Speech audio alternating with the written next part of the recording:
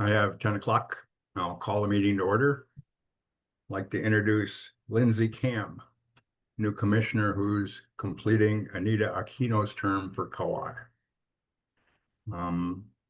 Could I have a roll call for attendance, please? Yes. Commissioner Andrion, Here. Commissioner Kushney, Here. Commissioner Kam, Here. Commissioner Kawada. Excused. Commissioner McAdam, I'm here. Commissioner Osterkamp.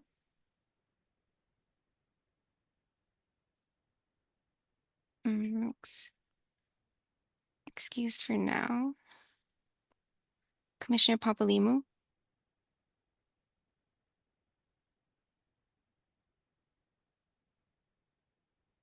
Ms. Papalimu, I cannot hear you. I can I'm see sorry, you, but- my Thank you. it wasn't working, my speaker.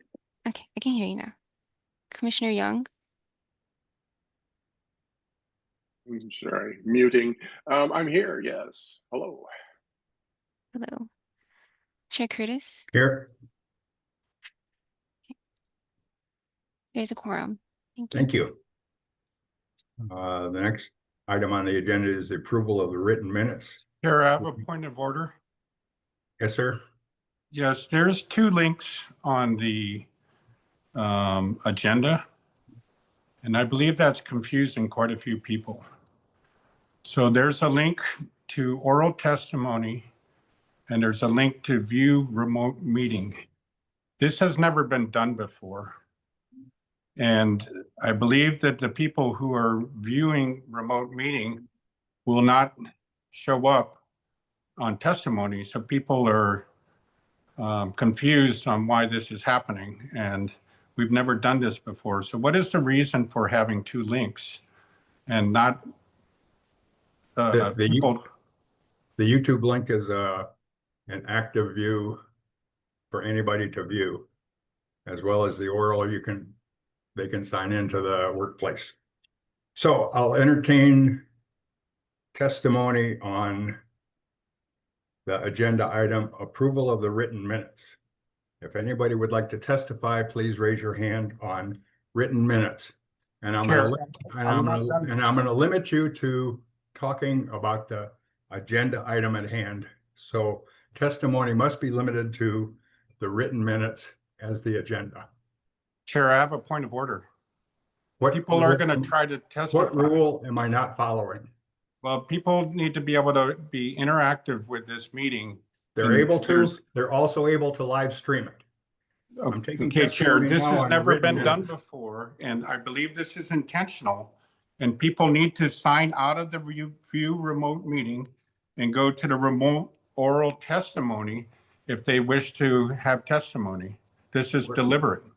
We're adding the additional live stream YouTube. We'll continue with the agenda items. You're out of order. Chair, for the record, Beg pardon? Commissioner Osterkamp has joined the meeting. Thank you. Okay, thank you. I'll take oral testimony on the approval of the written minutes agenda item. Yes, Chair.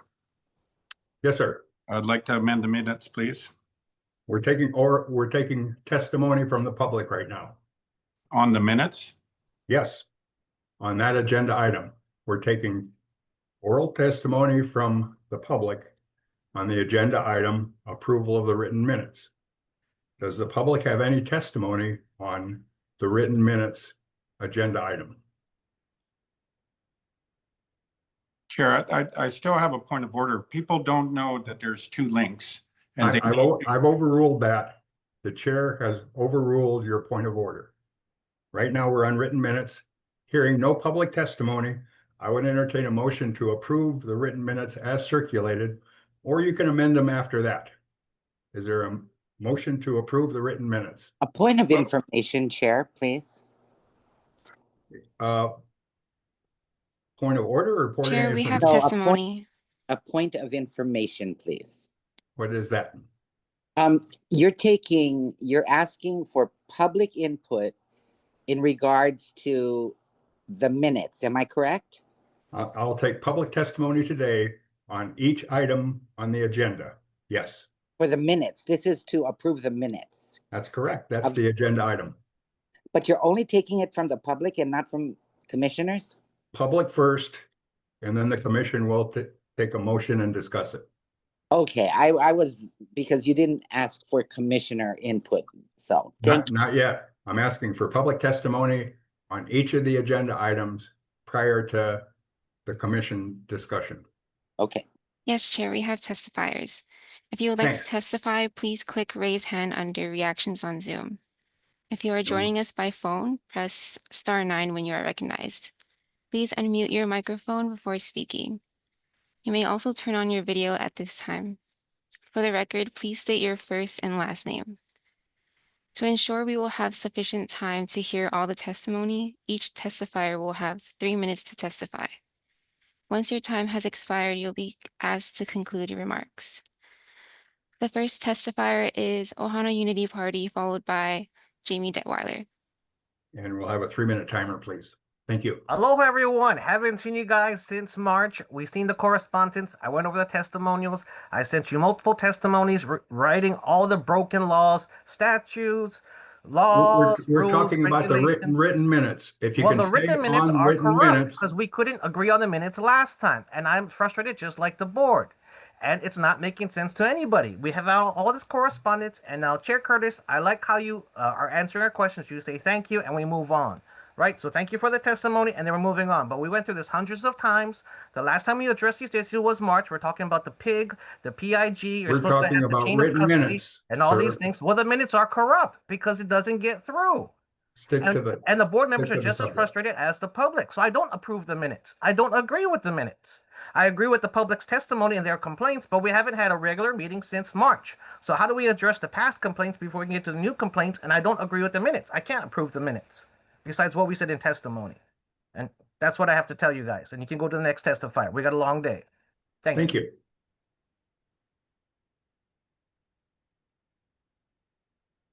Next. The next testifier is Jamie Detweiler, followed by Jennifer Hunt. Aloha, Mr. Chair and Commissioners.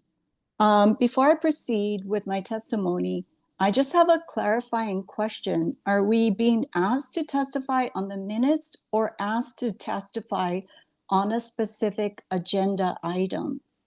Each specific agenda item, and this is the approval of the written minutes of March 19th.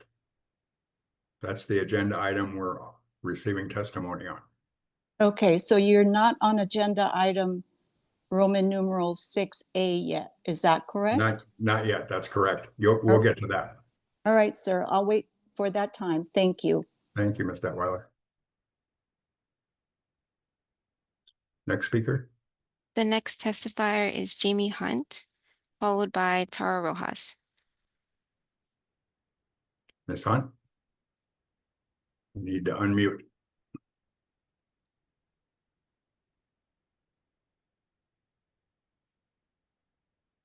Ms. Hunt, you need to unmute.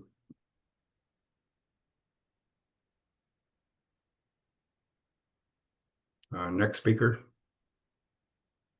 The next testifier is Tara Rojas, followed by Representative Garner Shimizu. Ms. Rojas. Aloha, Tara Aloha. Rojas, and I agree with Shelby that I do not approve the minutes because the minutes are fraudulent. The minutes are missing information. The minutes are not accounting for, again, the public's voice. Michael Curtis, chair, and that 5 that always agree, Claire McAdams, Lindsay McCann, Peter Young, Jeffrey Osterkamp, and I was looking for the 5th person. You know who you are. It's just the 5 of you that agrees with this corrupt chair and the corrupt system. This is all fraud. This is fraud, and this is hiding information, which is how this meeting is set up. So no, I do not approve the minutes, and neither should anybody, and do not move on, and do not bury the truth. This is fraud, this is corruption and you're being called out and you need to remove yourself and you need to take accountability and the 5 that agree with you. Mahalo. Thank you, Ms. Rojas. The next testifier is Representative Garner Shimizu, followed by Carl Dix. Mr. Shimizu.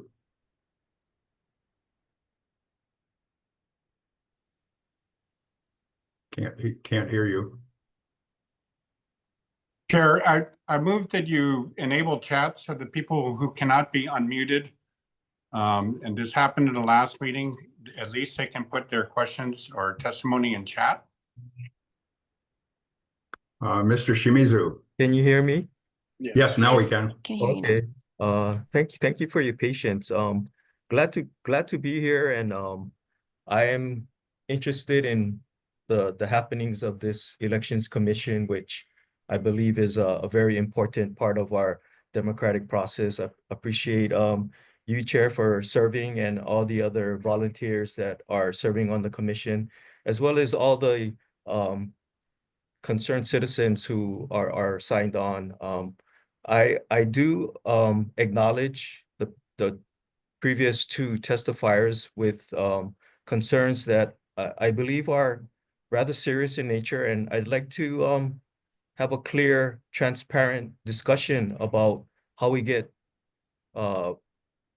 solid answers to concerns. I'm not saying that there's any wrongdoing, but there are obvious discrepancies in some information, and I think honest answers with transparency would go a long way. So I'm getting involved to see that happen and make sure it does happen, and willing to meet with you, Chair Curtis, and whoever else up above the chain to make sure this occurs. So thank you for this time. Thank you, Representative Shimizu. The next testifier is Carl Dix, followed by Leonard Nakoa. Mr. Dix. Aloha. I also would not motion to approve the minutes. The minutes have not been accurate since January of 2024. Every meeting they've been twisted, skewed, and they're just not accurate. They do not accurately reflect what happened in the meetings. I even provided transcripts, written full-on transcripts for the meetings, and the minutes have never matched. And I've put forth a motion to not approve the minutes of the March meeting, and actually any minutes of any meeting since January 2024. I yield. Thank you, Mr. Dix. The next testifier is Leonard Nakoa, followed by Andrew Acker. Mr. Nakoa. What, you hear me? Hello, you hear me? Yes, Ken. And Okay, you're bro. discussing the Yes, bro. minutes of the last meeting? Yep, that's exactly what I want to talk about. The minutes of the last meeting again, it's BS. Yeah, we're tired of this kind of crap. I scheduled from Lahaina. We got screwed. We're getting screwed again by this board. We tired of it. Yeah, brother, you the chair. You know, I know you guys all volunteers over here. But if you don't like doing the job, you don't can do the job right. Get out of the way, bro. Get out of the way. Get somebody who like be there. Get somebody who gonna do them right to the people, by the people. Yeah, I mean, tired listening to your language, how you take the words away from the other volunteers on this commission. Yeah, because remember now, they all volunteers, like I just said. Yeah, and so I'm mahalo to all brother for volunteering and stepping up against this kind of action. We tired. Yeah, we tired. Sit down and do nothing anymore. Okay, we're not letting you guys step all over us and run over us anymore. Okay, Hawaiians been getting screwed by this system. And we're done. We're done. We're tired. Yeah, so get out of the way, brother. You don't like do this thing. You don't like doing right. You don't like doing right by the people. Get the heck out of the way. Get people inside there who are going to do them for the people, for the right people, not for the money, not for the corruption, not for nothing, for the people. But I'm sorry, Chair. I know you'd volunteer, but get the heck out of the way. Okay, bro? I mean, you stop taking the words away from the other volunteers. They're putting in the same amount of time as you. Yeah, all I'm gonna tell you again, get the heck out of the way. Cause you and Scrub, you suck. Okay. Thank you. Mahalo. The next testifier is Andrew Acker, followed by Jennifer Hunt. Mr. Acker. Aloha, can you guys hear me? Yes, sir. Andrew Aker here with Maui Freedom TV, and I do not approve those meeting minutes. Mr. Curtis, you might want to check on an app called X. We've been investigating you and the Obamas and everything behind blocking Commissioner Ralph Cushney. We got the receipts. We got the goods on you, man. So like Junior was saying, like, get out the way, bro. I yield. Thank you, Mr. Aker. The next testifier is Jennifer Hunt, followed by Gary Cordery. Hey, thank you so much. I don't approve of the minutes because they're not accurate. My testimony was more than just expressing frustration over lack of my complaint not being followed. My complaint was categorized, and I'm thinking about that here, even though I did point it out many times. So I don't think they're accurate. Thank you. Thank you. The next testifier is Gary Cordery, followed by Judy L.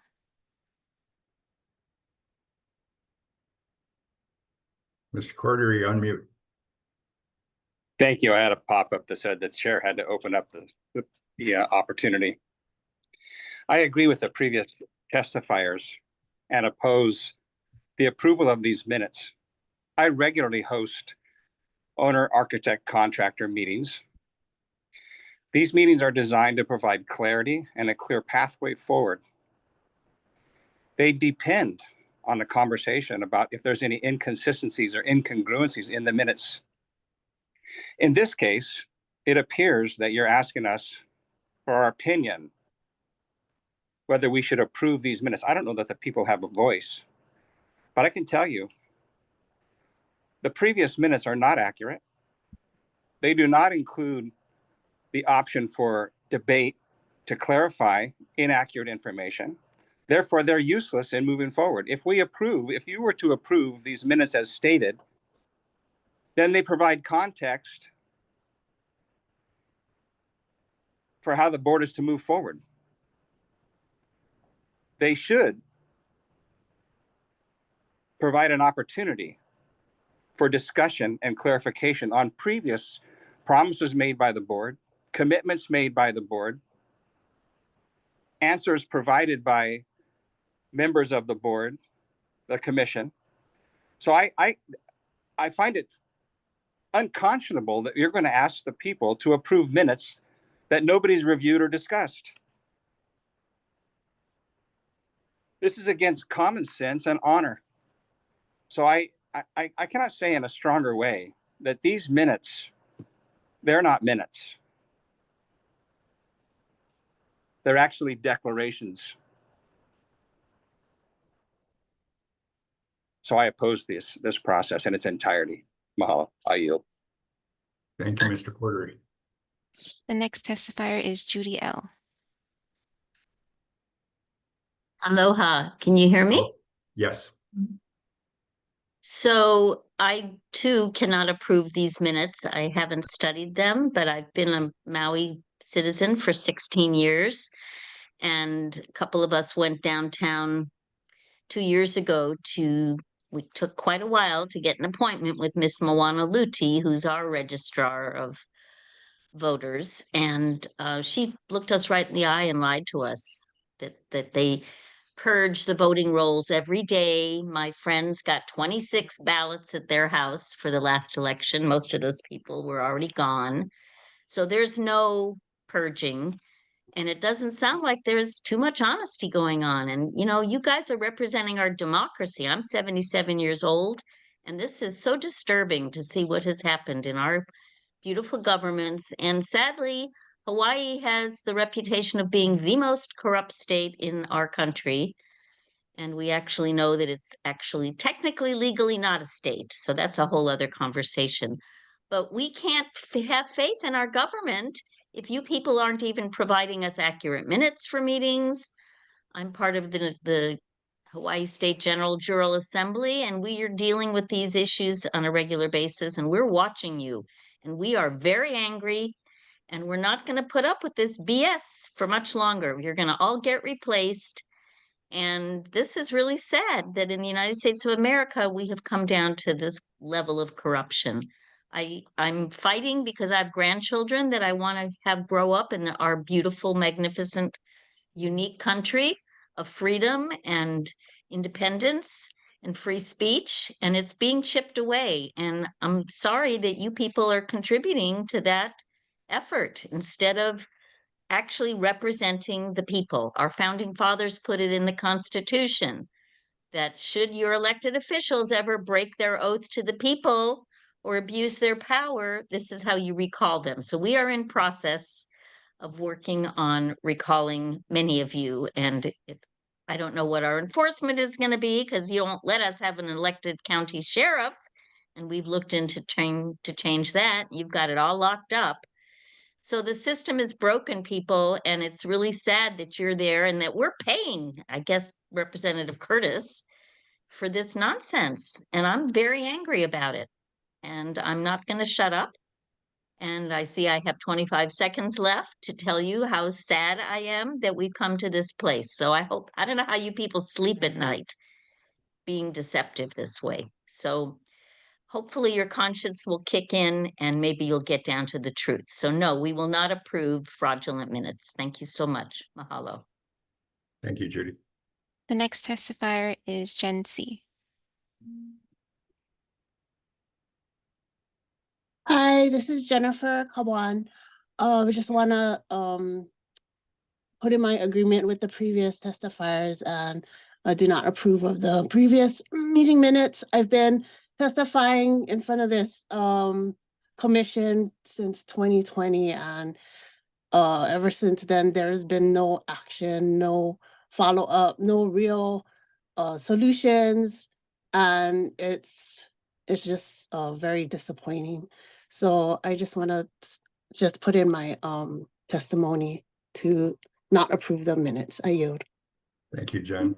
Chair, there are no further testifiers. I see Susan Strom with her hand up. The next testifier is Susan Strom. Thank you.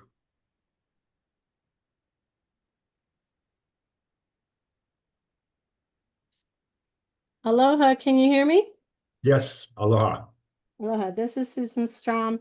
I just wanted to share, there are far too many concerns with the anomalies of these minutes to proceed forward in good conscience. And this and other concerns with a general lack of transparency needs to be addressed immediately before we proceed forward. So therefore, I cannot approve these minutes. Thank you for your time. Thank you. The next testifier is Andy Crossland, followed by Tara Rojas. Morning, Andy.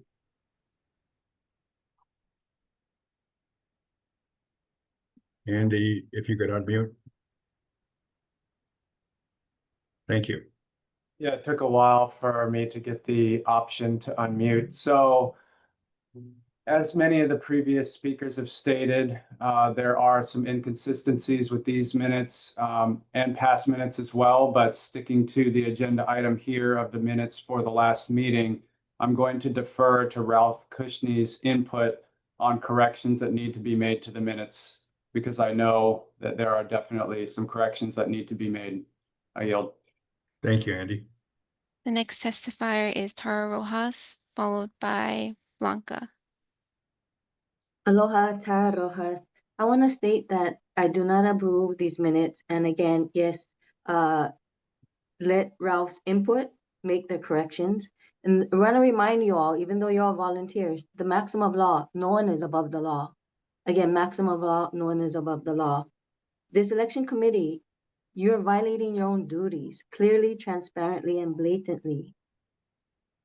And for example, like Lindsey Cam, when the testifier said that, you all be, Michael Curtis have been investigated, and there's like receipts. I noticed the smirk and the smiling. You're only, I'm gonna say I disapprove the minutes. Why?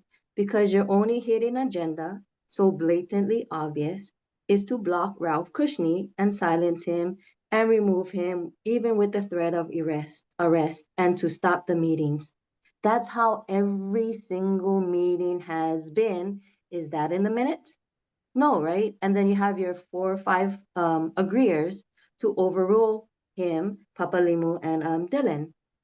So I'm just wondering, what unlawful protection or something, or I don't know, envelope or what have you received to be so smug and confident for all 5, 6 of you about lying and violating your duties in the face of the public on recordings, and to not step down? If you're only volunteers, you hear the public, we're all standing with Ralph. You all need to step down. What's keeping you there? Who is keeping you there? What entity is keeping you there? And again, whatever it is, they're neither above the law. The maximum law, no one is above the law. Step down now. You need to be held accountable, and there needs to be serious consequences for these violations of even Constitution, and your duty to listen to the public, not your own hidden yet blatantly obvious agenda, which is basically just to block Ralph, who is for the people, who listens to the people, who speaks the truth.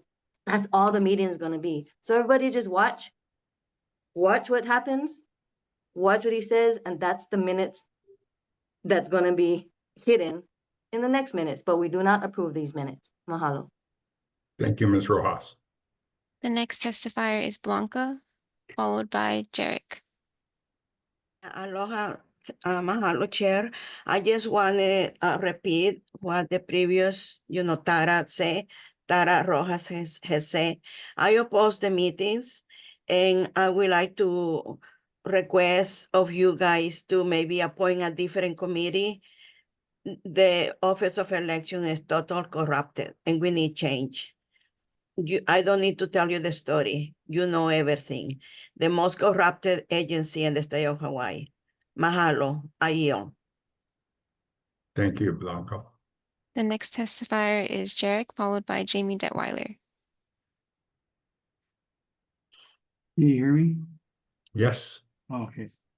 All right, guys, welcome back. Welcome back to another commission meeting.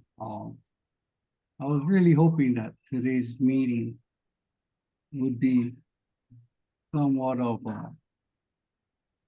integrity, but I guess that hope is out the door. It's kind of sad that we cannot get minutes passed, all because of just corruption, man. How is this meeting even okay? I don't know, but I do not approve of this meeting minutes from the last meeting.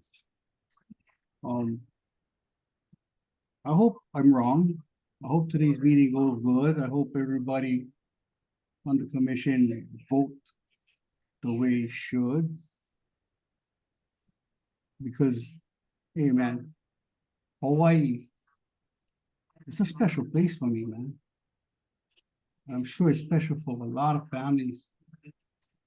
But having this kind of meeting, having this kind of leadership, man, you guys are killing Hawaii. Take a look at the leaders that is in place right now. They're killing us, guys. There's no future for the future generations in Hawaii. Thanks to you guys. That's kind of crappy, man. To know that you guys don't even care about the future generation. There's more concern of corporation and just corruption. Man, have pride for Hawaii. Fix it. Don't make it worse. I can't approve these minutes. Thank you. Thank you. The next testifier is Jamie Detweiler, followed by Annie O'Neill. Aloha, Chair.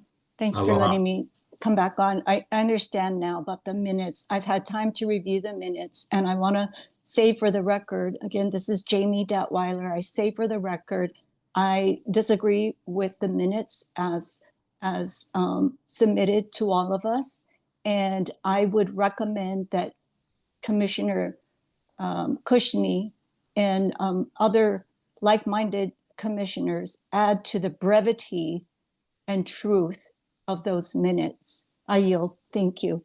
Thank you. The next testifier is Annie O'Neill.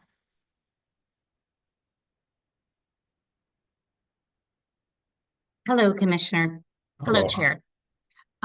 I do not approve of the minutes, the written minute from March 19th, 2025. I've been following these meetings and I think there is so much room for change and people to shuffle. We're on a bus. Everyone needs to be on the right seat of the bus. Some people are the drivers, some people are the passengers, some people are the ticket takers. The driver needs to get off the bus. We need to get someone like Ralph Kushney in the driving seat and move the action forward that reflects the voice of Hawaii and the people who want to see the best for their little counties. I think transparency should be paramount. And it appears, even with the letters I've sent in, I just feel like I get a gaslight response. I just get a bully response. Like, oh yeah, let's put a pin in it, Annie O'Neill. I'm getting really tired of it. So my request is get out of the driver's seat and let's put the right driver in it. Mahalo. Thank you, Annie.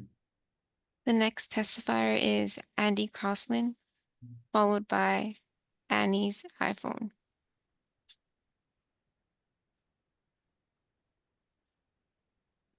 Andy, unmute. Thank you. I want to offer a suggestion. Is there a way that this process can be more expedient in the future where the commissioners can offer their feedback ahead of time and then the draft minutes can already include the commissioner's feedback? Because it seems like there is an unnecessary amount of time being used right now. And I can imagine that people want to get to the business of this meeting. And if the commissioners were offered the possibility to suggest amendments to the minutes ahead of time that the secretary could confirm, then that I think would be a much better way to do this, because I know in the past that there have been suggestions to change the minutes and people have said, oh, well, that's not what I think it was, blah, blah, blah, whatever. Well, this would give the opportunity for somebody to confirm ahead of time, and then there would be less need to do this during the meeting itself. So I'm thinking this would be a better way to do it, and I offer that suggestion. I yield. Thank you. The next testifier is Anne's iPhone, followed by Claire Yamashiro. And when you unmute, could you state your name?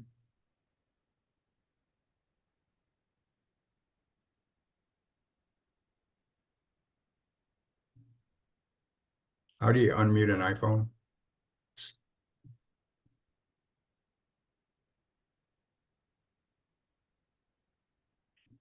Sorry, Ann, can't hear you.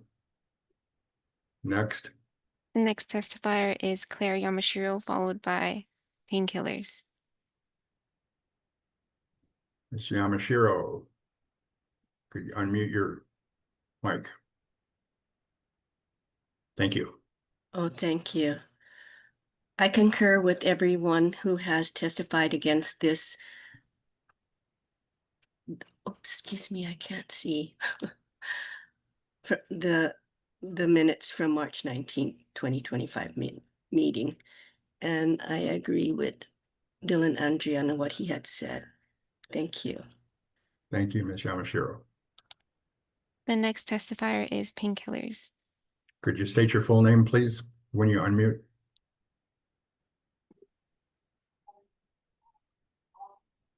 Hi, can you guys hear me? Yep. Hi, hello everybody. My name is Keone Payton.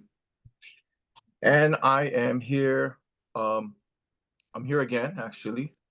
We do this every so often, and I feel like we're beating a dead horse. I do not agree with the minutes, but I do have something to say. My time is very important. I have a 4-year-old that I could be spending time with, but I'm spending time and I'm coming on these meetings and logging on with you guys. And it seems we're getting the same results over and over and over again, which is Mike Curtis, Chair Mike Curtis, job. Okay, recording stop, recording in progress. What's going on? You're being recorded. Okay, so were you trying to mute a portion of what I was saying? I have no idea how that happened. Kind of odd. This thing always happens to me. But okay, moving forward, Mike Curtis, you know, real honest question, yeah, but honesty seems to be very rare in these settings and in this commission, especially with you and your other 5 friends. If you don't enjoy the job and you don't believe in the job that you volunteered to do, why are you here?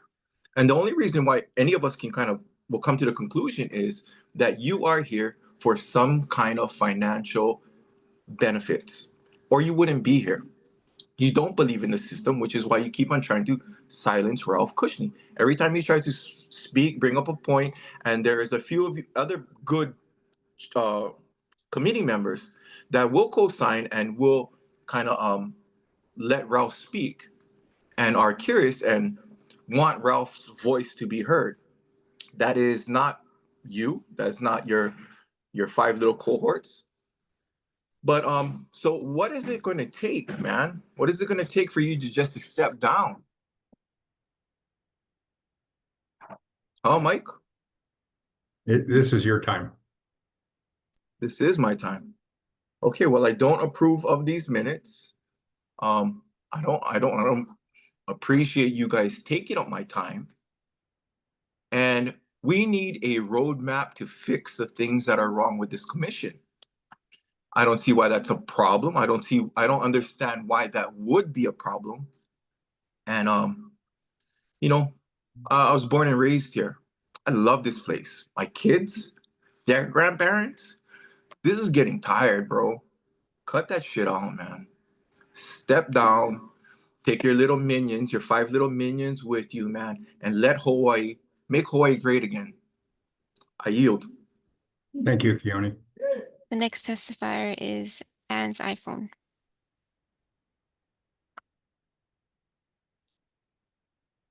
And if there's a way for you to unmute.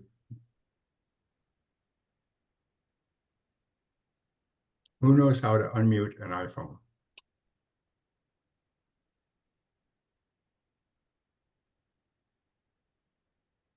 Sorry, Ann, we can't hear you.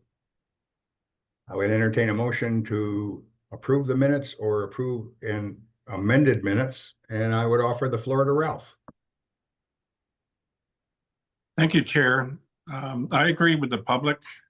I have not had time to go through the minutes in the details. You're looking at your screen. If you're looking at your screen on your iPhone with the Zoom, tap the screen. The microphone should show up on the far left bottom, and you need to tap the microphone again. Thank you. We're beyond that. Mr. Cushnie. Yes, Chair, thank you. I agree with the public. I have not had time to go through the minutes the way I would like to normally. There's much bigger issues than the minutes, but the minutes do not reflect what happened in the meeting, and they're one-sided, and I will be voting not to approve the minutes, and hopefully I'll get the time to go through them, but they do not reflect the happenings of the meeting. They're being altered and skewed in a way that makes it look like you guys are hearing the voice of the public, but you're really not listening to the public, and you're trying to bury all of these important things that we're bringing up. So I will be voting no against the meeting minutes, and we can take it up maybe in the next meeting. But we need to move on to the big issues that are in front of us. Thanks, Ralph. I would entertain a motion to approve the written minutes from the March 19th meeting. So moved. there a second? Second. Discussion. Are there any amendments that anyone has to, substantial amendments to the minutes that anyone has to offer? I have discussion, Chair. Yes, Ralph. Yeah, so I believe the minutes are completely disingenuous on what happened in the meeting. I'll be voting no. Thank you. Thank you. Other discussion? Commissioner Dylan. Andreon, Hi, Dylan. I don't think I want to, I guess, waste the commission's time by making motions to amend, but I do want to point out some of the things that I saw, just so the public knows why I'm voting against approving the minutes.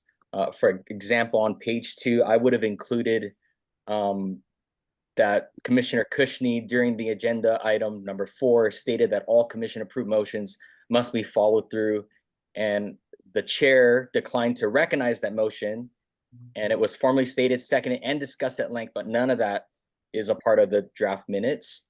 I do appreciate, Chair, that being a part of our meeting packet today, but I again feel like things like that need to be a part of the draft minutes, so the public who may not have joined in can see in the draft minutes the amount of opposition some of us commissioners are facing with simple procedural things like that.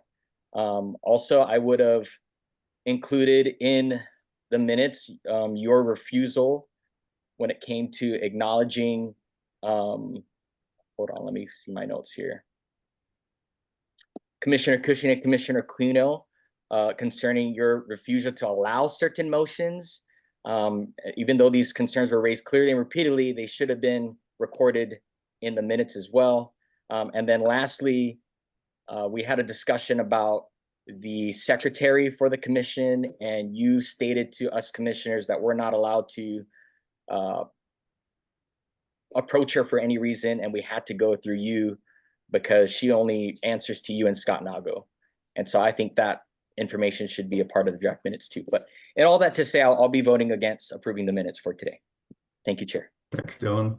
Other discussion? I have a point of information. Please. I'd like to, we've never asked the public about approving the minutes. That's never been done since I've joined. Number one, because they have no vote on approving the minutes. So we wasted all of this time when they have zero vote on approval of the minutes. Now they can reach out to their commissioner if they see something that they feel is wrong and have us make that correction for them. But to go through all of this testimony, I thought was a genuine waste of time. Now, one way to avoid this, and I will ask and make a motion for this today while we're talking about the minutes, is I would like to make a motion that the minutes be sent to the commissioners within 7 days of the end of the meeting. That gives us time to go back and look at the YouTube, to go back and make changes, to make corrections that we can submit prior to the next meeting. But to get these minutes 2-3 days before we're having a meeting, to me, is insufficient for us to do our job properly. Two things. One, we have a motion on the floor. Two, can we display Ms. Papalimo on the screen, please? Let me go ahead and do that. Sorry, I have my grandkids here and not wanting them to be. Okay. The motion on the floor is to approve the minutes as circulated. Anybody have any amendments to that? Any corrections? In that case, I would ask a roll call for the approval of the minutes of March 19th. Okay. Roll call. Commissioner Andreon? Nay. Commissioner Cushney? No. Commissioner Karam?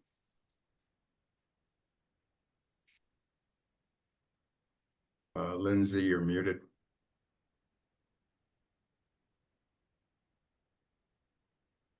Oops.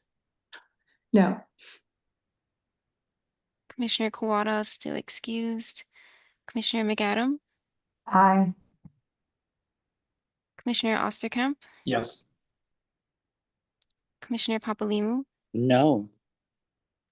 Commissioner Young, Yes. Chair Curtis.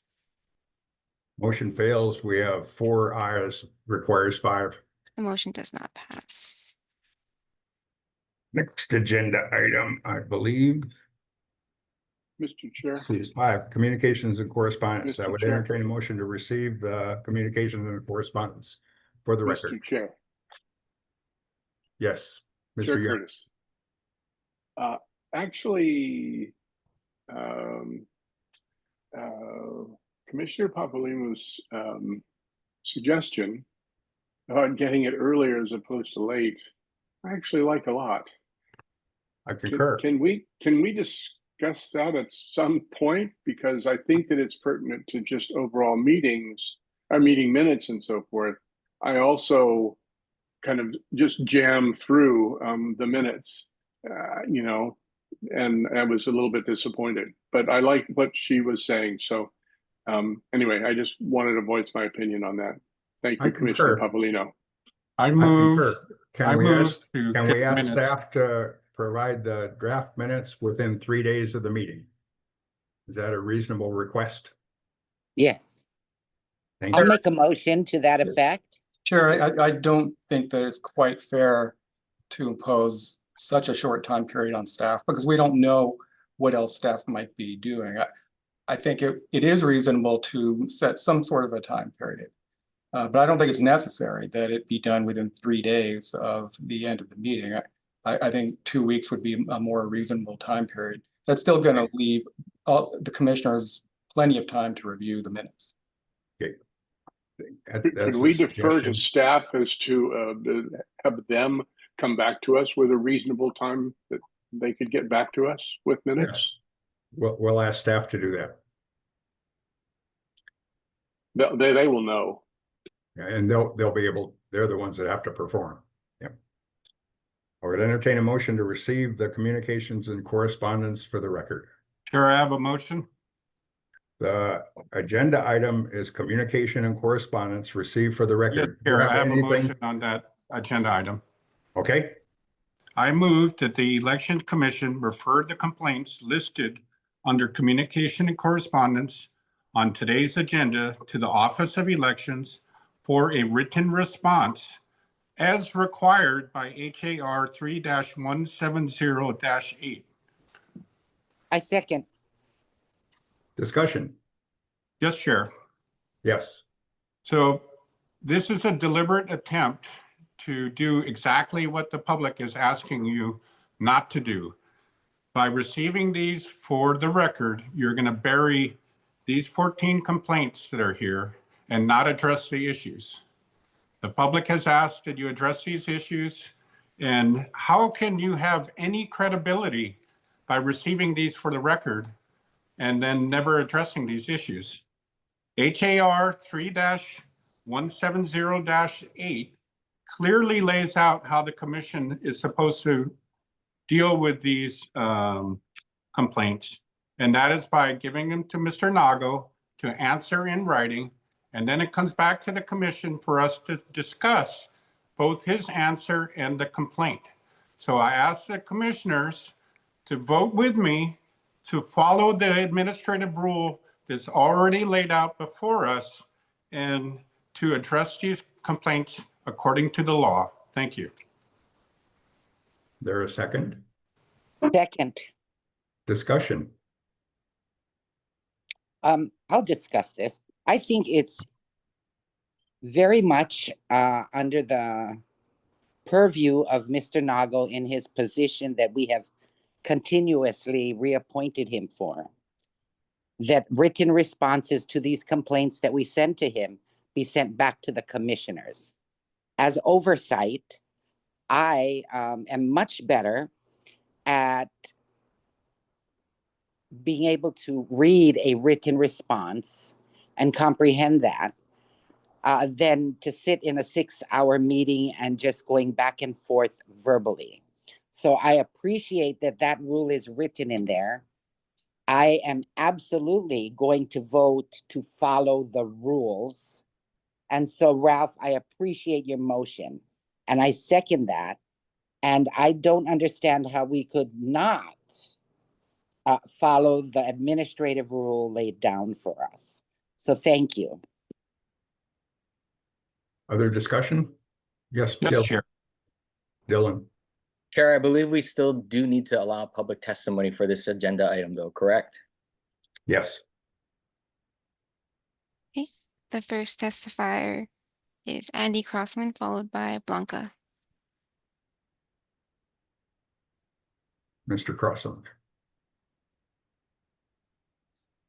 Yes, thank you, Commission, for allowing me to speak on this agenda item. So basically, you know, what's been happening in the past few, actually really all of the Elections Commission meetings is that these communications and correspondence have been received for the record, and then essentially the commission just seems to move on from that.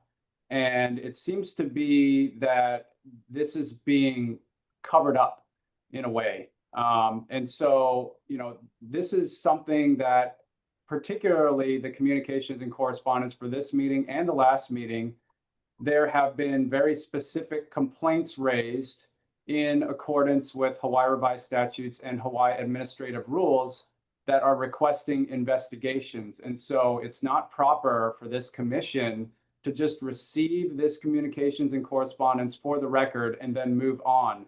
These are very specifically asking for investigations to take place, which is under the duties of the Hawaii Elections Commission to do such. And I just want to remind all the commissioners here that the voters are watching, you know, and we're going to remember who stood for transparency, and we're going to remember who's trying to cover these things up. And so I really think that there are certain ones of these communications and correspondence that absolutely need to be discussed and not just received for the record and then moved on. And so I think that this motion should not pass, and that these should be discussed, and that investigations should be opened as being requested by some of these people that issued this communications and correspondence. And so I believe that's all I have on this agenda item. I yield. Thank you, Andy. The next testifier is Blanca, followed by Jennifer Hunt. Mahalo, Chair, for giving me the opportunity to speak up again. Yes, I oppose to this motion. We need accountability. We are angry, we are tired, and we all are saying enough is enough. You guys been in control for over 70 years. Don't you think it's time to not to show liability, accountability? That's all I have to say. You already know why. Accountability for what? For corruption. Aloha. I yield. Thank you. The next testifier is Jennifer Hunt, followed by Jamie Detweiler. Hi, I'm a little confused. Are we just talking about this particular agenda item, or is this where I tell you that if you go along with this agenda item, the way it's formatted and the way you're reviewing it now, is that you're going to then take my formal complaint and hide it again, which is now would be the third time that it's been miscategorized. It's not a correspondence, it's an actual formal complaint. A few meetings ago, Mr. Osterkamp was new, so maybe he didn't know that he's supposed to be reading these things, but he said, you know, nobody ever, you know, complains about anything. So that tells me that nobody reads these complaints if they're in the correspondences. So I have a complaint and I want everyone to know about it. I don't know, is this, I mean, maybe you can answer me. Is this the right time where I'm going to give my testimony, or is this just about this particular agenda item? This particular agenda item. Okay, so anyway, having these correspondences under the guise of correspondences and putting everything in there that they get glossed over isn't really serving the public, because then they don't get to know that there's formal complaints in which you guys are supposed to be looking at the violations and complaints and doing investigations on them. And so I just find it really interesting. I'm looking at the duties on the website on what the commission is supposed to do. I don't see you guys ever doing anything that is clearly laid out in the duties. So it's just very disappointing over and over again. And obviously, not everyone can be here at 10 a.m. on a Wednesday. So we're representing a lot more people than you see here today. Really disappointed. Thank you. Thank you, Jen. The next testifier is Jamie Detweiler, followed by Ohana Unity Party. Hi, Jamie. Hello, can you hear me? Yep. Okay. It takes a while to get unmuted. So item number 5, communications and correspondence. You know, I echo a lot of what Jennifer has said. I am one of the many people under item number 5 who have submitted testimony, and in my case, an official formal complaint. This one dated June 27. It is an item that I have brought up previously in the previous election commission meeting. So, you know, again, I would implore the commission to seriously consider initiating an investigation into these formal complaints. My complaint is detailed. It's a 2-page detailed complaint. In that complaint, I do cite the regulations as spoken previously by Commissioner Kushney, HER 3-170-7 and -8. Official complaints is required to have a task force assigned and determine the validity and recommend a formal investigation. Again, this is an action point. And we, the people, want you to reread your job description as commissioners and initiate these requests for a formal investigation. We've laid out the evidence.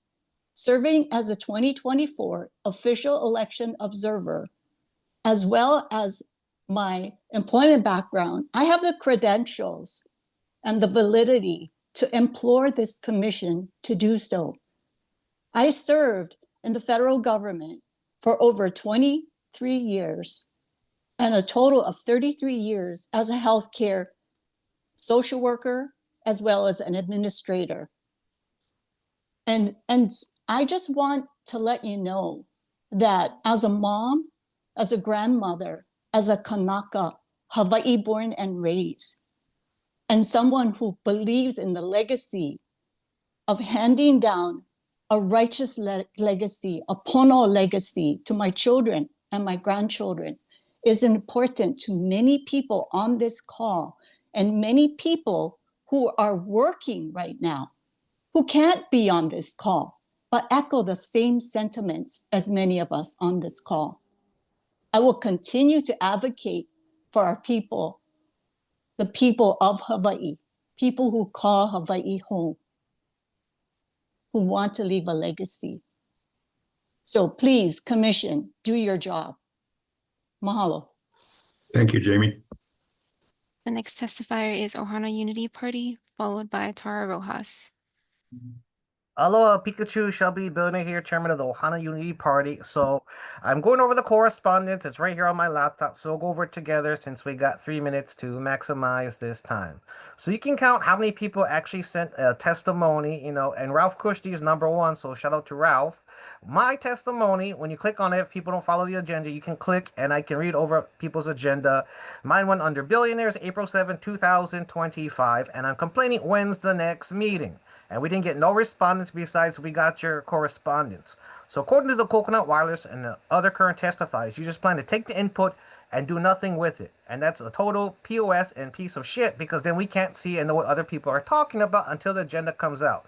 So when I hear what Ms. Hunt said and Ms. Detweiler says, I click on Detweiler, June 27, 2025. I can see your exact correspondence and the rules that you broke. HAR 3-177-453, which is accountability and security of ballots, and also HAR 3-177-61, security of ballots and election supplies. There's a lot of this that Ralph filed, Carl Dix filed, Emil filed of corruption, election fraud, chain of custody, the lack of transparency, and I can go on and on and on because that's pretty much a summary of the federal fraud that we're seeing.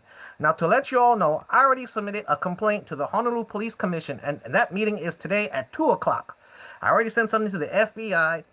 I don't trust them because they're lying about the Epstein files, which I found online, put on Facebook, and everywhere. So I don't trust the people in power, the DOJ, the AG, the FBI, or even POTUS, because they're lying through their teeth when their name's on the Epstein files, just like I don't trust you guys, who are the same corrupt people. Thank God Jeffrey Kawada ain't here, because that corrupt guy from Maui keeps on saying whatever Curtis says, he toes the line, just like Paul Young, Claire McAdams, Jeffrey Osterkamp. You know exactly who I'm talking about, because I named you guys in the complaints. Not only this month, last month, so did Walden Christian, telling you guys are breaking the 1970 Constitution every primary ballot when you force people to choose a party. That's why I made a brand new party to get away from the donkeys and elephants. Well, now we're still stuck in the same process. You can't get the average person from Maui, Big Island into office or to support them because you're being forced through this donkey Democrat Republican process, and you know it's corrupt high to hell from POTUS to beyond.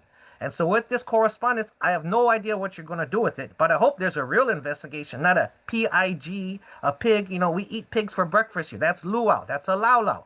I don't understand what you guys are doing, but the FBI is going to be watching. The police commissioner is going to be watching. The elections people are going to be watching because I told them about your guys' meeting, and you guys are individually responsible. Just because you can use the cover as a chair volunteer, or so are the Honolulu police commissioners. And they're going to look at you guys individually to see what's going down. So I thank you all for your time, and I want to see what happens with this communication correspondence because there's a lot of complaints, and there's been more coming through the pipeline. I can guarantee it. Aloha. Thank you. The next testifier is Tara Rojas, followed by Jennifer Caguan. Aloha.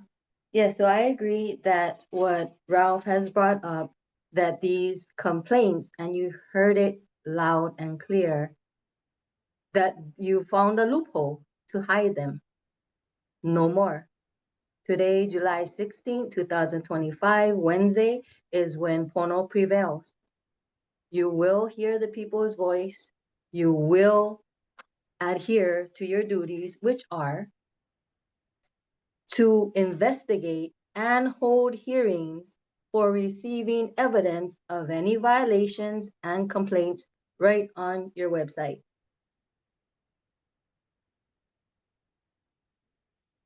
Thank you. Michael, and I'm not done. Michael Oh, Curtis. sorry.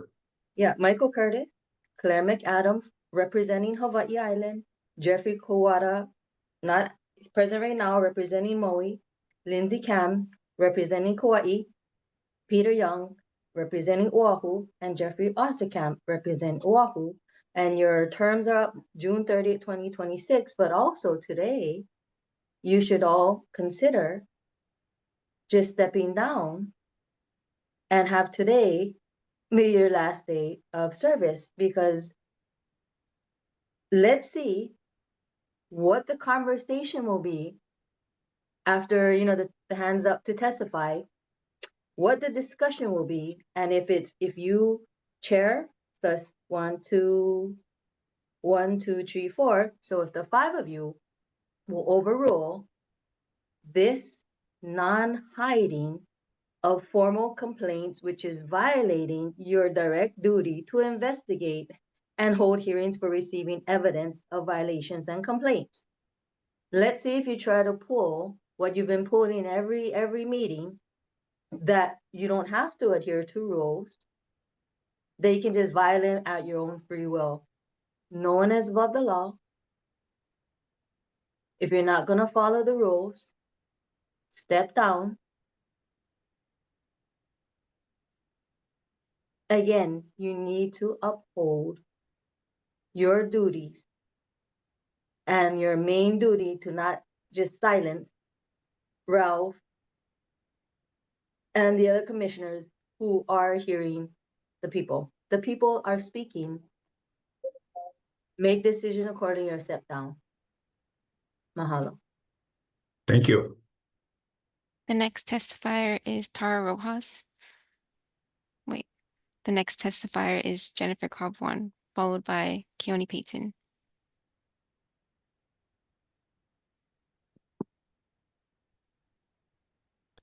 Hi, this is Jennifer Cobb-Wan. I just wanted to put in my testimony that I feel that communication and correspondence should be in a separate category as investigation, because this clarification is important because there are many communications that are action based, whereas some of the complaints, such as Jamie's complaint and Jennifer Hunt's complaints are actually have to be investigated. And as a commission, I'm very surprised that you don't have an investigation process at this point.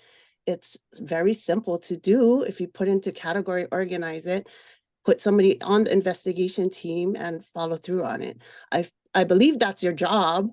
And you being a non-elected, in a non-elected position, I know there's no motivation for you to get these action items done. But as a community public member, I would like to see action being done. I've been testifying since 2020.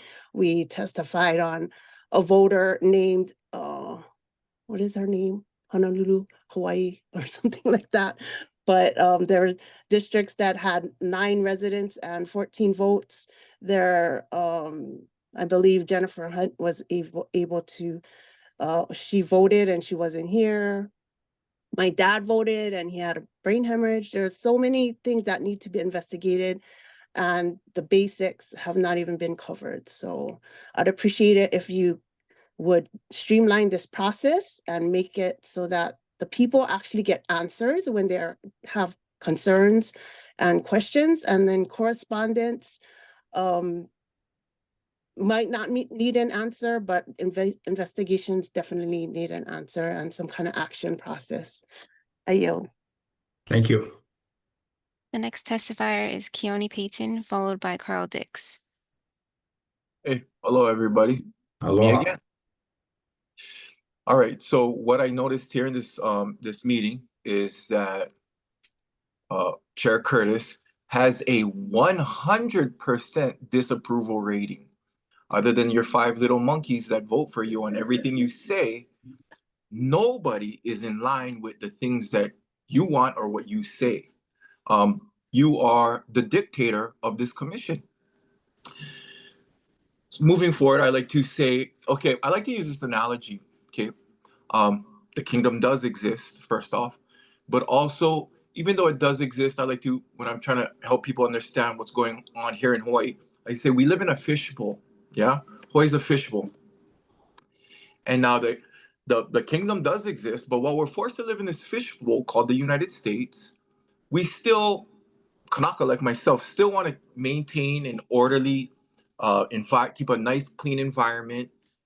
And I would say that you guys, you and your 5 little minions, are clogging up the filter that's stopping us from having a clean environment. Like, okay, we have to live under the United States illegal occupation. That's fine. I'm cool with that.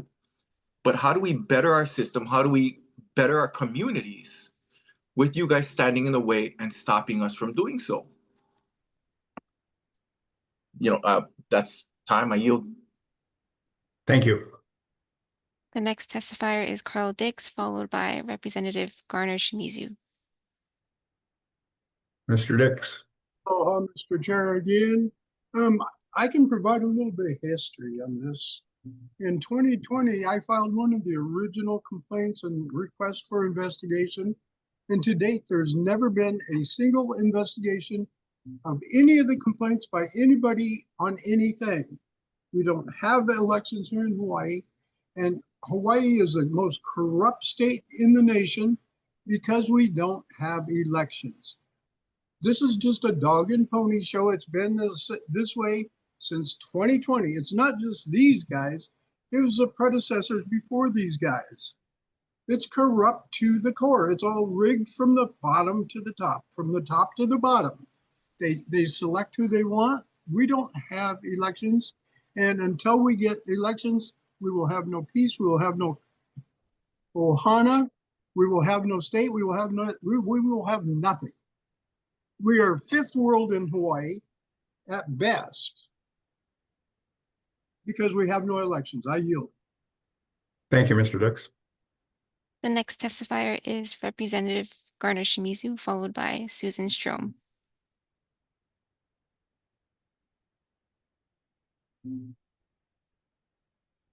Unmute. There you go. Oh, there you go. Sorry, still can't hear you. Can you hear me now? Yes, thank you. Okay, thank you for the opportunity to share. Appreciate you allowing the public to voice their concerns. I'd like to acknowledge the discussion that has gone on, and as I've been exposed to some of this information, I share their concerns as I previously stated in the motion to oppose the approval of the minutes. Basically, it does seem like this commission has not addressed complaints in the proper manner, and they've just received it as record without any action. And I'd like to bring to your attention that HRS 11-7.5, duties of the Elections Commission, clearly states in paragraph 2 to investigate and hold hearings for receiving evidence of any violations and complaints. And continuing on to chapter 3, adopt rules pursuant to chapter 91. And when you go to 91-9, contested cases, notice hearing, it does state in paragraph A, subject to section 91-8.5, in any contested case, all parties shall be afforded an opportunity for hearing after reasonable notice.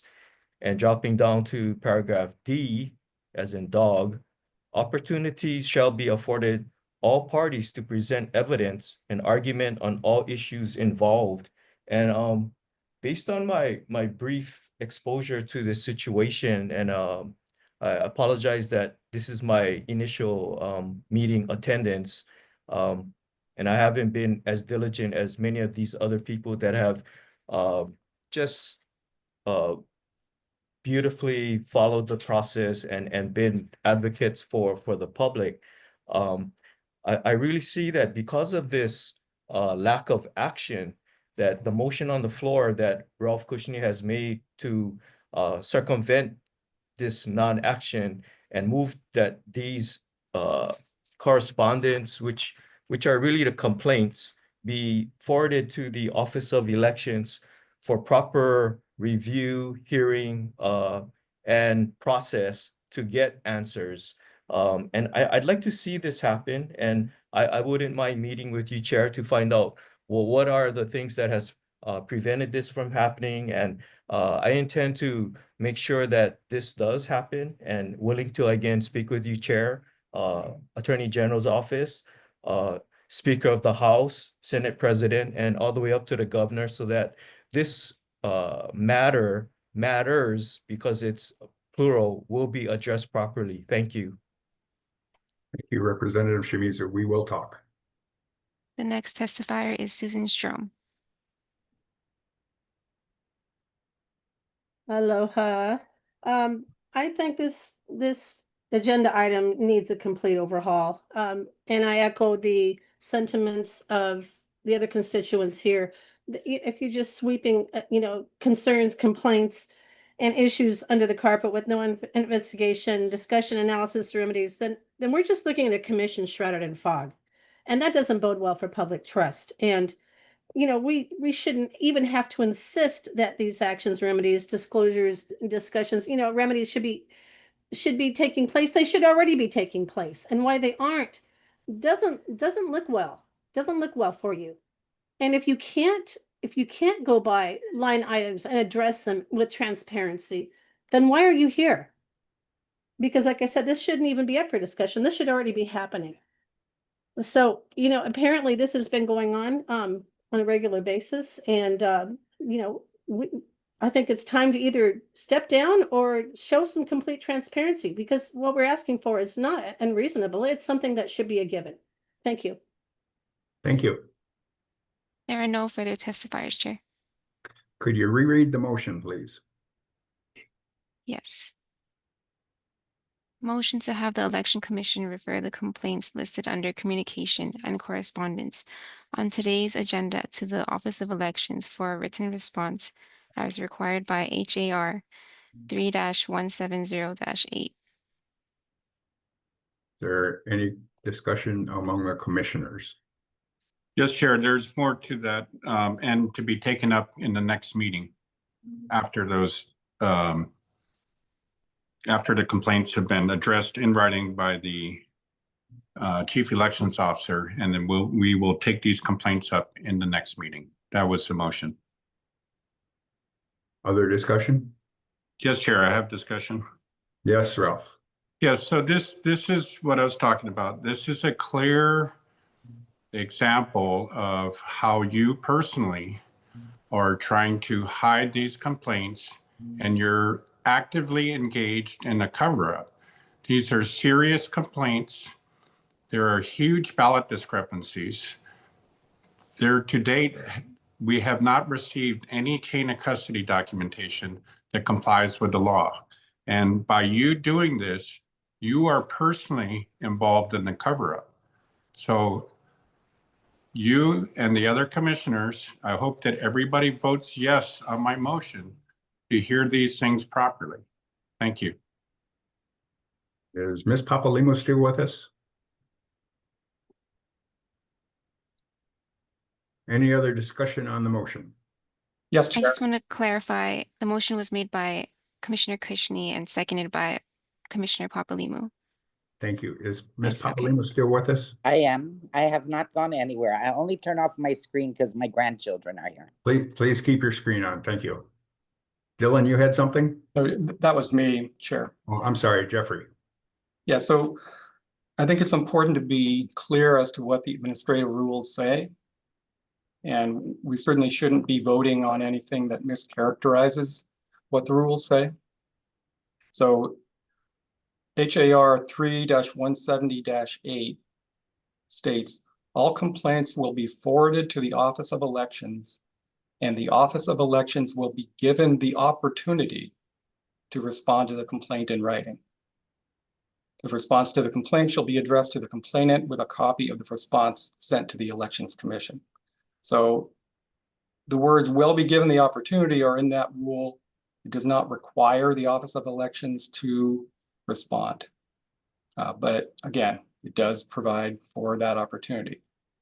HAR 3-170-9, entitled Investigations, subsection A, states, after reviewing the complaint and the response, the Elections Commission may decide to investigate the complaint. It does not say will, it does not say must, it does not say shall, it says may. So anything that we vote on has to be in accordance with those and the other applicable rules. And we should not be mischaracterizing them. So I have a question then. Dylan has the floor. Oh, Thank you, Chair. I just want to say, I don't think there's any mischaracterization happening. I'm going to disagree with Commissioner Osterkamp.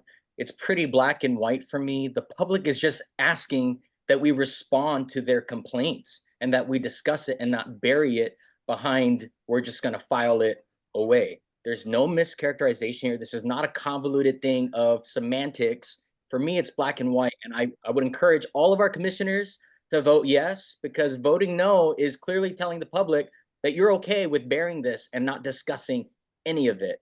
So the kind of backwards winding of these words to say that we're mischaracterizing rules is beyond me. I don't think that's the case here, and I don't think the public buys it either. Thank you, Chair. Thank you, Dylan. Ms. Papalimo. Yes, I have a question for our esteemed Esquire there. So if we have complaints back from 2020, and we send all of these complaints that we are getting to the Office of Elections, You're saying that because it does not require a response from them, that that's okay? Okay, so Chair, should I Yes, respond? please, Mr. Yeah. Oscar. So first off, people seem to enjoy making fun of the fact that I have comma Esquire in my name. I do that because the court requires me to have that when I. As a show of respect, not making fun. No, I know, Commissioner. I wasn't That actually was meaning that you were doing that, but I have had a couple of comments. No, again, I do that because the court requires it when I'm on with the court, and it's difficult to be changing it back and forth, and that would be pointless. I'm well aware of that. But okay, thank you. In terms of your question, complaints that go back to 2020, the rules also require that any complaint be filed within 90 days of the event.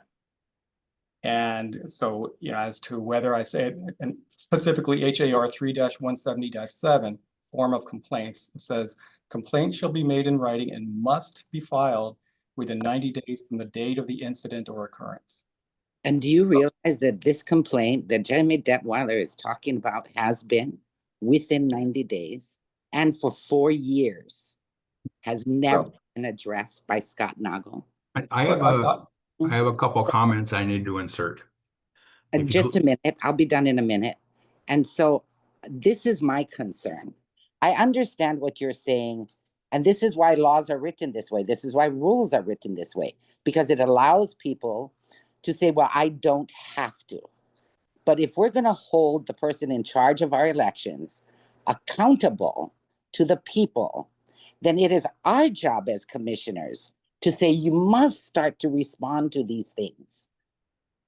You cannot for 5, 10, 17 years not respond to the people's complaints and requests for investigation. So this, I think, is where the public is coming from, is that it has been happening for so long that they're just really tired. And I get it. I get it. I am not a fan of mail-in voting being a requirement. We had mail-in voting for absentee, and I am all for that. I am not for required mail-in voting on an island where the 2 largest neighborhoods in the nation have no mail delivery. It makes no sense. Thank you. And so a lot of your comments require law changes. That's a legislative purview rather than my testimony, and I would prefer not to be interrupted. I will stop as soon as I'm done. And so I'm just asking for you to as we read the rules and as we look at the rules, that we say common sense says that us as commissioners and overseers should request of our leader for the elections, Office of Elections, that a response in writing be made, and that we get that. It gets sent out to the complainant, it gets forwarded to us, and we come back and we actually spend some time going over those complaints and the responses. I think that's what our job is. And so I get extremely frustrated on here because I want to do my job. I want to oversee the commission, the elections office. I want to say that this requires attention and it needs to come back to the people. It's very difficult when you're in a 4-4 split. And I get it. That's why I'm on here today with 2 Keiki that I'm watching. And so I just want to ask that when we do read the rules, that we have some common sense about them and that we look at how long these people have been trying to get us, to get them, the Office of Elections, to listen and respond appropriately. Thank you very much. That's all I want. Thank you. I have a couple comments. First of all, none of us are paid, including myself. I get no benefit from chairing these meetings. The second thing is that if you look at the agendas before 2022, there has never been a communication and correspondence section in the agenda. The correspondence and communication sees light of day because I added that item on each agenda. Every one of these pieces of communication and correspondence now becomes public record because it's part of the agenda. And if it's received for the record, it becomes part of the minutes. So these things are seeing light of day because I put these on the agenda. If you look at 2022 agendas previously, you won't see that. The second thing is you're often talking about chain of custody. Chain of custody is the next item that will, with our approval, generate a task force PIG to research some of these complaints and see the validity of them. There's also, I'll end it there. The motion on the floor, does anybody have comments on the motion on the floor? Can you repeat the motion on the floor, please? The motion to have the Election Commission refer the complaints listed under communication and correspondence on today's agenda to the Office of Elections for a written response as required by HAR 3-170-8 and to be taken up at the next meeting. Thank you. Any other comments? Yes, Chair. I have a Yes. comment. So again, Jeffrey, wait, let Ralph next. sure. Go ahead, Ralph. Thank you, Chair. So we're here to get the voters' confidence in our election system. And you're completely disingenuous about putting these on the record because what it does is that when you read the agenda, it makes it look like we address these issues, but we're not. So the public is asking us to investigate these complaints thoroughly. Now, there should be no questions that we can't ask Mr. Nago and that he can't open up his glass box and show us exactly what's happening. So to get the public's trust, this is what we need to do. But by shutting this down and saying you missed your 90-day window to do this, because in the last meeting, we approved these for the record, and now you missed your 90 days is completely disingenuous, and the public sees right through it. So let's just vote to have Mr. Nago answer these questions, these complaints, if he wishes to or not, and then we'll take it up in the next meeting and address these items so that we get the public's trust in our election. Thank you. Jeffrey. Yes, so we don't have the authority to go beyond the rules that apply to us. I understand the desire to force Mr. Nago to do this and that, to require that he respond. But that is not what the rule says. It says the Office of Elections will be given the opportunity to respond to the complaint in writing. So the complaints will be forwarded to the Office of Elections, and then under the rule, it will be up to him to decide what to do next. Great. And then, you know, every time we approve him being the chief elections officer again, we will have a record of all of these complaints that were never addressed. So let's go for it. Any other discussion? Would ask for a roll call vote, please. Okay. Commissioner Andrion, Yes. Commissioner Kushney, Yes. Commissioner Cam, Yes. Commissioner Kawada still excused, Commissioner McAdam, No. Commissioner Osterkamp, No. Commissioner Papalimu, Yes. Commissioner Young, Tough one. It's further discussion. I've got to say no at this point. I want to say yes, but I have to vote no. If you want to say yes, Peter, go for it. Yeah, I got to say no for the moment. I'm sorry. Chair Curtis. No. It's not required by law.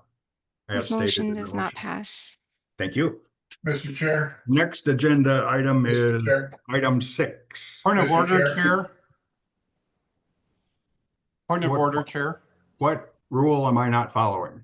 HAR 3-170-8 requires us to do what we just made a motion for. You are voting not to follow the law. I'm asking that we are following the law. So I'm just putting you on notice that you have just voted not to follow HAR 3-170-8. Thank you.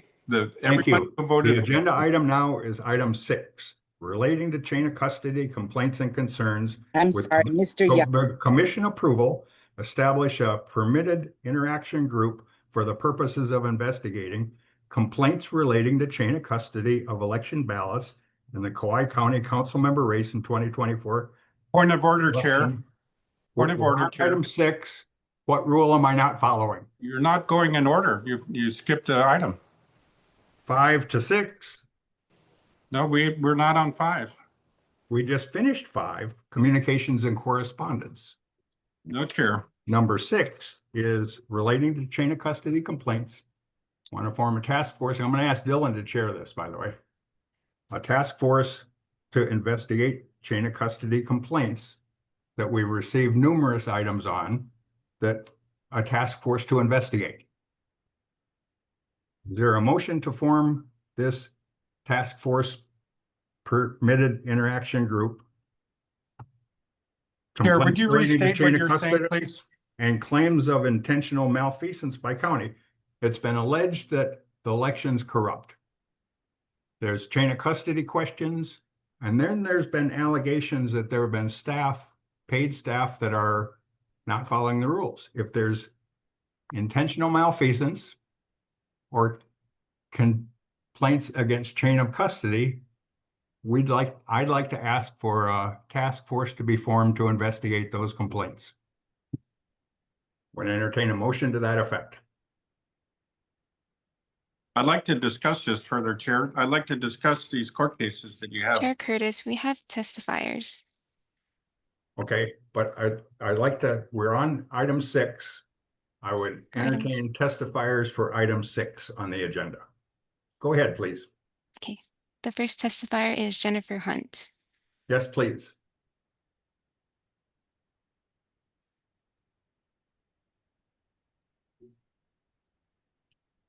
Ms. Hunt, Hi, can you hear me now? I can hear you. We can hear you. Thank you. I came on this meeting to address a few things about the formal complaints that I made that were miscategorized and again now put into the correspondences. That's fine, you know, that's a lot of reading for people, but the bottom line is the chain of custody was not in place. And people say, well, we can use these different mechanisms and different ways of following through. But there's a problem with that because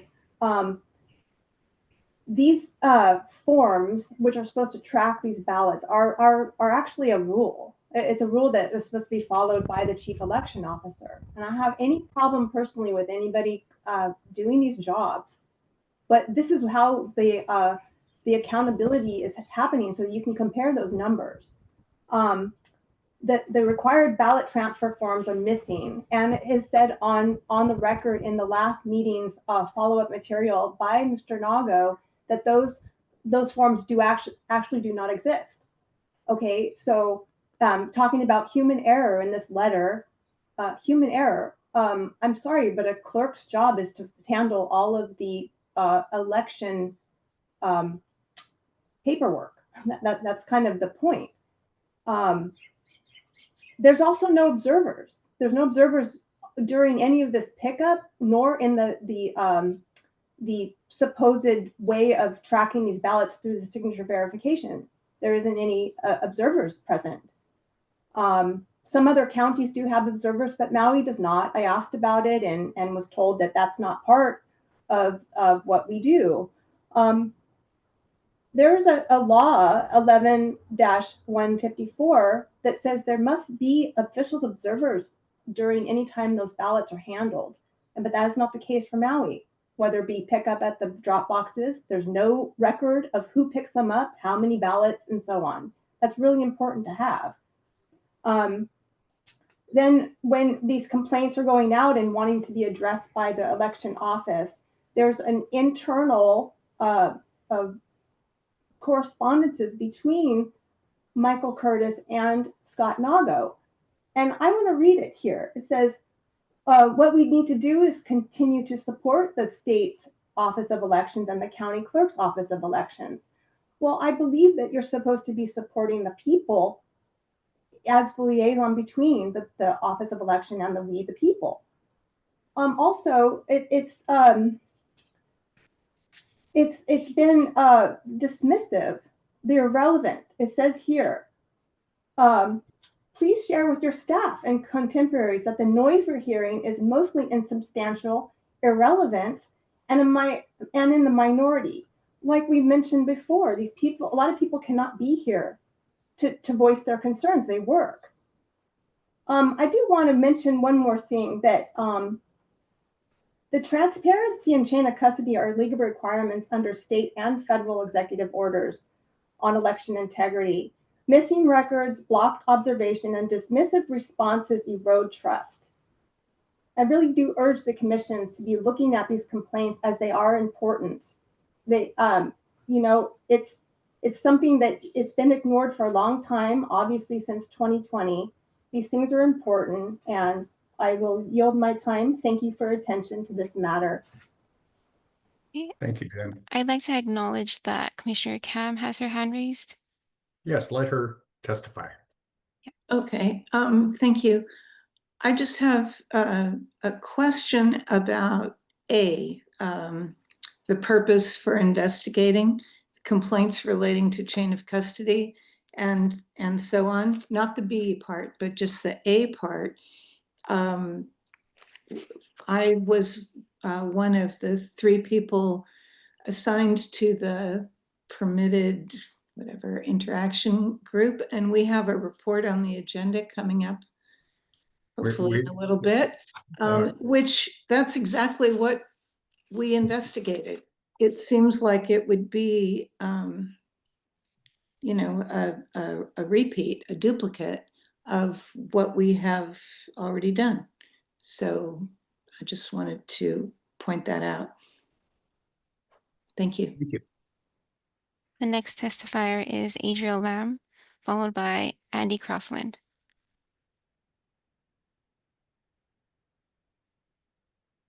Hello, Chair. Thanks for the opportunity to testify.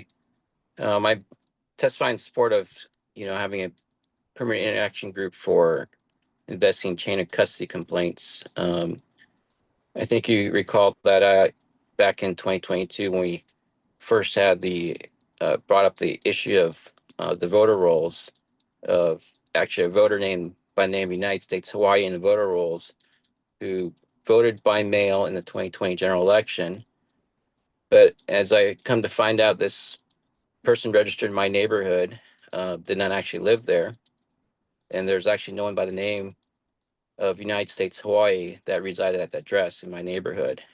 And the owner of that residence does not know of anyone by that name, or received mail by that name, or received the ballot by that name. But a ballot was recorded as voting by mail to that name and that address. So I bring that up again because that's a huge chain of custody issue of how did a ballot that never went in the mail to the recipient get returned in the mail and be counted in the system?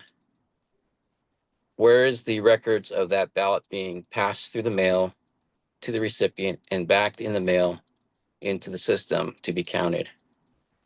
Now, we've had other commissioners on here before that were banking executives and auditors who are no longer here with us. Maybe we have an attorney here who can talk about rules of evidence and chain of custody and how something is to be accepted and admitted for record that doesn't have a record of exchange that it's supposed to go through as it is recorded in the official system. So that's my testimony. Thank you, Chair Curtis. Appreciate the many meetings that you've had and the inclusion of records in here of all the complaints. I hope the commission can take these and make recommendations to the legislature on what needs to be changed. I think that's the purpose of the commission, is to help legislation, not just parrot what legislation is brought before them, especially legislation that essentially codifies corruption, such as the use of ballot images for audits. I hope that's the end of my testimony. Thank you for the opportunity to testify. Thank you, Aloha. Mr. Lamb. Aloha. The next testifier is Andy Crossland, followed by Linda M. Aloha again, Commission. Aloha. So I would like to first off state that I fully support investigations that are under this item 6 on the agenda. I think that that definitely should be done. I think the commission should support that. And that is definitely something that I think that needs to be done. And if it does not get done, then, you know, once again, just a reminder that we're all watching, and you know, there's got to be some reason why people would not want to investigate these things. Just a reminder, approving an investigation into something doesn't mean that you think that anything wrong happened. You may want to investigate to prove somebody that it didn't happen. So you don't have to be biased one way or the other. You don't have to be in support of a particular outcome in order to support an investigation occurring. So if the elections are all done properly, then everybody should want to investigate that and put all of these claims to bed, if that's the case. So there's no harm, there's no foul in investigating anything. If the investigation comes up that something was done wrong, that's fine. If it comes up that something wasn't done wrong, then that's fine too. But by a commissioner voting to approve an investigation, that commissioner is not saying that they think anything was done wrong. In fact, if they believe nothing was done wrong, they should still want to investigate it to make sure that it's on the record that things were done correctly. So let's be very clear that there doesn't have to be a particular motive of wanting a particular outcome for a commissioner to vote to approve an investigation. Now, further, you know, I have some thoughts on some things related to this that were previously discussed by one of the other commissioners.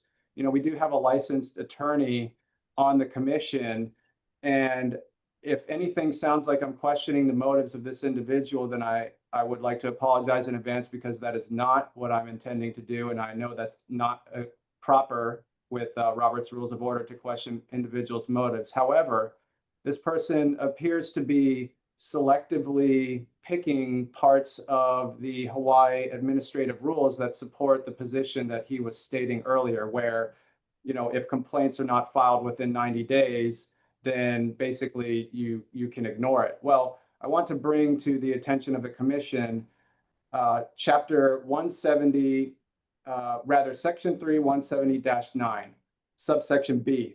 On its own motion, the Elections Commission may authorize an investigation without a pending complaint. So should the Elections Commission get a complaint that's outside of the 90 days, the Election Commission can still decide to hold an investigation on its own motion, regardless of that. So I want to make that clear, that the investigation can still occur if the commission thinks that they want to investigate it. Thank you. Thank you, Andy. The next testifier is Linda M., followed by Jamie Detweiler. Linda, state your full name, please. Aloha, I'm Linda Miata. Thank you for the opportunity to share. I have an idea to help with the chain of custody. I'm a 4th generation resident of Hawaii. My grandma was born in Waikapu, Maui, and my grandpa in Hanapepe, Kauai. Our family has been voting in person with paper ballots for decades, successfully hand counting the ballots. I would like to officially request that we return to in-person voting with paper ballots. It's actually cheaper, as we won't have to rent the machines or pay to bring HART workers from the mainland and pay for their hotels. I know the Office of Elections begins working on the procedures manual for the next election right after they complete an election. So now is the time to prepare well for in-person voting with paper ballots and hand counting. People will volunteer if things are organized and have enough time to learn the procedures with confidence. We still have a holiday on election day, so all the public school cafeterias are available. I believe we can get enough volunteers. All public school teachers have the day off, so they would have an opportunity to work at the precincts. At our 2024 election, we had 300 volunteers, 200 to open the envelopes and 100 official observers. And the elections office already has their contact info. I'm sure everyone here could recruit at least 10 people to help with the voting centers. But the key is to start early so people feel prepared and confident. We don't need a voting center for every precinct, but perhaps at least 1 or 2 or 3 per district. Since there are manuals for every election, there must be copies from earlier in-person paper ballot procedures. We could use that as a guide and count the votes at the precinct. We wouldn't need drop boxes or the electronic signature verifiers. We just need a can-do attitude. So let's work as a team and restore confidence and trust in our elections. The people of Hawaii deserve the best. Thank you. In Jesus' name, amen. Thank you. The next testifier is Jamie Detweiler, followed by Wallen Christian.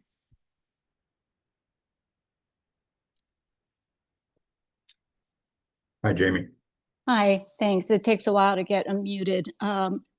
I do want to speak to the chain of custody now. In my detailed complaint that I submitted a couple of weeks ago, but also it's an extension of the complaint I made for the March 19th Election Commission meeting. So I have still, not gotten a formal response from the Office of Elections. I had to call them and ask them to acknowledge receipt of my formal complaint for the record. With regards to chain of custody, I have evidence along with my fellow election observers. Similarly stated by Jennifer Hunt in Maui County, Honolulu County had very similar occurrences with regards to ballots incoming. So I was on a team of official observers at the Honolulu County Signature Verification Center, where we saw boxes of ballots coming in from the drop boxes. When I asked for a chain of custody form to see how many ballots were counted at specific drop boxes, I was told by the elections administrator for Honolulu County that they don't have time. They don't have time to count the number of ballots that they actually take out of the drop boxes. Additionally, we witnessed those boxes being opened and all the ballots spread out on a 6-foot table, multiple tables. And when I asked, are you counting those ballots as well? They said, again, no, we don't have time. Additionally, on another day, I went back to the signature verification as an official observer to observe the number of ballots being transported from signature verification to the official counting center where we were based. And when I asked how many ballots we could see the locked cages of the ballots. They said, no, you're just signing to the number of trays. And each tray had a different amount of ballot envelopes in them. So there is no way to track the chain of custody. So this is what I'm talking about. We have receipts in terms of malpractice and malfeasance in the chain of custody process. And that's what we're asking. That's what I'm asking to investigate. And it's your duty as commissioners to take these complaints seriously with regards to the action that's required on that.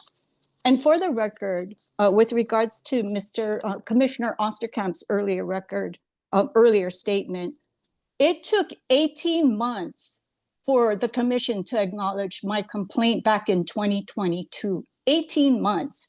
So the regulation says 90 days. It took 18 months. And advocacy from some of the commissioners on this board here to get that responded to. So I would look back at history for all of the commissioners to look back at what has occurred. That specific complaint has been closed and addressed and closed. Thank you, my Jamie.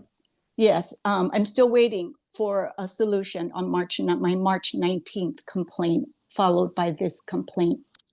Thank you. yield. Thank you. The next testifier is Wallen Christian, followed by Jennifer Cobb. Good morning, commissioners. How's everybody doing? Good morning. So far, so good. Thank you. So I am in favor of this investigative team.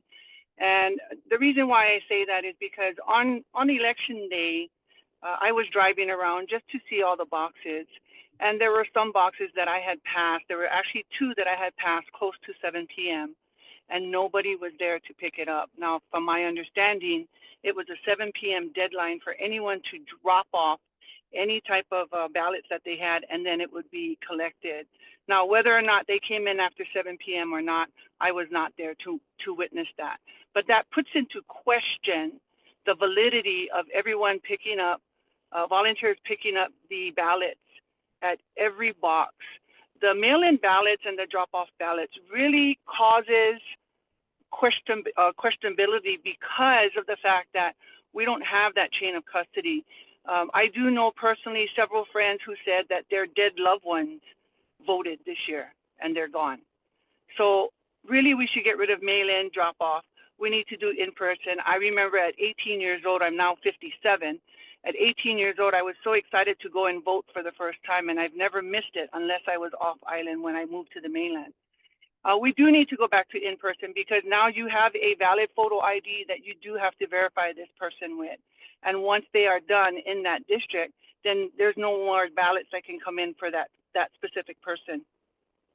For this investigative team, what I would like to add and see is not only that the commissioners are a part of it, but maybe we have some citizens that could be a part of that investigation, because as you can see, on a monthly basis, we have well over 100 people asking the same question, asking the same things over and over, and it's not being addressed. What I would like to add, one last thing, is that I would be happy to be one of those volunteers. So I hope that the commissioners will hear the people. A lot of times we don't get it. It has been said previously that we are always at a standstill, or normally the no votes, but yet the people are saying this is what they want, and there are commissioners on here who do not listen to that. And then you have to question, why are you there? Why are you not following the law? Why are you not doing the rights of the people? I yield. Thank you, Ms. Christian. The next testifier is Jennifer Cobb, followed by Laura. Hi, this is Jennifer Kabwan. I'm calling in regards to support of the chain of custody task force. My original complaint back from 2020 was that my dad voted, and he had a brain hemorrhage in 2019. So I requested for a copy of the envelope, which had his signature, to see if that was really him that voted. And I've made several complaints, no answers, no investigation. I don't believe that there are even images of the envelopes. That would help, because you don't know if these people are really signing for the mail-in ballots, if they're legal signatures, or, if they're even a real person, going back to Adriel's complaint. So I think that would be important to have this task force to investigate.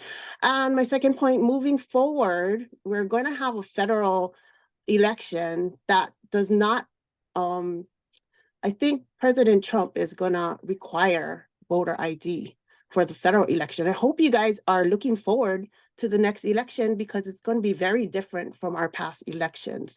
And I hope that you are prepared to have whatever President Trump is going to require for our federal election.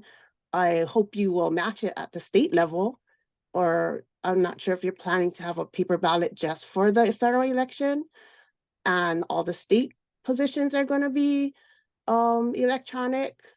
I'm pretty sure our machines are not certified, and pretty sure the machines are going to be kicked out in the next election. So just a heads up for this commission is to look forward and not just only try to fix the problems we had, but try to look forward into what kind of problems you guys are going to run into with the next election. And then on one more point I wanted to bring up to Mr. Esquire is that I believe you as a commission were the ones who gave Scott Nagle a raise. And by your statements, you are kind of dismissing his responsibilities. He's getting paid for his job. And as a commission, I hope that you would not protect him by the word of the law, which we are not in court, but I hope that you would encourage Scott Nagle to do investigations, because we the people are coming to you because you guys gave him a raise. So you must have confidence in his abilities to get back with some action and not just push it under the rug. So with all of that, I yield. Thank you. The next testifier is Laura, followed by Tara Rojas.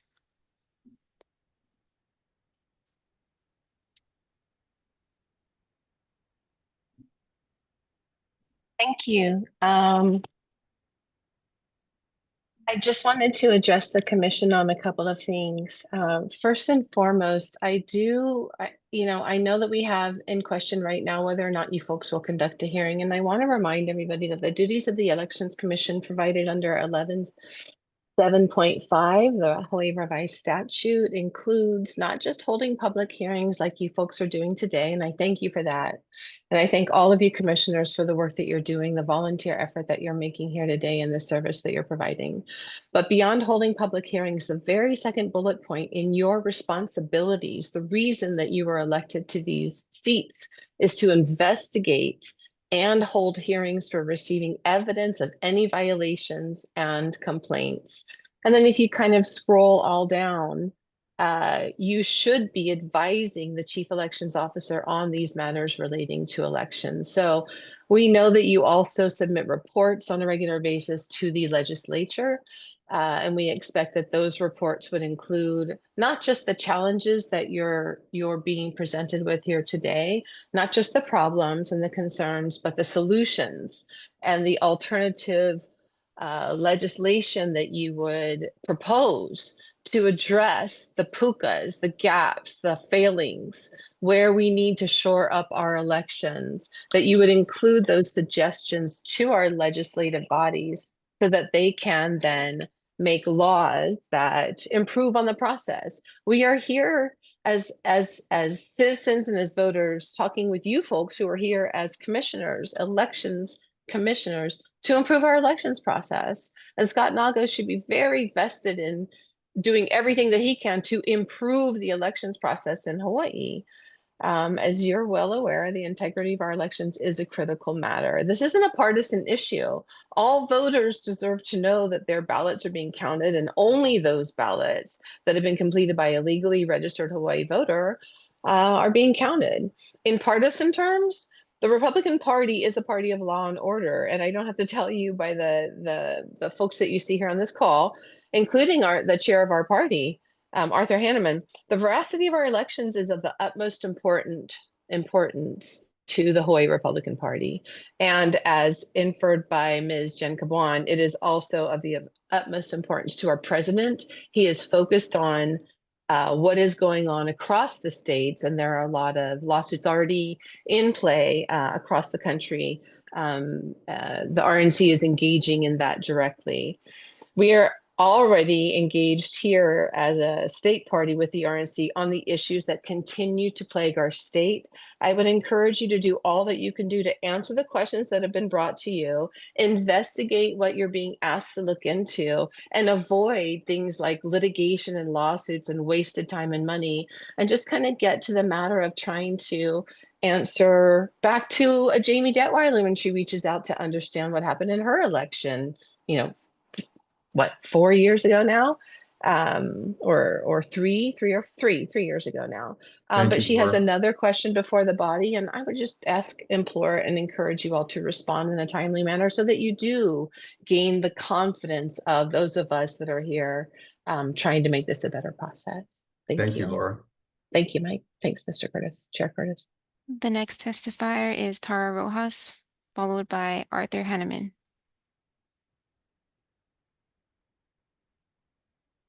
Aloha, Tara Rojas.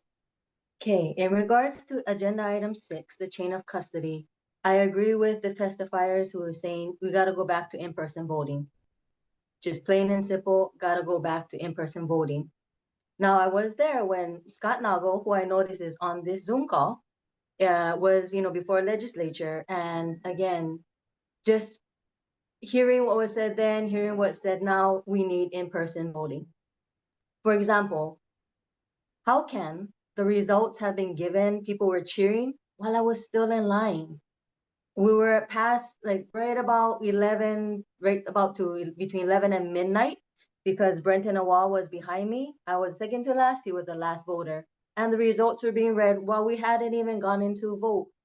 In addition to that, to even get my ballot to vote, there was an error there. I was at the Kapolei voting center. Two things, when I got there, it was a whole long line and went down the street and everything. And then when I finally figured out, oh, there's somebody, a lady going around and passing out the ballots, I'm like, where? So I had to go chase down, go find the lady. And then when I got to her, the worker, and then she refused to give it to me, I had to call the supervisor to let her know. Luckily, I had it recorded that I was there before their supposed, arbitrary case. You had to have been here by the 7 o'clock time. And I had to argue back and forth. So there's discrepancies even in the process itself. So you just need in-person voting. And when I got in there, come to find out that another polling place was closed with no notification to the people. So again, bringing it down to less than what should be available then when we had it in person. Okay, now in my last minute, I'm gonna say this. Michael Curtis, 1, Claire McAdam. And by the way, Claire McAdam, are you even listening to any of the meeting? Your whole head is down the whole meeting, and now you're actually gone from the seat. Okay, but Claire McAdam, 2, and Jeffrey Osterkamp. 3 people.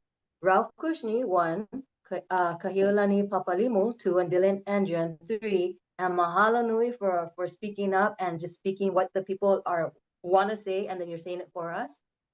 Now, Lindsay Cam, mahalo nui for your yes with the cough at the end, that, okay, I'm going to go with you guys on this one. And then Peter Young, you said you wanted to say yes, but no. So it's Peter Young, you and Lindsay Cam today that's going to make the difference. Did you all notice we were witnessed? Did you all notice how agenda item number 5 was just skipped over? Did you notice the interaction between Chair Curtis and Ralph Kushney? Just the ego, the power, the control, the rage that happens. And that shuts down any decision to be made. And that's how, if you notice, we cannot go over the fact that agenda item 5 didn't pass. Why? And so when you're talking about timelines and HRSs and HARs, how can timelines be adhered to when these meetings that are supposed to address them are not held up to their standards and they're violated? So how can the timeline be adhered to when the items are not even heard? Go back and watch the recording. You'll see that interaction on agenda number 5 when shut down. And it just passed over. Nope, it didn't pass because of the odd numbers. We told you at the beginning, the 5 that's going to pass, they're going to disagree with Chair Curtis. So thank you. You cannot skip over this. You cannot skip over this. Yeah. So it happens every single meeting. Watch for the vote on this item. Thank you. We, the people, agree with Ralph Kushney's item. The next testifier is Arthur Hanneman, followed by Marcin. Does Mr. Hanneman have video? Yes. Oh, good. Thank you. Congratulations on your chairmanship. Thank you, Chair. Appreciate the opportunity to get with the other commissioners. And thank you for listening to the people. I have a question. What is the purpose of the Elections Commission? You can look that up. Would you mind sharing that with us? I don't have it written in front of me. I would prefer it be read by somebody that's because can any commissioner please read what the purpose of the Elections Commission is? Mr. Hanneman, this is your time. You're welcome to read it if you want or testify. Okay, it would seem to me that a big part of your purpose is to make sure that there's election integrity at every election. I met with Ralph Kushney together with the RNC. It's sad that we had to go all the way to the RNC to be heard by them in regards to the issues we have with disgruntled voters here in Hawaii. It would seem to me that the commission would be very concerned in regards to election integrity at any level or any complaint that is being presented by anyone regarding the elections here in Hawaii. In November 2026, we have a major election coming up. We have the governor's seat being open for election together with the 2 congressional seats and the lieutenant governor. And as far as our local seats in the Senate and the House, there are 13 seats in the Senate that are open for vote, and all 51 seats in the House are open for vote. It would seem to me, as a voter and a citizen together with others in this hearing, that integrity would be an important part in terms of what you do as a commission to make sure that integrity at every election is at the highest level. Therefore, there would be no complaints whatsoever coming from the community if there was. And it's concerning to me as chair of the Republican Party in terms of the disinterest that this commission has in regards to the findings of Ralph Kushney. There was a meeting where he was removed and a meeting where his mic was muted. And the question is, what is the purpose of that? Again, if the commission's purpose is to make sure that every election has the highest level of integrity, it would seem to me that you would pay attention and be very concerned regarding any complaint at any level to make sure that integrity does exist and that the people have no complaints and the people are 100% assured that when they go to vote, that their vote will be taken with the highest level of integrity. So I would hope that the commission would please manage the voting according to election integrity and follow the findings of Ralph Kushney and take those findings very seriously. Thank you. Thank you, Mr. Hanneman. The next testifier is Marcin, followed by Blanca.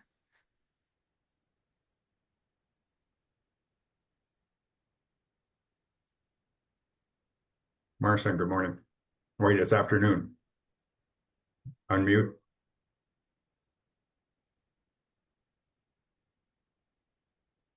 I think they send you a notice to unmute and that allows you to unmute. It's not working out. Can staff unmute him?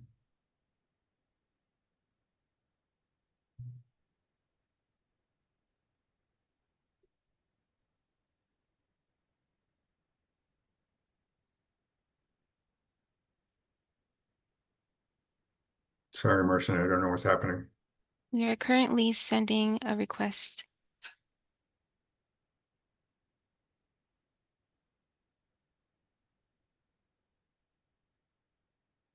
Is it possible for you to unmute him? No, it's not possible. Okay. I don't know what's happening. Let's move on to the next one while Marcin Okay. figures it out. Thank you. The next testifier is Blanca, followed by Susan Strom. Aloha. Aloha again, and thank you, Chair, for allowing me to talk again. I just wanted to say that we the people, and especially we the Republicans, disapprove with the performance of Scott Nagle. And especially we never voted for his raise and we never voted for his bonus. You never ask we the people. So we are his employees. So he needs to answer to us. He needs to be replaced. So as a Trump supporter and a Republican, I asking you guys to replace him. Mahalo, I yield. Thank you, Bianca. You're welcome. The next testifier is Susan Strom, followed by Gary Cordery. Aloha. As you can see, obviously, with all the testimony that has been brought before you, it would be irresponsible to not establish this task force we need this permitted action group for investigating, seeking transparency, and providing for expedited remedies and accountability. So important. As voting constituents, we want to know our vote counts for something. And if there's nothing to hide, then transparency shouldn't be a problem. One of the things I'd like to bring up is I think it's time we also call for a full independent audit. Maybe this task force can bring that outside audit for the chain of custody complaints. And it also helps to avoid in-house potential conflicts of interest. I'd also like to recommend that a constitutional lawyer be brought on to the commission because I believe there are constitutional concerns here that should be addressed as well. So my, little suggestions here is 1, establish this task force. 2, call for an independent outside audit. 3, implement in-person voting, which will solve a lot of the problems that we're talking about here today. And bring in a constitutional law expert. Thank you for your time. Thank you for your testimony. The next testifier is Gary Cordery, followed by Tara Rojas. Mr. Cordery.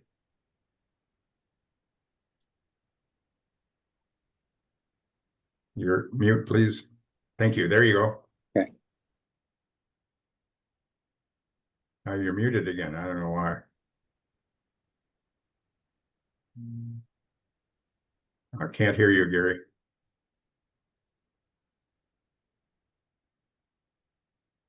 There you go. Okay, thank you.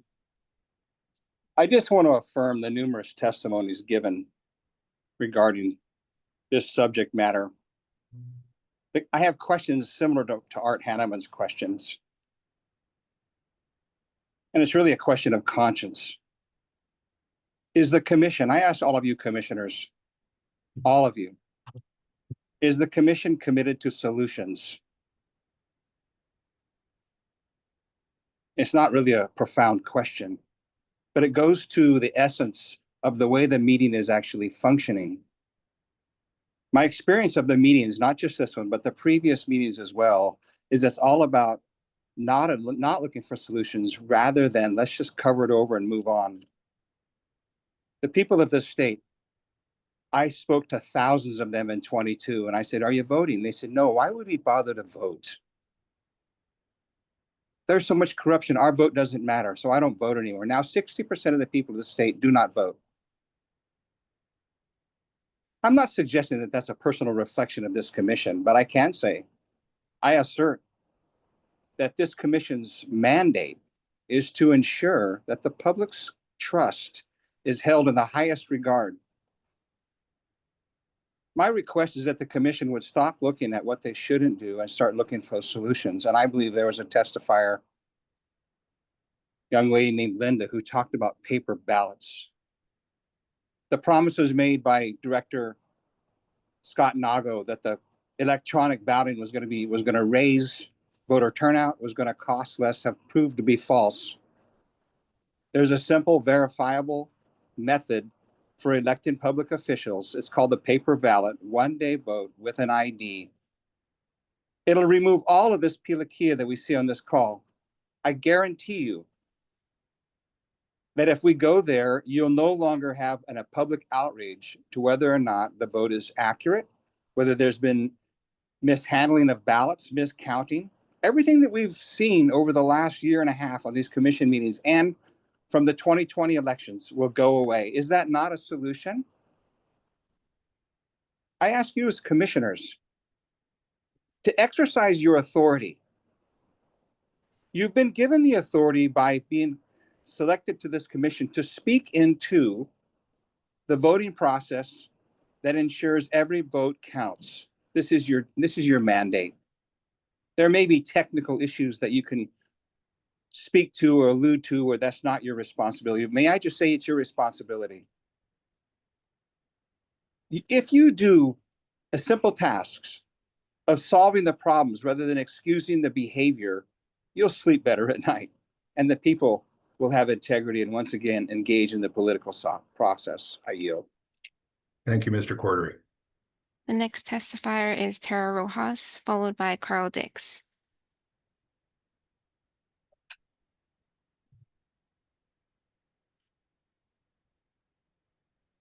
Yeah, aloha. Hui, first of all, Claire McAdam, can you listen to the people? Mahalo. Thank you. So I want to know, I'm not done. So I just wanted to point that out first and foremost, yeah. And so I want to say that integrity, common sense, and trust, there is none, neither the CEO, Scott Nago, nor this election commission, with the exception of Kushni, Papalimo, and Andrian, who we highly respect and appreciate. Now, I'd like to just bring to the attention, because as we're winding down, agenda item number 6, watch and see what the vote is going to be. After all we said, after all we stated, all the facts, all the laws, all the violations, all the cover-ups, all the loopholes that y'all find, all the lack of common sense, the may that the CEO may be given or will be given the opportunity. Come on, that's common sense. There are 14 complaints in agenda item 5 that you all skipped over because of your unequal votes. Michael Curtis, Claire Adams, Jeffrey Osterkamp. It's always going to be the opposite of what the people want. I've said that before. Everybody has said that. Everybody on this meeting are calling you all out, and including Peter Young and Lindsey Kam. Watch at the end of this agenda item 6. Let's see. Pono prevail today. Let's see Pono prevail today. I'm going to keep saying it again. Michael Curtis, Claire Adams, if you are listening, Peter Young, Jeffrey Osterkamp, and Lindsey Kam. Side with the people, vote in favor of what the people have been telling you, every single one of us in this meeting and every single meeting all the way back to 2020 and possibly beyond.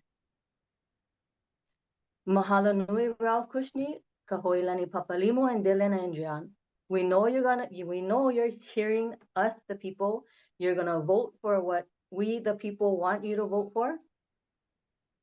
Michael Curtis, Scott Nago, and again Claire Adams, please listen to the testimonies.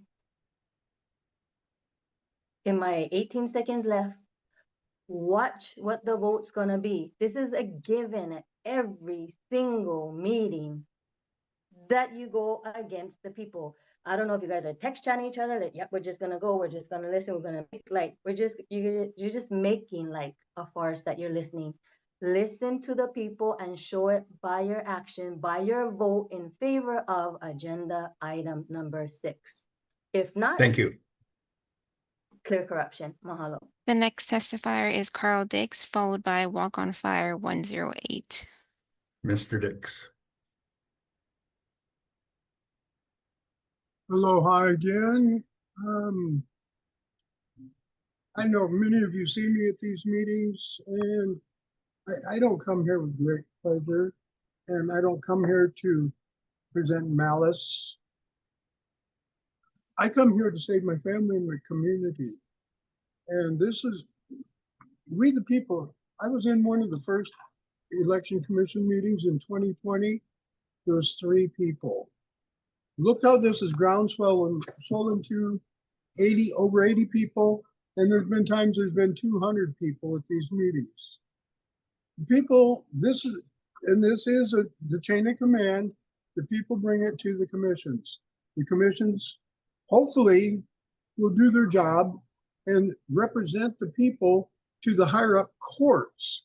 Because as I well know, the courts in Hawaii are corrupt, and they do not force any of our government agencies to actually adhere to the laws and rules.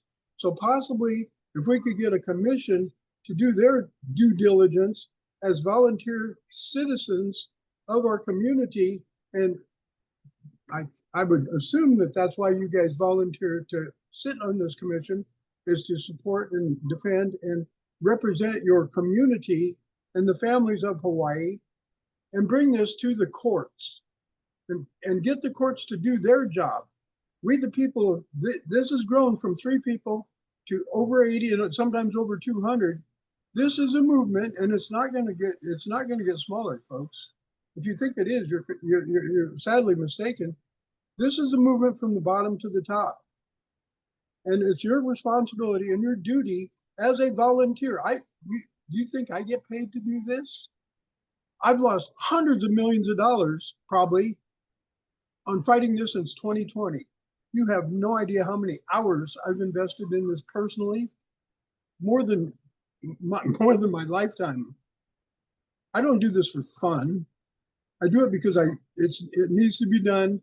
And I volunteered for this, and nobody asked me to do it, but I'm doing it. So this every time you throw this, oh, I'm a volunteer, that's bogus. If you live in this country, you were born in this country, you better volunteer for something to save this country. And the only thing that makes this country different than any other country is our elections. And we don't have that in Hawaii, and we don't have it in the United States anymore. That's why our country's going sideways, backwards. I yield. Thank you, Mr. Dix. The next testifier is Walk on Fire 108, followed by Keone Payton. If you could state your full name, please.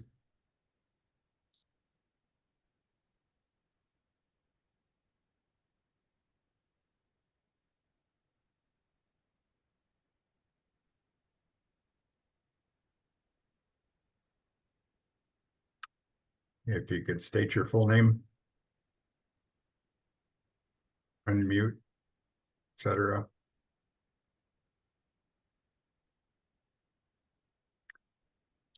We move to the next, please. Okay. The next testifier is Keone Payton. Keone, welcome back. Hello. Hello. Okay, on you. Man, I thought if I had my lunch, maybe I wouldn't be, maybe I was hangry and I wouldn't be so upset. Now I'm still upset. The fact that you guys negate the numbers, like it doesn't even matter to you guys.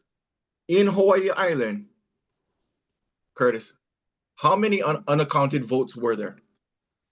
The agenda item is relating to chain of custody complaints. I know, but I'm talking about chain of custody because I want to talk about a process that has not worked. It's not working out. You guys are proving the process does not work. How many missing votes were there?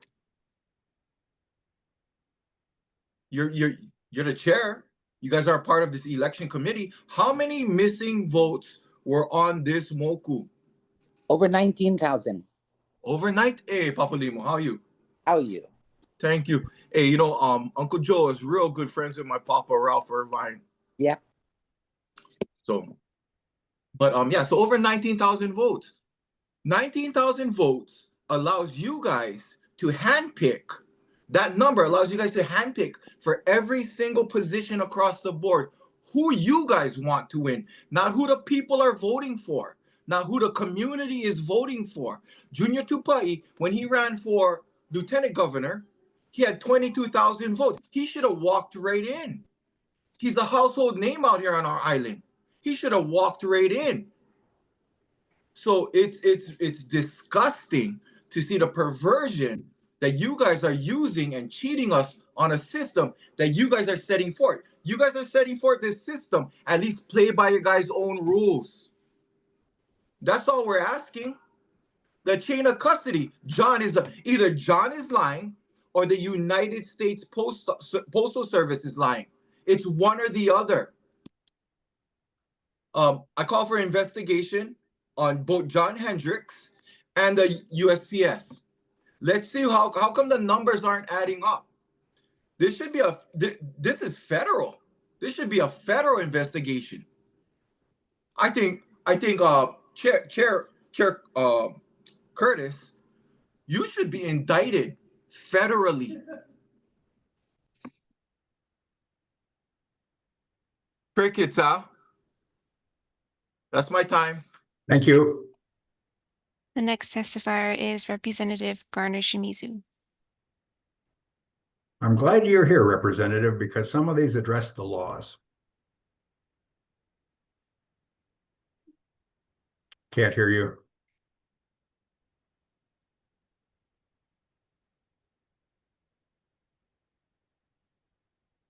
There you go.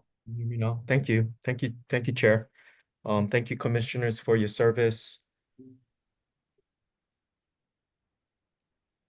I am very glad to be part of this discussion and hearing all of the public testimony. You know, I would agree with agenda item 6, and I would implore commissioners to approve this, as we have heard testimony that there's major complaints, which have strong validity and deserve a hearing, deserves investigation. As it was stated in agenda item 5, which I'm disappointed did not pass, Ralph Kushne's motion. You know, as I stated in my testimony in favor of that motion, that HRS 11-7.5, the duties of the Election Commission is to investigate and hold hearings and adopt rules according to Chapter 91, which again strengthens the Election Commission's obligation to investigate and not just pass it on to the Office of Election. So that's my interpretation. I know that we had someone that was of legal mindset that said that the commission may do it versus shall do it. And again, you know, I think if you look at the total body of the laws in the totality of the explanation of why the Election Commission is even in existence and created was to protect the trust of the public. And from the outpouring of the majority of these testifiers and looking at the history and the past issues, complaints of bringing up discrepancies of very serious negligence or mistakes happening that don't add up, the public deserves. I'm speaking as a public citizen, and I'm speaking as a elected public official, that we deserve answers. And as I said, I'm glad Chair Curtis is willing to speak, because I'm willing to speak to him again, Attorney General's office, Speaker of the House, Senate President, and the Governor's office to make sure that these concerns are adequately addressed and taken care of, because there is no reason that these things should be happening without answers. Now, if there's full transparency and we have answers, then, you know, we can at least accept that there was transparency. There is a reason for whatever purpose. I'm just speaking theoretically, but we need to get to that point where at least we go through the process, because right now, all I see is it being buried. The public's wishes are not being acknowledged. And it almost seems like there's criminal element in this. And I am very concerned about this, as all of the testifiers have all stated their concerns. We need to get to the bottom of this, and I appreciate you commissioners voting yes on this agenda item 6. Thank you. Thank you. The next Mr. testifier is Chair, I'd Jared. like to be recognized. You keep on skipping over me. I'd like to testify along with the public, please. You'll be allowed. Next testifier. The next testifier is Jarek Medeiros, followed by Steve Yoder. Thank you. Can you hear me? Yes. All right, let's go. Okay, so I have some concerns about this chain of custody. I do believe it was 19,000 votes, 19,042 votes. So it's been about 4 months ago already, I think, when this pig stuff was created. And appointed to the Big Island was Mr. Osterkamp. And I'm mind blown that I don't see an update on this agenda for the Big Island. You know, because when I look at the paperwork, it shows through the state, when Ralph he got a notice to register from the state of Hawaii. Yeah, Office of Elections. Press received March 19, 2025. Date of notice, April 1st. You're talking about agenda item 6? Chain of custody, right? Thank you, yes. You know, it's alarming that this whole chain of custody stuff, man. Once the state put their hands on these things, we're screwed. Chain of custody, our ballots on the Big Island should never leave the Big Island. You know, only when this thing started, man, I truly believe it's the state who added that 19,042 votes. Because when you look, the notice of registry to the county of Hawaii, Ralph had sent, he had the request for this information of these votes that was missing, that this showed up. It shows that cannot grant it the request of that information because it's not existing. That's the county of Hawaii saying that it's not existing. The paperwork is not existing. Yeah, but the state of Hawaii, you look at what they're saying, they're already referring to HRS 92F-13 and HRS 92F22. You see, they're looking for excuses already not to provide this information because they're saying it's like confidential. How can it be confidential, man? Everybody voting is public record. The count. You know, like I believe that our ballot should never leave our county, Hawaii County. I believe we have our own you know, elections office. Leave it there. State do theirs. 2 different elections is all we need. One for the state and one for the county. We'll be good. Thank you, Mr. Medeiros. The next testifier is Steve Yoder, followed by Andy Crossland.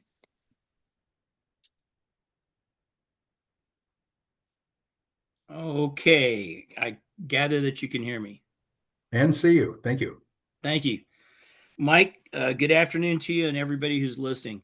My points are simple. The unanimous attendance, basically, Mike, and those who are voting along that mode of shoving this under the rug, you folks have lost trust in, as Board of Election Commissioners, with the public. And the way in understanding their purpose of existence, your existence is to investigate, but you choose not to. You choose to put it in your minutes. It's been you're talking dealt about with, agenda and I'm item not 6? finished yet, sir. I'm not finished. You're talking about agenda item 6? I'm talking to this agenda. Yes, thank you. Thank you. Let me at least have a little bit of brevity here. Thank you. You have petitions. Yes, that's the word. Petitions to these meetings don't work. Only a class action suit against the state of Hawaii will work. There have been numerous lawsuits brought back in 2018. The state of Hawaii has agreed to pay $10.3 million to settle a class action suit over a law that cut off public education for special needs students. There's another one back in 2000, which brought in teachers who are qualified to teach special ed to the students when the state of Hawaii wasn't providing it. This chain of So custody? my only message, Mike, and I'll end with this. I appreciate your allowing me to speak. Is a class action suit. Petitions mean nothing to these people. That's my testimony. Thank you. Thank you, Steve. The next testifier is Andy Crossland, followed by Walk on Fire 108. Welcome back, Andy. I'm here again, and I'm going to keep it short because I already spoke. But basically, you know, what we need to do here is we need to have an investigation into this, because what seems to happen when a lot of these court cases, like the ones that are referenced in subsection A of agenda item 6, they get thrown out on a technicality. You know, they find some kind of loophole where they don't even have to look into anything and they just throw these court cases out. But this commission has the authority to actually investigate these issues. And I think that we should investigate those issues. We should know why the county says that they gave on Big Island 19,000 plus or minus ballots that than what the state has. The state says they received 19,000 ballots more than the county says that they gave the state. And on Kauai, there's about a 3,000 ballot discrepancy where the county says that they gave the state 3,000 less ballots than the state says that they have. And so we need to get to the bottom of this. And as I said, the commission has the authority to do that. The court has abdicated their responsibility to look into this, and they decided to dismiss these on a technicality, as they typically do. But, you know, as I stated before, there's no harm in investigation. Let's just find out, you know, if everything's all good, then everything's all good. If it's not, then something needs to be done, but let's figure it out. Aloha. Thank you. The next testifier is Walk on Fire 108, followed by Helena.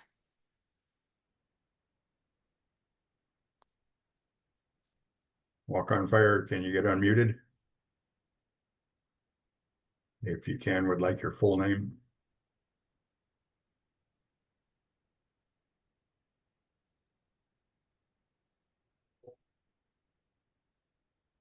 We'll move on while they figure it out. Okay. The next testifier is Kalina. Kalina, please state your full name. Okay, having problems with the mute. Kalina Campbell, for the record. Thank you. Aloha. Aloha. Okay. There are moments in life where we are called to speak, not because it's comfortable, but because silence has become unbearable. This is one of those moments for me. Before I ever questioned the integrity of our elections, I had to confront the lack of integrity in my own life.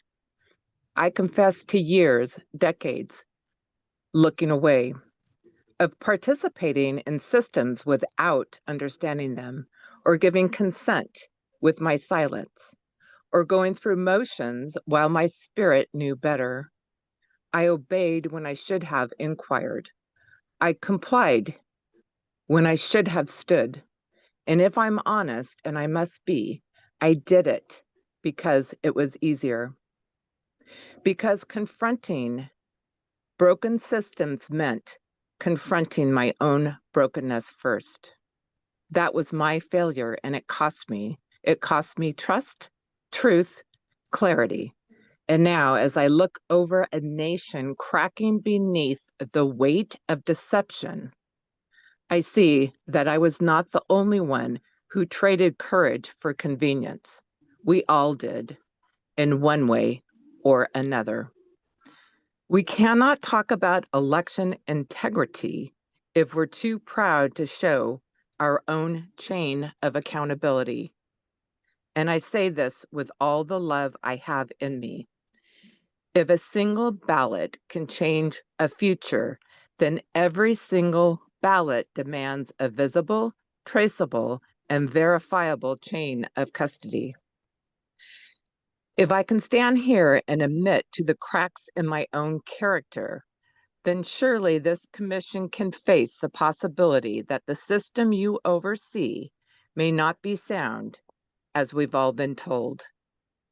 If I can confess to my failures, you can reveal every link in this electoral process without redaction or excuse.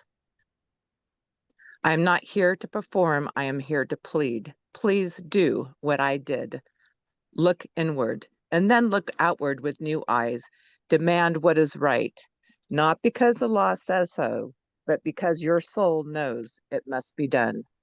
Let this be the day the walls of secrecy come down. Let this be the day you say enough. We will not guard broken systems. We will rebuild them in full view. I believe in redemption. I believe in mercy, but they only come after truth is faced without flinching. This is what I am asking you to do. Thanks for Thank you. listening. The next testifier is Tara Rojas. Aloha, just 15 seconds. Chair Curtis and McAdam Young, Osterkamp and Cam, please vote yes. You even heard the representative, Shimizu say vote yes for agenda item 6. And Chair Curtis, allow Ralph Kushni to speak and any other commissioner, Kushni, Papalimo, Anjin to speak. But again, vote yes. Everybody on here is saying vote yes. Mahalo. Thank Okay, you. Chair, there are no additional public testifiers. I would like to acknowledge Commissioner Kushni has his hand raised. Let's have Ralph talk for 3 minutes before we take a motion. Thank you, Ralph. Chair. Welcome. Scott Nago has been caught inserting ballots electronically. We have definitive proof that on the Big Island, he inserted 19,042 ballots electronically into the vote. The Big Island has collections records for 57,000 ballots, and they cannot account for 19,000. The reason they are giving us is they said the post office did not give them receipts. I've asked to see the correspondence. I just sent the Freedom of Information Act asking for the Big Island's correspondence with the post office to rectify that issue. Well, they've never reached out. They never received those paper ballots. The people are asking us to look into this. We formed a PIG 4 months ago with Jeffrey Osterkamp as the chair. Mr. Osterkamp has voted no to look into everything. He could not even be back on the agenda to report back on his findings. The PIGs are a delay tactic. We need to have a hearing at the next meeting and receive evidence. This is a serious accusation, okay? They cannot tell us where these ballots came from. All they're saying is that the records are electronic and that's where they came from. Trust us. On the island of Kauai, the number started at 3,000. We can't get a straight answer, but we know it's at least 1,500 ballots cannot be accounted for, and they're being inserted electronically because the collections records from the 2 counties can only account for the number that they accounted for. The next record that we have is electronic, and we have no records from that electronic system. So the public is hearing that you guys are going to form a PIG, just like the Big Island PIG that's been going for 4 months. Nothing has happened. Mr. Osterkamp, as the chair of the Big Island PIG, should report to us on what he has found and what he has done. I would submit to you that nothing has been done and there has been no investigation. Mr. Osterkamp has Esquire by his name. He knows how to get information. This is very simple stuff to get, but the will to get information is not there. So if we form a PIG, my ask is that number 1, I chair it, and number 2, nobody else on the PIG who's voted no for investigation be on it because they're not seriously looking for answers. So let's form this PIG. I'll be the chair, and let's have a couple others that are voting yes to look into things and let the chips fall where they may. Whatever we bring, Mr. Nago will be able to tell us, no, you're mistaken. Here's the records. But so far, all we've gotten is the stonewall. I thank you for my time. Thank you, Ralph. So that ends the public testimony. We're back to the commission meeting and the commissioners. I would entertain a motion to approve item 6 and form a task force PIG to investigate the chain of custody and the claims of intentional malfeasance. I would ask Dylan. We need to take these one at a time, Chair. And I would ask Ralph to be a member of it, as well as Ms. Papalimo. If Lindsay Cam would want to be a member, I'd ask her to be the 4th member of this PIG if it passes the commission. I would entertain a motion.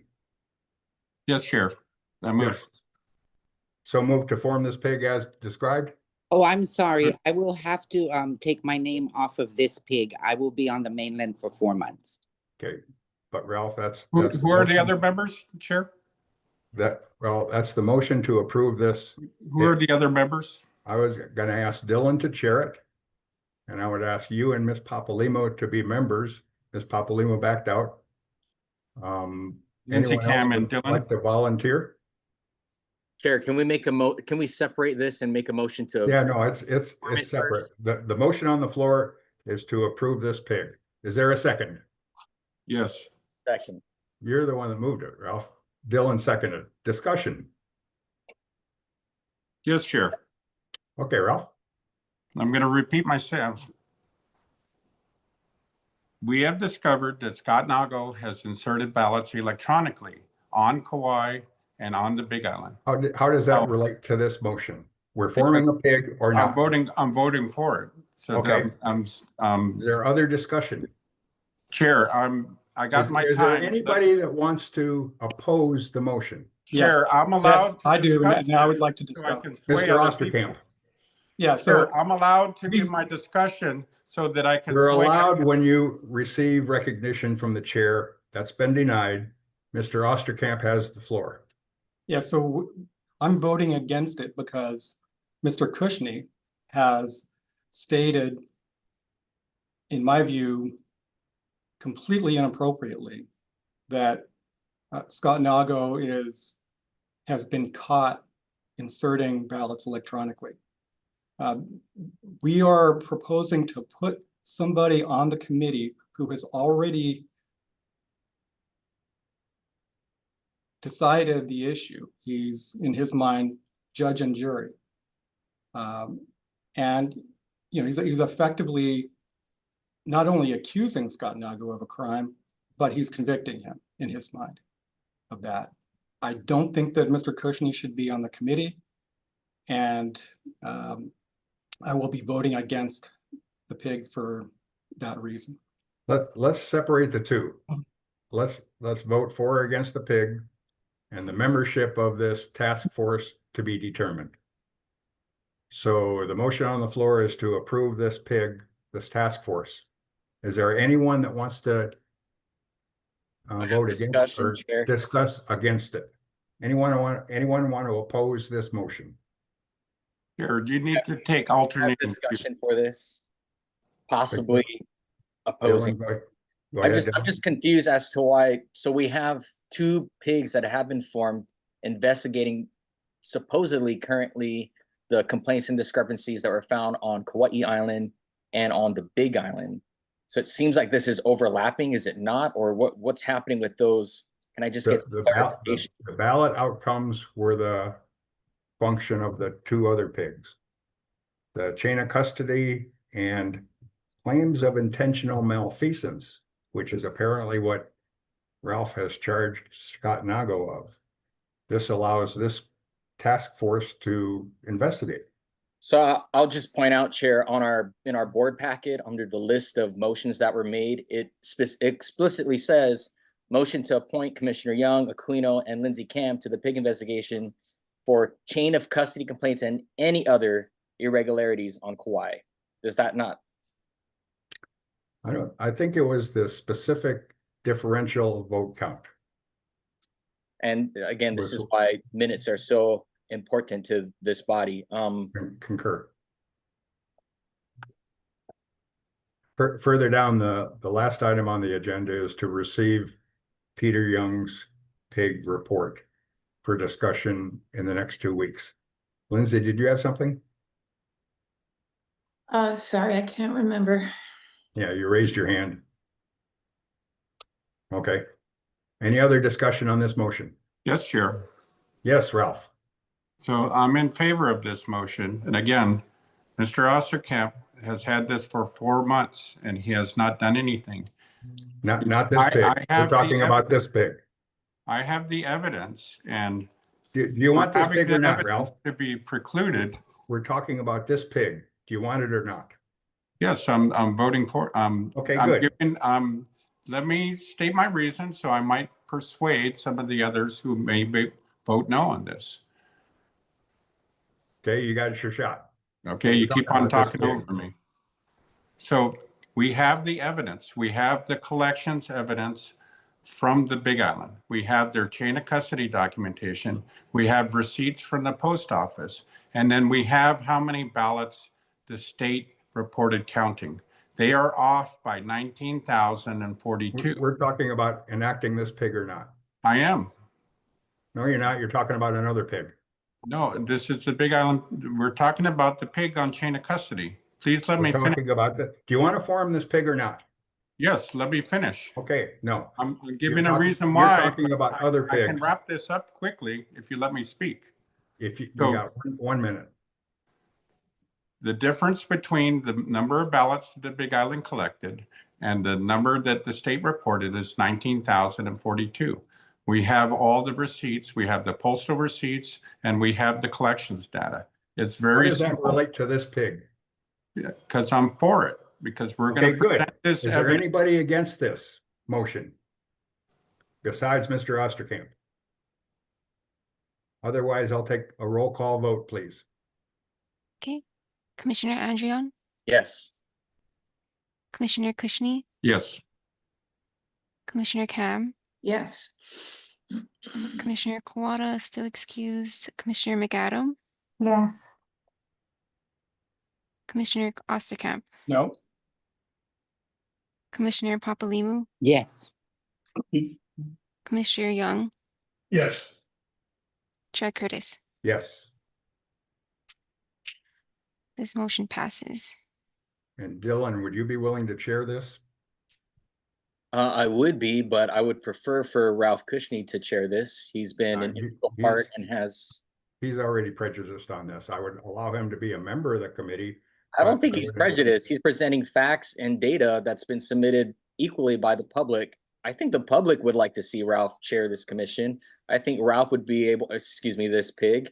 And I think Ralph would be able to forward us a proper report at our next meeting. All the I'm not data's gonna- already I'm there. not gonna appoint Ralph as chair of this. He has conflict of interest, having lost to the Supreme Court. I reject that, Chair. That's your prerogative. I don't think the chair matters. I think, Adrian, you'd be an excellent chair. I think Ralph will help you as a committee member. I wish I could be on it, but I will be on the mainland. I support Dylan as our chair. Thank you. I'll just And say, Ralph is I and Ralph is- appreciate, I would accept Ralph as a member of the committee as long as Dylan is the speaker. And is there anyone else that would be willing to serve on this task force? I would ask that Lindsay can be on it. She votes yes for us also. What's the time frame? It's up to Dylan. Because I'll be on the mainland from August 20th. Oh, we'll have a report in by then. and I think a lot of our action can be done remotely as well. Like I said, all the data and statistics are already in all of our board packets and have already been submitted. So I think we can expedite a report at even our next meeting. Yes. Okay. So Lindsay, Dylan chair, and Ralph on this pig. Okay, next item on the agenda is list of previous motions considered by the Elections Commission. Public testimony. There are no testifiers, Chair. Thank you. Ralph, you had your hand up. Yeah, I got a point of order, Chair. On item number 4 or number 5, there was no action taken. So the board never approved an action on that. Just for That's the- right. So now we're on item 7. So what happens to those items? Nothing. It was not received for the record. Thank you very much. Item 7, list of previous motions considered by the Elections Commission. And we have no testifiers. Yes, Chair. So but Ralph, you have the floor.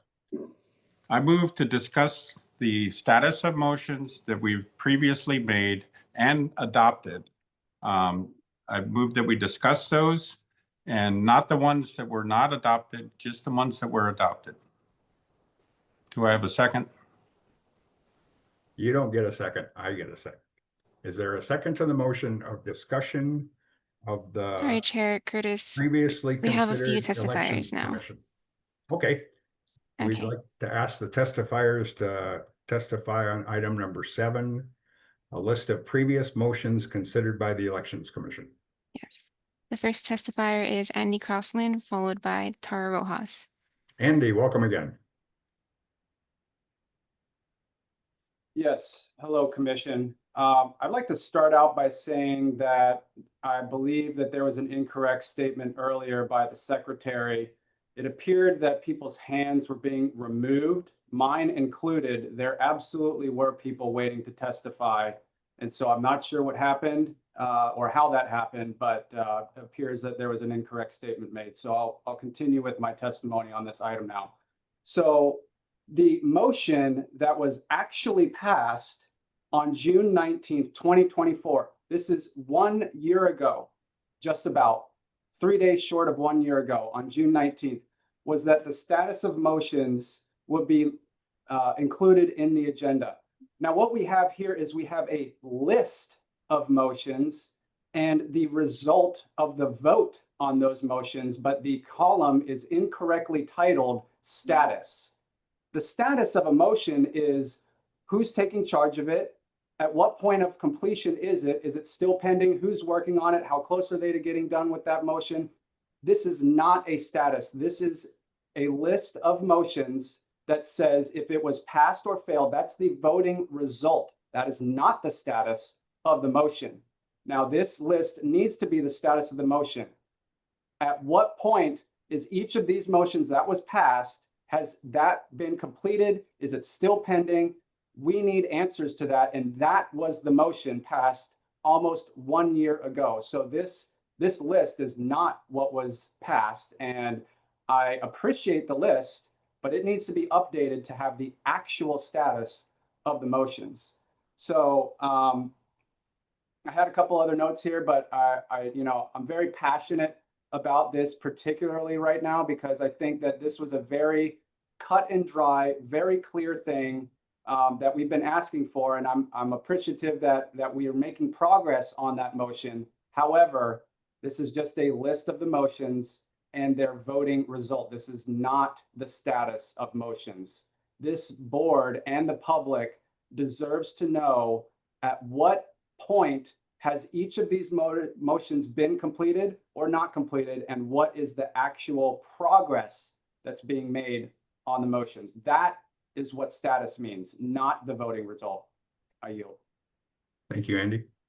The next testifier is Tara Rojas.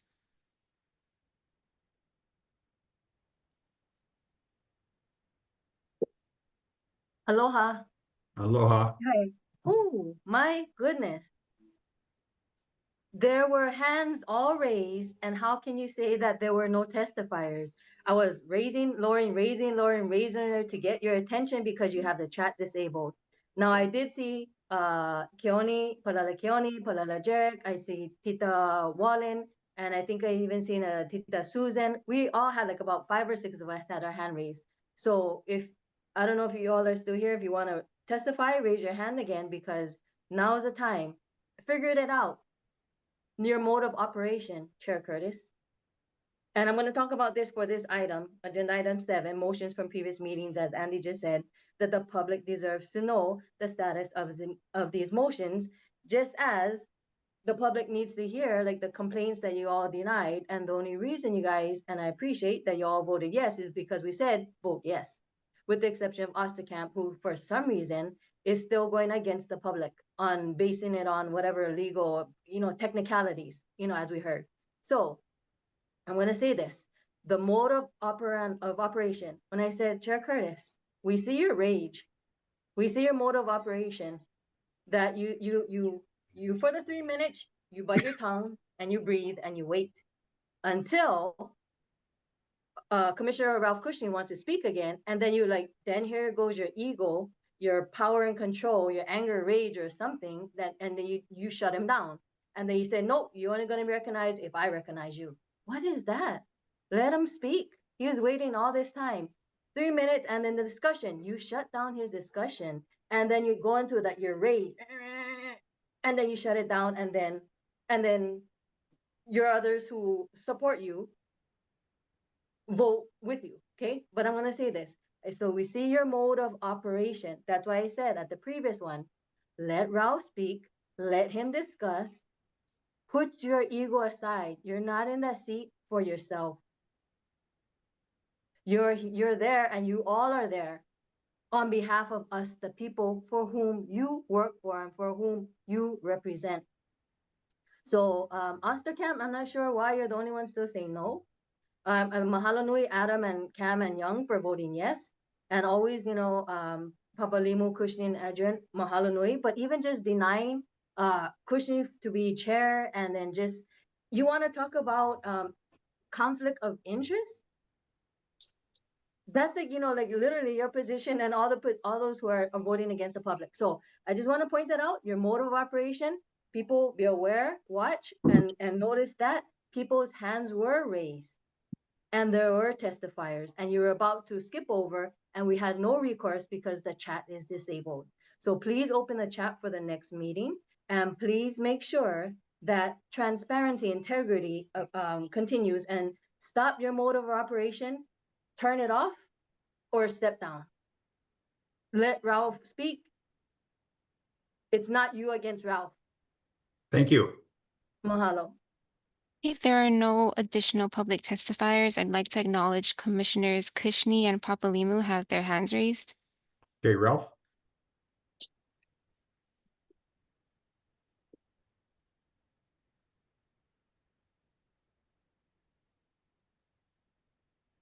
You're muted. Ralph, you're muted.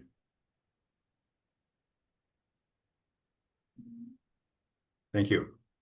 Oh, on and off. There you go. Okay, I was unmuted and then I got muted. So the public is pointing out that what's the purpose of the commission? We make these motions and they go and they die on the meeting minutes. And I'd like to point out, since January of 2024, chain of custody has come up in every meeting. Now, in 2024, we passed a motion to request the chain of custody documents from the county clerks to be provided to the commission 7 days before the next meeting. That never happened. In 2/20, we had a motion to advise the Office of Elections to, sorry, I'm going to skip that one. So in our March meeting, we made a motion and we adopted it. It means it passed. A motion to adopt a rule in accordance with HRS 11.7.53 that requires the county clerks and the chief elections officer to individually certify under penalty of perjury the chain of custody was maintained in accordance with HAR 3-177-453. Now, these are particularly important because we've been addressing these issues and we're not following the rules of how this is supposed to be implemented. So we make these motions and they're supposed to be given to Scott Nago to implement. Now, this one in particular, the required to sign under penalty of perjury that they followed the law. Now, here we are after 6, 7, 8 months after the election. It's obvious they didn't follow the law. So what's the purpose of us making these motions if there is no follow-up? Now, we've been asking for the status of motions to be on the meeting minutes, and we passed the motion that was going to happen. So in 416, we got a motion to request ballot box chain of custody procedures and documentation from the counties. Again, nothing was answered, so we still don't know. And then on 416, we asked for a motion to request log of signature sensitivity settings from the counties who are using signature machines, which is pretty much all the counties. We conducted an investigation.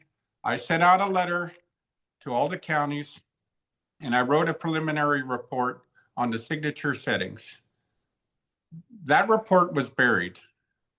So again, what's our purpose? Are we going to follow through with these motions? Now, there's a lot of issues with signature verification. Everything is electronic. There are no witnesses to what's happening with that. And I'm going to ask that that be put on the next meeting. We've asked the Attorney General's office to give their opinion We later rescinded those items. Why can't we get the Attorney General's office opinion on whether what we're doing is lawful or not? In 619, we had a motion we pass it to have the status of motions be put on all future agendas. I would ask that you follow through with that. And we put on there what has happened to these motions, and we categorize them, chain of custody, signature verification. The public keeps on testifying about the same things, and then we pass motions and they go and they die in the minutes. Let's see.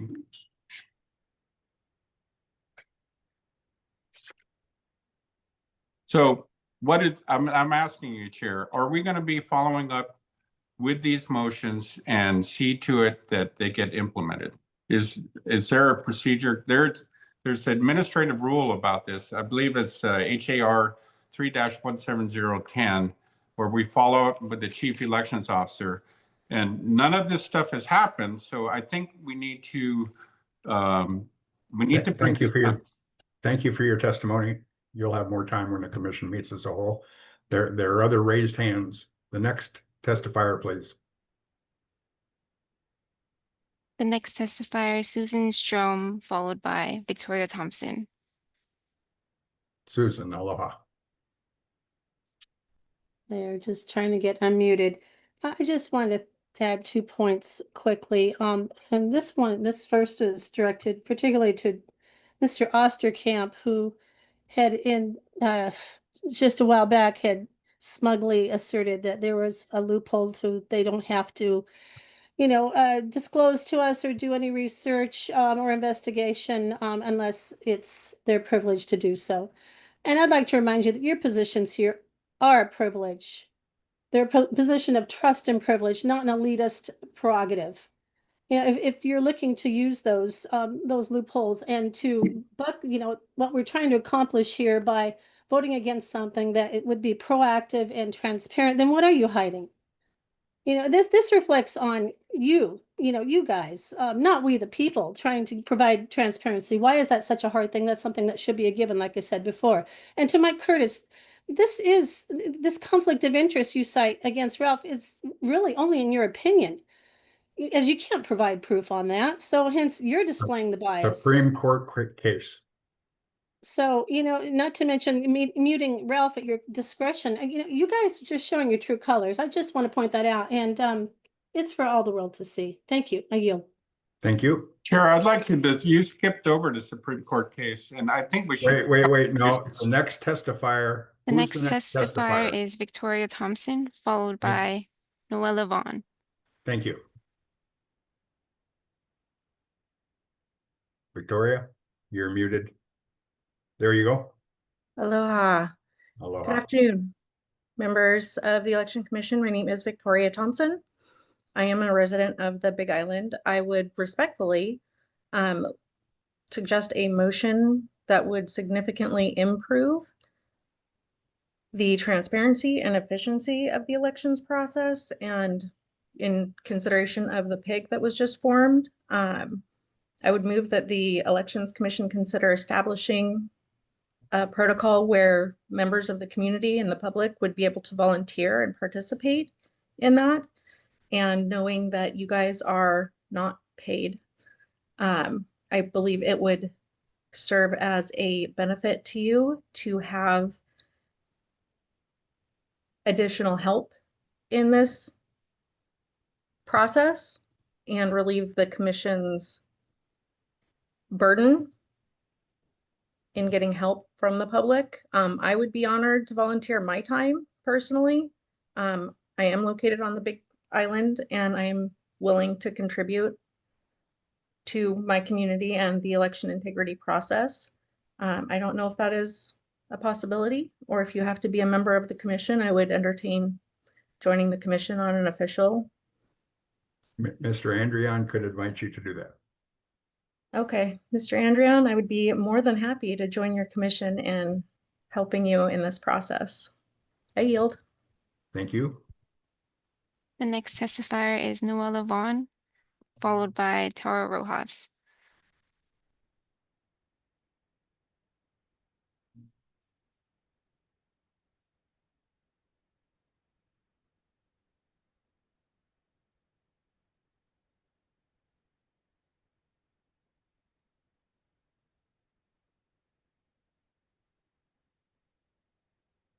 Okay, can you hear me now? Good afternoon, everybody. How are you? Good, thanks. Okay, Hello. there's so many things wrong with the commission. One of the speakers a little while ago said she said, you know, the actions of a few people here reflect on all of you. We know the good ones in this commission that are listening to the people, and then we know the ones that could really give a hoot. I'm trying to figure out if Claire McAdams is sewing a dress, balancing her checkbook, making cupcakes. She clearly doesn't know that when she's in a meeting of such importance that she should pay attention, sit up straight. I was taught that. Perhaps you need a little reminder, Mr. Osterkamp. You know, if you're hungry, have your lunch before or after. I'm trying to say that there's some heavy duty professionalism going on here. And then there's the ones that are just, you know, we know who's for the people and we know who's not for the people. Why you're doing this, I don't know. It's clearly you're being told to do this because you are all in sync. I don't want to say good or bad guys, but we know who the ones that constantly, you know, are not taking care of the people. We have The agenda item is number 7. I That's the understand that. discussion. Yes, Thank I you. understand that. But on an overall observation of this, nothing's going to get done. I mean, Mr. Curtis, you're good about staying on the agenda, reminding us. Thank you for that. But Claire McAdams doesn't pay attention. Mr. Osterkamp is eating his lunch. It's an unprofessional situation that's a reflection upon all of you. I'm trying to stay within the agenda, but there's a great deal of distraction here. And all I'm asking is that please listen to the people. You know, if I was on that commission, I would be sitting up straight, paying attention, looking each and every one of us in the eye. You know, I respect all of you, but some of you really need to go to a simple tutorial of how to attend a meeting professionally. I thank you all. I go to these meetings and I'm amazed at this because it's constant. So please start working for the people. I appreciate the time in this matter. I don't mean to raise my voice, but please get it together, you guys. Please get it together. And you know who you are, okay? And let's clean up our elections. That's all we want to do. That's it, okay? So thank you very, very much. And once again, I do not mean to be offensive or raise my voice, but enough is enough, you guys. Let's get it together, okay? Thank you. Very, very, very much. I appreciate it. The next testifier is Tara Rojas, followed by Commissioner Andrian. Aloha, I just want to do a quick one, and I just wanted to say that I wanted to yield my time to Ralph Cushney, just so he gets the proper respect and the ability to speak, even after his so-called 3-minute testimony, because I know for a fact that you would not interrupt any of McAdam, Young, Osterkamp, or Cam's, or even Kuwata's testimony, or interjections, or wanting to add their thoughts, yeah, their contribution, other than their allotted time. You guys on a commission regarding a super important issue in this unlawful, illegally occupying fake state of Hawaii. Here yet we are showing up for these hours-long meeting so that our voices are heard. Now again, please allow Ralph and Papalimu and Andrian, and as well as you would for anybody, the ability and the respect to speak. And please again, turn off your ego, your anger, and your rage, and your greed, and your for control, or because you're ordered to, I don't know. But please allow each commissioner the respect and the ability to have a discussion. Thank you. Mahalo. I leave my Thank you. time. Yeah. Okay, there are no additional public testifiers, but I see Commissioner Andrian has his hand raised as well as McAdam and Cushney. Commissioner Cushney. Please, Mr. Andrion.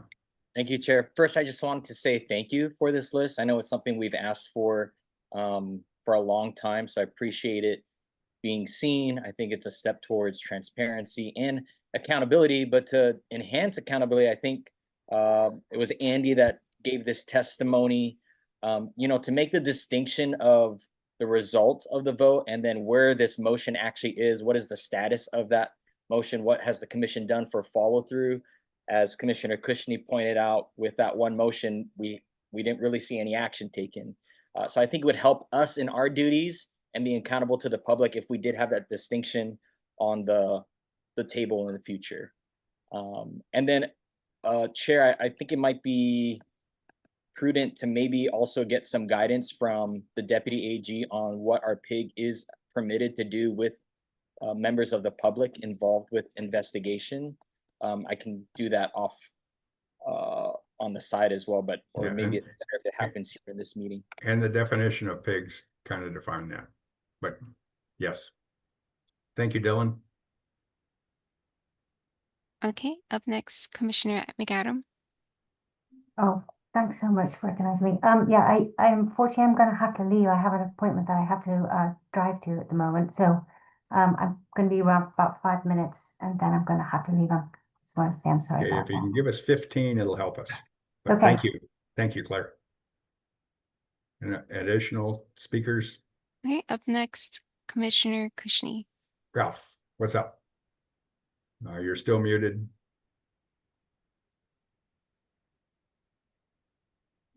There you go. Can you hear me now? Yep. Okay, so we shouldn't have to make another motion to have the status of motions on the next agenda. We've covered a lot of ground today. Do we have your commitment to put the status of motions as we voted in June on the next agenda? And just simply how a board meeting would conduct themselves. We want to see the motion, whose responsibility it is to implement it, and then have a review of where it's at and what we're going to do. Because all of these things that we've made motions on, it's the responsibility of Mr. Nago and the Office of Elections to implement. This should be taken up and his evaluation when that comes up, and we'll process that and say, okay, here's the motions that we passed and we asked you to implement. And what did you do with these? So I ask for your commitment to have this on the next meeting and the following meetings, just how we had the motion in June. Do I have that commitment? We'll wait and see what the motion on the floor becomes. No, Chair, the motion was made. I'm just asking you to follow through. A motion was made to discuss the list of previous motions considered by the Elections Commission. There was no second before we introduced testimony. We'll go back to that after this testimony ends. Are you done, Ralph? Yes. Okay, back to the commission. There was a motion made that wasn't seconded to discuss the list of previous motions considered by the Elections Commission. Is there a second to the discussion of those motions? Second, because it's just discussion. Okay, Ms. Papalimo, can we see your face? Yes, sorry. Thank you. So it's been moved and seconded to discuss this list of previous motions. Yeah, that's not even a motion to discuss because discussion is mandatory. So The motion was to discuss this list of issues, and you seconded that motion. well, because we already have done the discussion. A second is unnecessary. We've already done the discussion, correct? No, What was the last 40 minutes? the last 10 minutes was public testimony. Discussion on this measure, correct or no? No. The public discussion was testimony on this agenda item. The And so the motion was motion made to came- discuss the list. You seconded the motion to discuss the list. Now, do you want to discuss it or not? Well, I would like to ask for a friendly amendment to the motion What is the original motion was for discussion, correct? That's correct. I would like to do a friendly amendment so that we really get this down, that the agenda will include a list of motions and their current status. I don't think that would change the motion to Point of discuss. order, Yes, Dylan. can I know who was the move on that motion? Ralph was. Commissioner Kushney, could I think our step forward is to withdraw the motion and just make a new motion on improving our The table. motion was to discuss the list. Ms. Papalimu seconded it. She's proposing an amendment to the motion. What's the amendment, Papalimu? I would like to ask a friendly amendment to Ralph for his motion that the agenda continue to include the list of motions with current status. Yeah. So, Ralph, can I get you to friendly? I think that's another, I think that's a totally different item as bringing it on the agenda in the future. This is a discussion of these motions. And That's that why, list of motions. that's why we're asking him to withdraw that motion.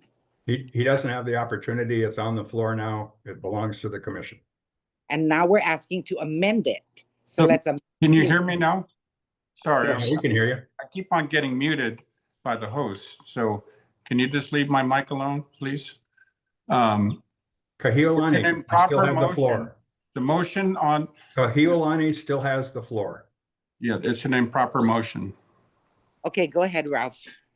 Okay, so we've already made a motion and it's been adopted that the status of motions be on all future agendas. The motion on the agenda today is to discuss the list of motions that was circulated with this agenda. I'm That's talking moved and seconded. If you don't want to discuss it, vote against it. If you do want to discuss them, vote yes.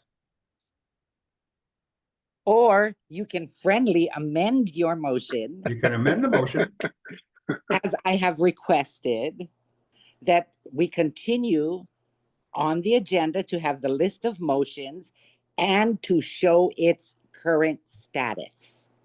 And I know we already made that motion. We are now reinforcing to make that motion with your friendly amendment, Ralph. It's improper motion to make a motion that's already been done. So I'm sorry, I can't agree with that. That's already Thank been you, Ralph. approved. So is there any? I withdraw my second. In favor of discussion of the motion? You can't do that now. Oh, And discussion in favor of the motion to discuss the list of past motion and their status. Yeah, I mean, we've already done discussion, so we can all vote yes and then move on with the new motion. So. Right. So there would be a roll call vote, please, Okay, to discuss the list of motions, the status of motions previously passed as circulated in this agenda. Commissioner Andrion, Yes. Commissioner Kushney, Yes. Commissioner Cam, Yes. Commissioner Kawada excused, Commissioner McAdam, I'll vote yes, but I'm gonna have to leave now. I'm sorry. okay, Commissioner Osterkamp, Jeffrey, you're muted.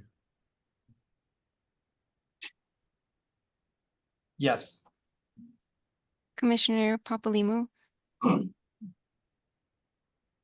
oh. Yes. I Commissioner wanted to Young, say no, Peter. I know, I got it. Yes. Chair Curtis. I'll abstain. So the motion passes? Yes. Motion passes, yes. Okay. Okay. So we can discuss that now? Yes, Chair, I'd like to discuss the agenda, the status of motions. Go ahead, Ralph. And I'm happy that we have, we actually got everybody to vote on that. So we have common ground, so thank you. So back in February, we voted to request the chain of custody documents from county clerks to be provided to the commission 7 days before the next meeting. That never happened. Are we gonna require the county clerks to, when we ask for information, or are we gonna refer this to Scott Nago to get this information? How do we get information? Do we have any teeth in the commission to, again, what's the purpose of doing these things if we don't follow through and we don't get the information? This is a discussion. That's what we just voted for. I agree. No, we have Any- no teeth. It's been said over and over again that all we can do is ask. Nobody has to answer. This commission has voted on other items such as Eric to not support it. And then it doesn't matter. The chief elections officer goes ahead and gets it anyway. And like he said, he doesn't have to listen to us. So no, we don't have teeth.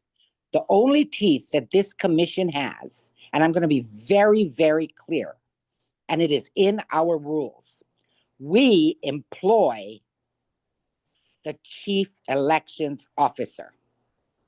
That is our only teeth.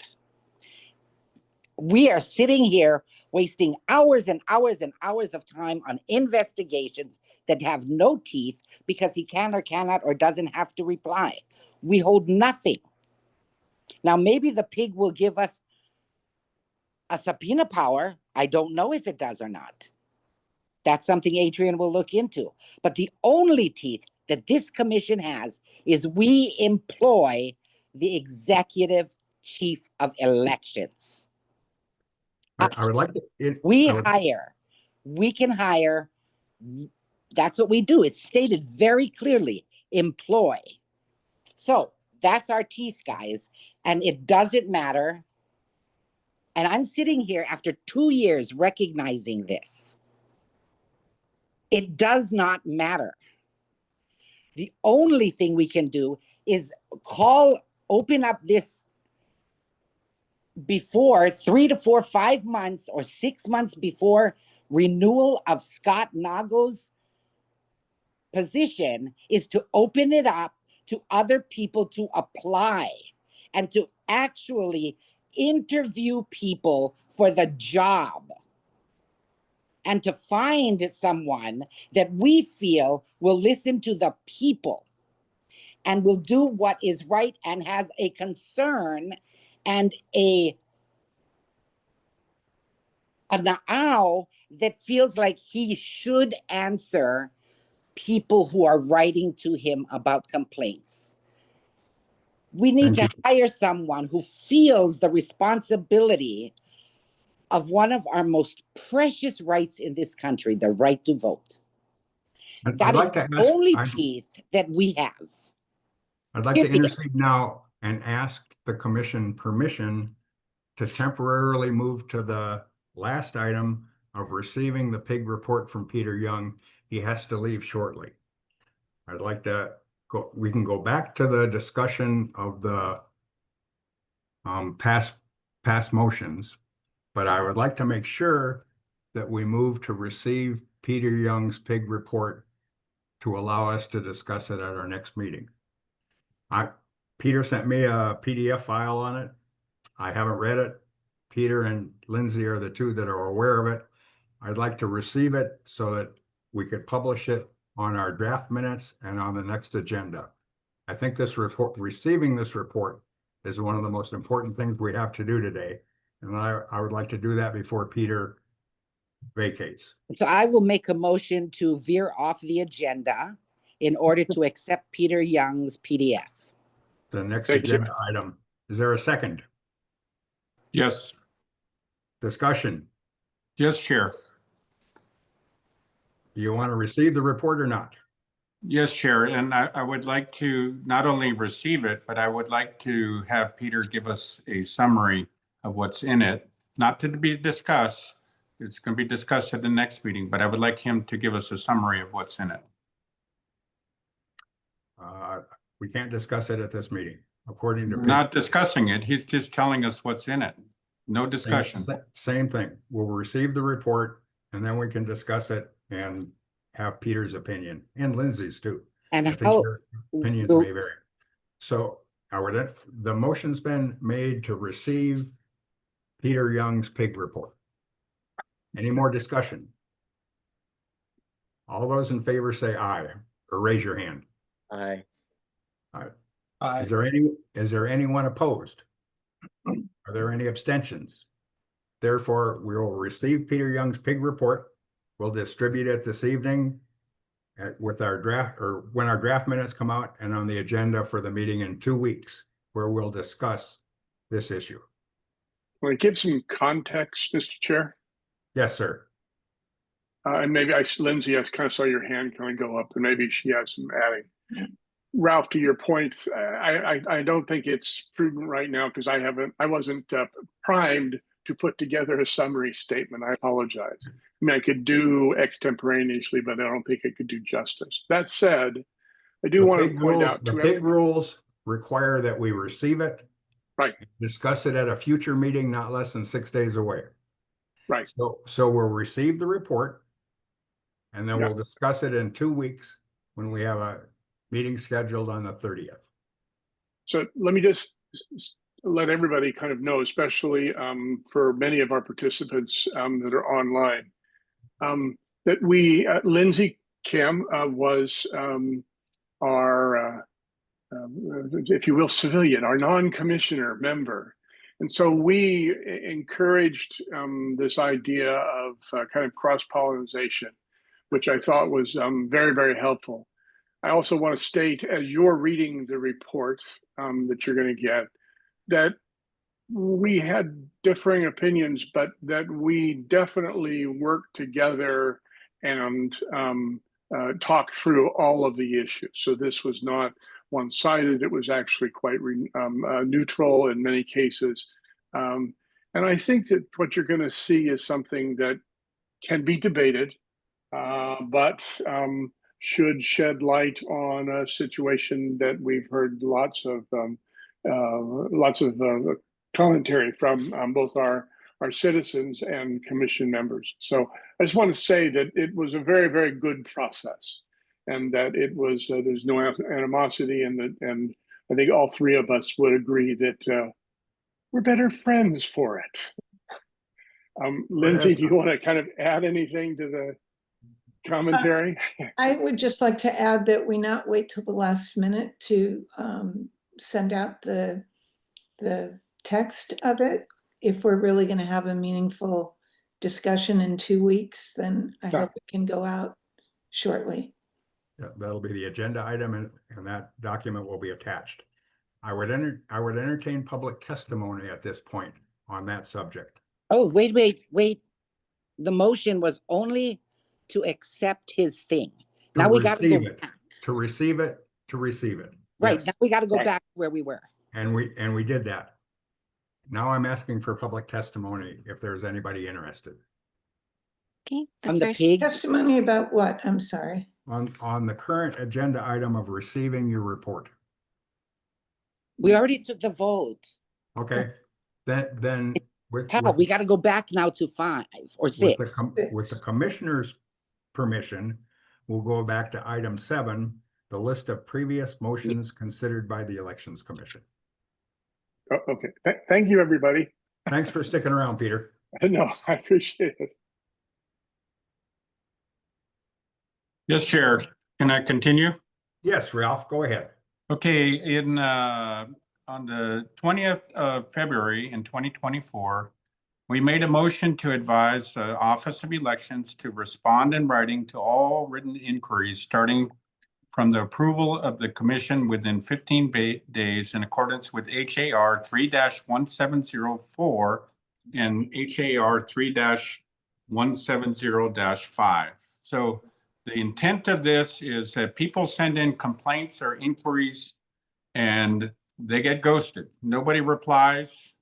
And again, I just think it would be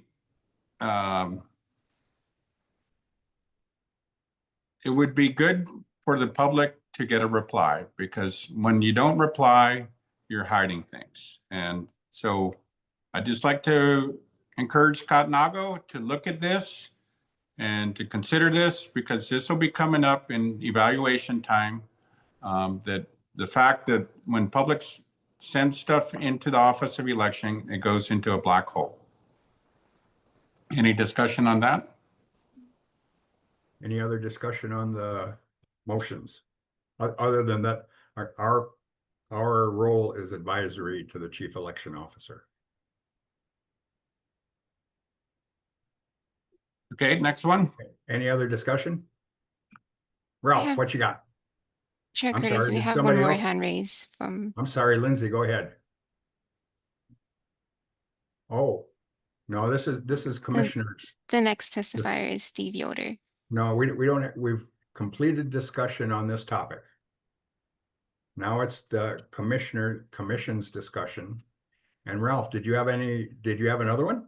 Yes, on 319, we adopted a rule in accordance with HRS 11.7.53 that requires the county clerks and the chief elections officer to individually certify under penalty of perjury the chain of custody was maintained in accordance with HAR 3-177661 and HAR 3-177453.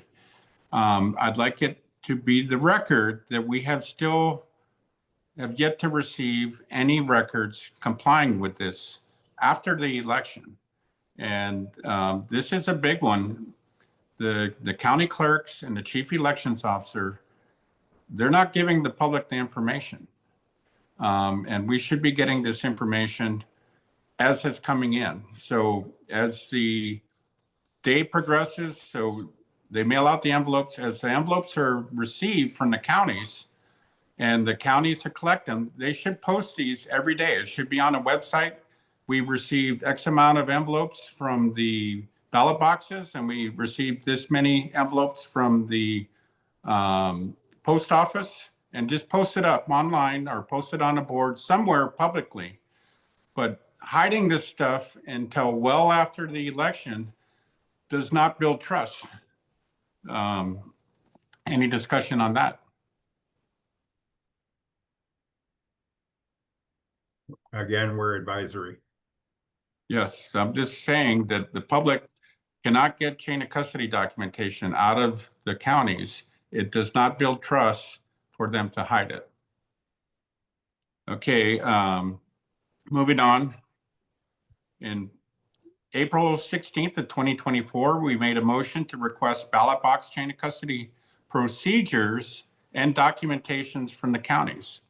Now, I would like the chief elections officer to follow up on this. We still don't have a straight answer. And in his letter to the commission on March 17th, he said all of the counties do it differently.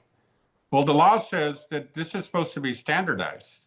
And I would really ask Mr. Nago to take a look at this item on 416 to request ballot box chain of custody procedures and documentation. And this needs to be standardized, let alone required. So I recall receiving a 600-page document with the standard operating procedure of the elections in the state of Hawaii. We specifically asked for the ballot box chain of custody procedures. We never got that. We had 600 pages of rubbish. We never got the procedures. And if we had the procedures, we could take those and apply it to what we're having right now. We don't have, Oahu has no chain of custody. Maui has no chain of custody. The Big Island has a discrepancy of 19,042, and Kauai has a discrepancy of several thousand. So if we had those procedures, we could overlay it with what's happening right now. But if somebody can send those to me somehow that I missed it, but I did not see the procedures. So again, I'd ask Mr. Nago and the counties to take a look at that and get that over to us, because that would clarify a lot of issues. Any discussion on that? Like I say, I got 600 pages that I'm pretty sure included that. But Okay, next item, Ralph?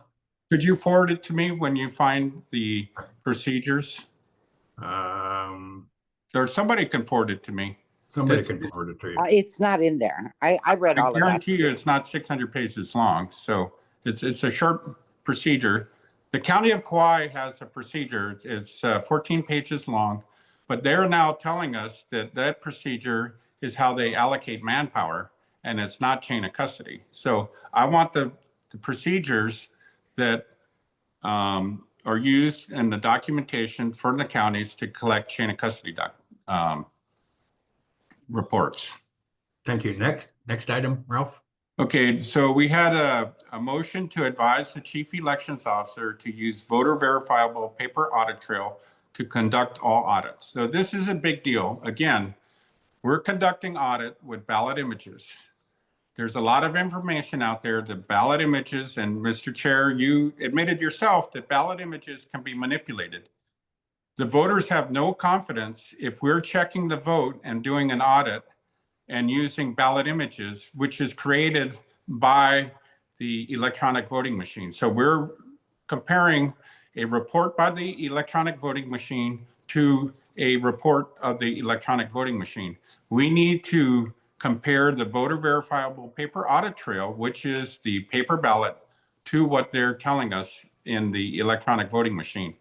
And when that law, HRS 1642B3, was passed, that was the assurance that the Office of Elections gave the public, was that we were going to check back to the paper, but we no longer do that. So again, I'd highly recommend that this get looked at and that we, as a commission, follow up on this, that we cannot compare a report by the electronic voting machine to a report by the electronic voting machine. That instills no confidence. We need to check back to the verifiable paper. Thank you. Any discussions?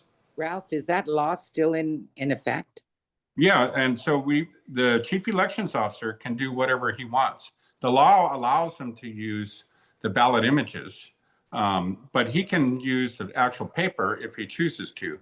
And it's a simple thing, but there's this is going to go along with what I said with the 19,000 ballots that cannot be accounted for. When you do an audit with an electronic image, you never check the paper inventory. The only checking of the paper inventory was when the counties received them and they signed them in their procedure. But after that, when the audit's conducted, ballot images can be duplicated. So we would never know. They're not checking back to the paper, and that's how it's not confirmed. So that's a great idea for the PIG to do. The PIG could do a paper audit.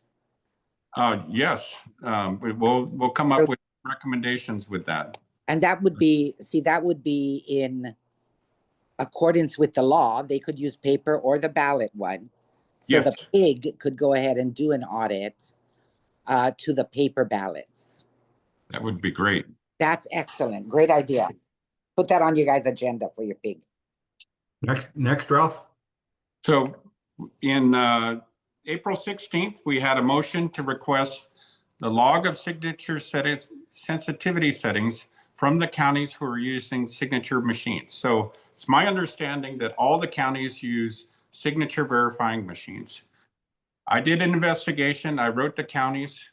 All of my, the county of Kauai replied and basically said there would be no signatures or logs or any cooperation with our investigation. Maui said they could not, I didn't have authorization to ask them any questions, and that the other two islands did not respond to me. I wrote an initial report to the commission, and it skipped a couple meetings. It was put on December's meeting, but after you removed me from the meeting, this was skipped over.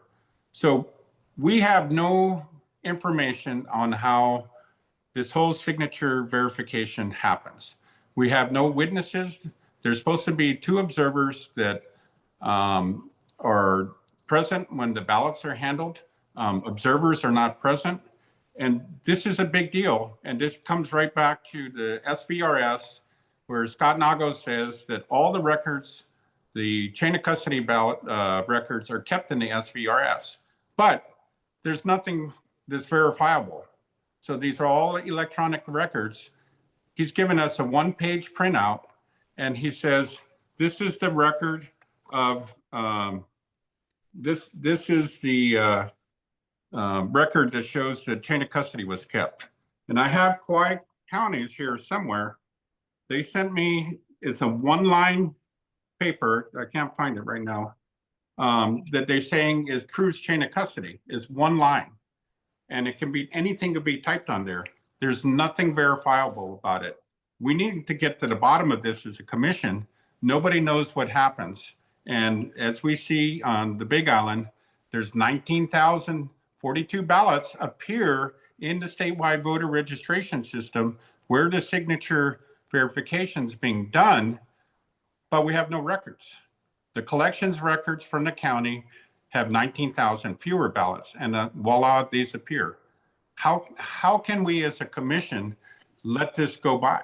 This is really egregious, and I'm going to ask that this be on the agenda for the next meeting.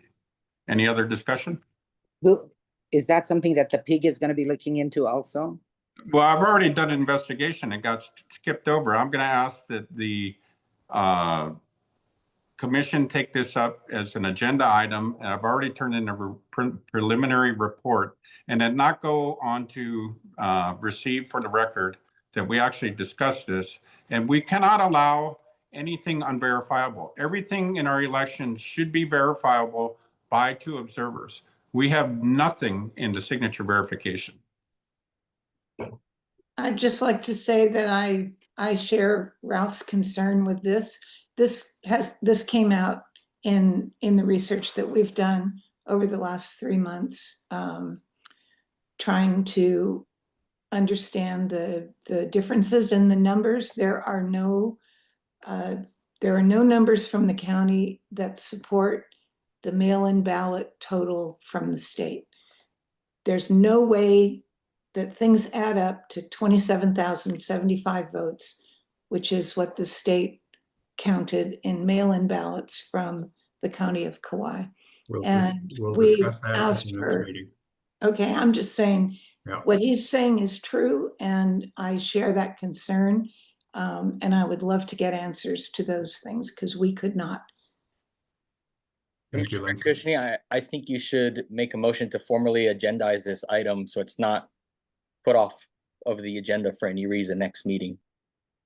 The next meeting has 1 agenda item, and it's going to be the receiving the report from Peter Young.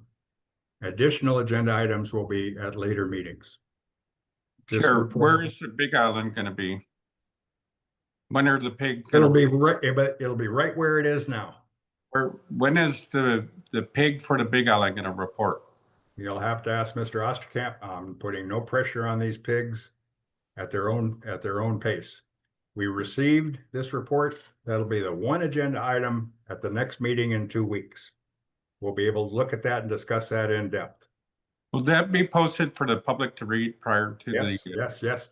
It'll be attached to the draft minutes as well as to the agenda in July 30th. Yeah, the July, whatever the next Wednesday is. Yeah, the July 30th meeting. Okay, I move to have the signature settings on the next available agenda item, to have that on the agenda item for the next available meeting. That was a motion. Dylan, for you to second. Sorry, my mic was on mute. Second.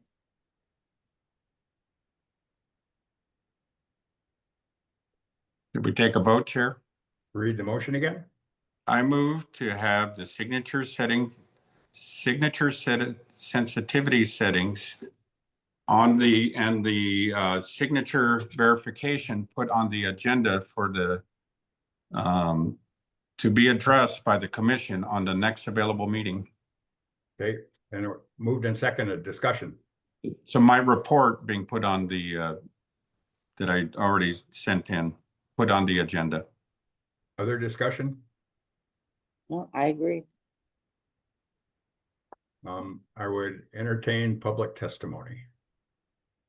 Steve Yoder, did you want to comment?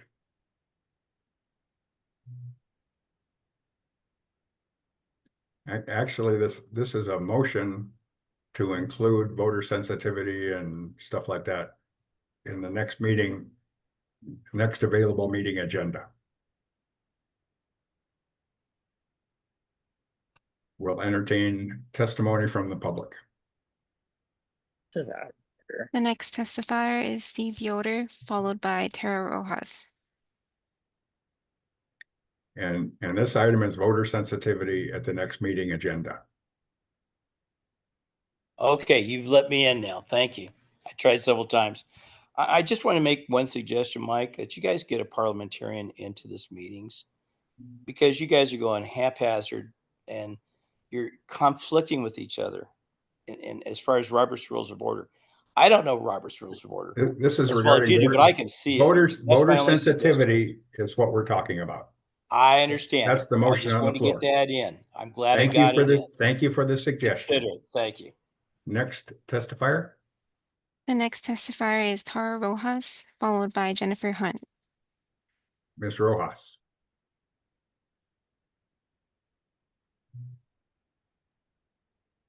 Aloha, Tara Rojas. I agree, and you'll hear that everybody will agree too.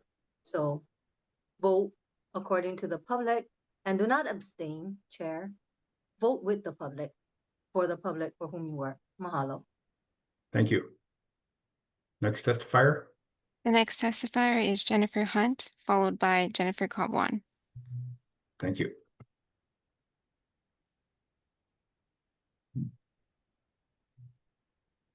There we go. Can you hear me now? Yes, ma'am. Okay, so this is really important. So as I understand it in my very lay terms of understanding technology and how these voter systems work, the signature sensitivity settings allows for something being very accurate to a signature that someone has on record to compare versus something that is like a little sort of someone's mark, something that could be duplicated by anybody to represent somebody else's signature because of the sensitivity of that thing. And you've all experienced this during, like, if you've signed something at Home Depot on their little electronic pad, and it's like, that's not my signature, but that's what it takes, you know? So this is really important because we need to understand what those settings are so that we know, like, how are these signatures going through? Now that it's all I believe it's electronic, or the computer is actually checking the verified signatures against itself.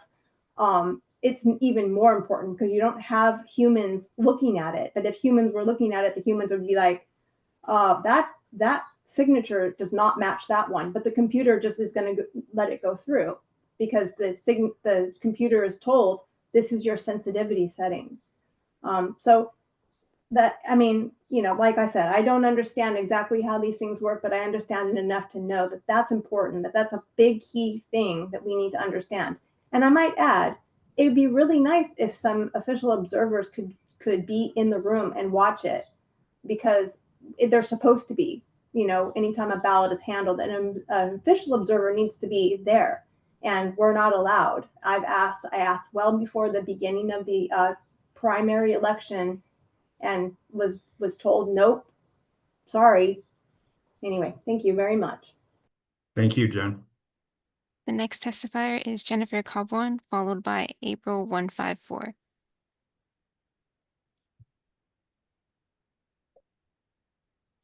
Hello, this is Jennifer Cobwan, again testifying regarding signature verification settings. I believe this applies to the problem that I had where my dad voted in 2020, which he had a brain hemorrhage, so he was supposedly not able to vote. And I don't know how the signature verification settings affected his mail-in ballot, because I don't know if that was him who actually signed it.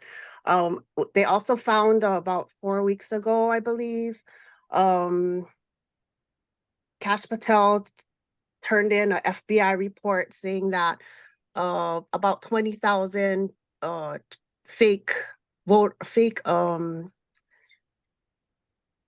ballots in the 2020 election. They got non-citizen IDs to vote in the 2020 election. So that was about 4 weeks ago. They just found that information out. So if that's happening in Hawaii, it doesn't take a whole lot of votes to change our elections here. And I believe if they were fraudulent IDs, then the signatures were also fraudulent. So the sensitivity on the voter on the envelopes would be huge because you could see if it was very low sensitivity, then it would not pick up an accurate signature. And I've seen in other states where they would have mules that would sign multiple ballots with the same signature. And, because the settings were so low, the machine would not pick up that this is not a valid signature, and it would just accept any old mark on the paper. So with that information, I would highly suggest that you guys look into this signature setting information. I yield. Thank you very much. The next testifier is April 154.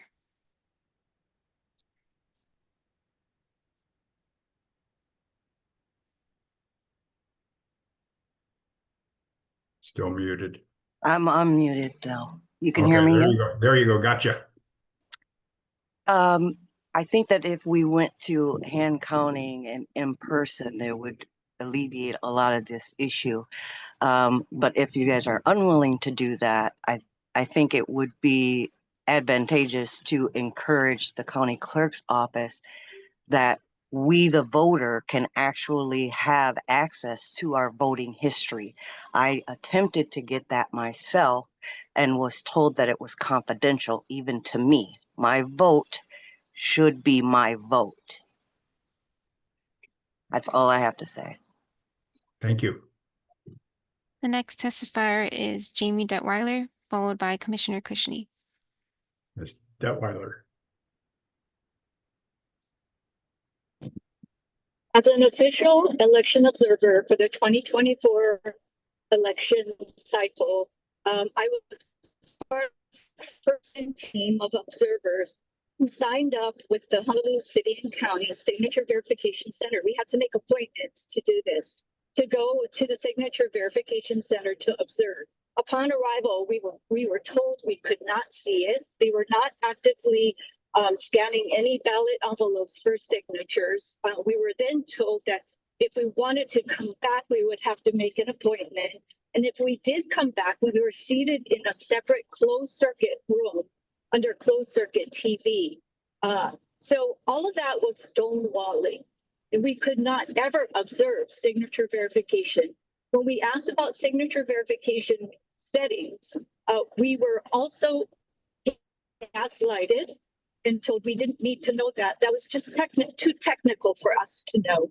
So, again, this needs to be looked into. I strongly recommend that we look into the sensitivity of the signature verification process. Mahalo. Thank you, Jamie. The next testifier is Commissioner Cushney. Ralph, you're on. Yeah, so I would like to back that up and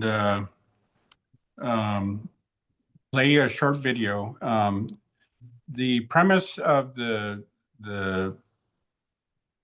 signature verification is rebuttable to assumption, which means that if someone who voted objects and says that's not my signature is really the only way you're going to get it checked. Now, there's a few signatures that get kicked back, but I'm going to play you this video that I went to Home Depot and they use signature verification software, and I'm going to show you what it does. So here we go. Point of order, Chair. Yes. Are we really going to do this? We're going to start playing videos during. Yeah, Home Depot doesn't count. Okay, well, my point is that the Home Depot, I can sign Mickey Mouse or whatever I want, and we don't know anything about our signature verification. So my point is, let's vote to discuss this and put this on the next agenda item. Thank you. Thank you, Ralph. Any other testifiers? There are no further testifiers, Then Chair. we're back to the full commission. And there a motion on the floor? Yes, to put this on the agenda. Further discussion? Then I'll ask for a roll call vote. Okay. Commissioner Andrion, Yes. Commissioner Cushney, Yes. Commissioner Cam, Yes. Commissioner Kawada excused, Commissioner McAdam, Thanks. He's checked out already. Yes. Commissioner Osterkamp, No. Commissioner Papalimu, Yes. Commissioner Young, Gone. Peter, that's a yes or no? commit. He's gone. Peter, you're muted. Need a yes or no? Okay. Okay, that's yes. a yes for Mr. Young. Chair Curtis, Yes. Ralph, motion what's the next passes. item? Next item is to discuss we approved a motion, adopted a motion to randomly audit one precinct in House District 37 in accordance with HRS 1642B3 using voter verifiable paper audit trail, counting all races on the ballots in accordance with Jamie Detleyer's request. Now, this got on the agenda item on a previous meeting, and it was never discussed.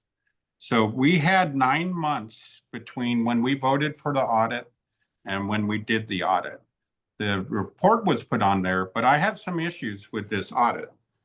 I was kept from going into the storage facility and to seeing how ballots were sealed. And I was kept away from the whole process. And it was very apparent to me that they were very nervous about unsealing these ballots, getting that done before we could look at things. So I FOIA'd 2 things. I sent a UIPA for the after-hour entry logs for that 9-month period. I was denied that. And I'm just throwing this out there. Why would they deny sending this after-hour entry logs to see what was going on in the building in this 9 months? Okay. The other thing that I found out is that I found the company that makes tamper-proof seals. And I asked them to make me duplicate seals, and I asked them to make it just like the state of Hawaii does. And that company said, we can't do those because we make seals for the state of Hawaii. Now, they mailed me duplicate seals, and I asked the Office of Elections to give me their last 2 purchase orders of the purchase for seals. And they would not give me that to me either. And I wanted to bring these things up because when they deny information like that, and my suspicion is these things might have been tampered with, please share with me, and you guys are watching, please share that information with me so I don't have to bring this up. But if you're not sharing that information, it means you're hiding information. So again, I would like to ask the Office of Elections to get me those receipts so we can put that to bed. But while you're holding those receipts and hiding them, it just raises suspicion. Thank you. Thank you. Is that the end of your list? No, I'm just getting started. Just getting Okay, warm. let's go. Keep going. The motion to initiate an investigation on Adriel Lamb's case, the United States Hawaii was registered voter and was allowed to vote in the last election with a vacant address. We still don't have an answer from Mr. Nago on that. And I'm sure I'm sure that's been destroyed, but I'd like to get an answer from him on how that could happen. Any discussion on that? How do we keep track of how people become registered voters? If they walk in, or if they do the driver license, or if they fill out a form, like the one that's in the telephone book? Do we know how people become a registered voter? Do they track that at the Office of Elections? No, it's a different department. What department does that? I think the counties are responsible for voter registration. And then I forget, somebody help me out, but there's a agency that tracks, and then the federal government's laws are pretty heavy-handed as how voter registration is enacted and the voters are culled. You can't just kick a voter off the registration list because they didn't vote for 3 times. Oh no, I'm asking about how do they get on the voter registration list? Well, the legislature just passed a law that anyone requesting assistance, public assistance, like getting welfare, is automatically put on the voter registration, as well as when you go to get your driver's license, you're automatically put on the voter registration list. If you want off, you have to request getting off the list. So you can opt out. There's a lawsuit, I believe, that the PLIF is suing for that information. That's supposed to be public record, and the Office of Elections is not releasing it. I don't believe the Office of Elections manages that. I think the county clerks do, and another state agency governed by federal law. Next, Ralph. Okay. We had a motion to have the Elections Commission direct the Attorney General's office to answer Carl Dick's letter on the constitutionality of the ballot. Okay. So that went to court, and the court on Carl Dick's case said that the Elections Commission was the place to decide this.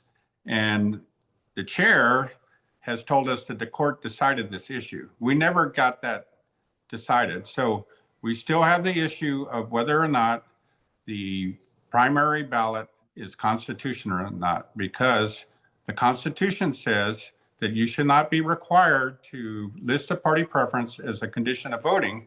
And that's the first question on the ballot. So we need to still get an answer from that, or we're the ones who decide that. I feel that it's unconstitutional. It directly contradicts what the Constitution says, but we need to bring this up. We need to bring this up prior to the next election. Any Thank other you. discussions? Yeah, it doesn't refuse anybody the right to vote. They have the right to vote. They just have to disclose their things so that they can get And the precinct, Constitution because expressly says that you cannot require that, to pick a party preference. you're not denying anybody the right to vote. Next issue. Were they, if you don't answer it, does the machine kick out your vote? It requires your vote one, the other, or not. Right. Next. Okay, Wait, in I'm June sorry. 19th, Wait, Ralph, I'm sorry, I still have a question. So you're saying that on the primary where it asks whether you were Republican or Democrat, that's what you're talking about, right? Party preference? yes. And so if you didn't answer anything in there and you left it blank, You don't count your vote. it doesn't count your vote? No. No, it does, but you don't get to vote Republican or Democrat. You get to vote all the non-political offices, Sure, like on yeah. Kauai. Sure, The- I can The answer mayor that and one. the county are non-denominational. So you're not going to be denied that vote because you're Democrat or Republican. But you'll be denied a federal vote? No. Only, you'll be denied a vote on the Democratic ticket or the Republican ticket in the primary. You can still vote for the independents if you don't claim a party, but you're not denied the right to vote. Sure, Well, I you can, are Next denied the right to item. vote if you're not allowed to vote Republican and you're Republican. Well, then you disclose Republican. But why do I need to disclose? If the mayor Because- running for Honolulu County doesn't have to disclose, why Because- should I have to disclose? Because there are some partisan votes that are Republican and Democrat that qualify you to vote in the primary. It doesn't deny your vote in the general. Scott, you have an answer for that. Can you explain? so the way it works is if you select a party, you have to select a party and your votes for that party will be counted. If you don't select a party, your votes will be counted only if you voted in one party. So if you voted in more than one party, didn't select a party, your votes will not be counted. Even on non-denominational. No, elections? nonpartisan will count no matter what. We're just talking about the partisan races, which are federal and state races, certain federal and state races. And the Constitution says you can't do that. That's arguable, and There is no way that, so if I didn't put Republican, but I voted all Republican ticket, it'll still count my vote. Correct. If I didn't put Republican and I vote all Republican and one nonpartisan, does it kick out my vote? Well, depends on what you mean by nonpartisan. So we have nonpartisan candidates. And Right. we have nonpartisan contests. So the nonpartisan contest, no matter what, will count.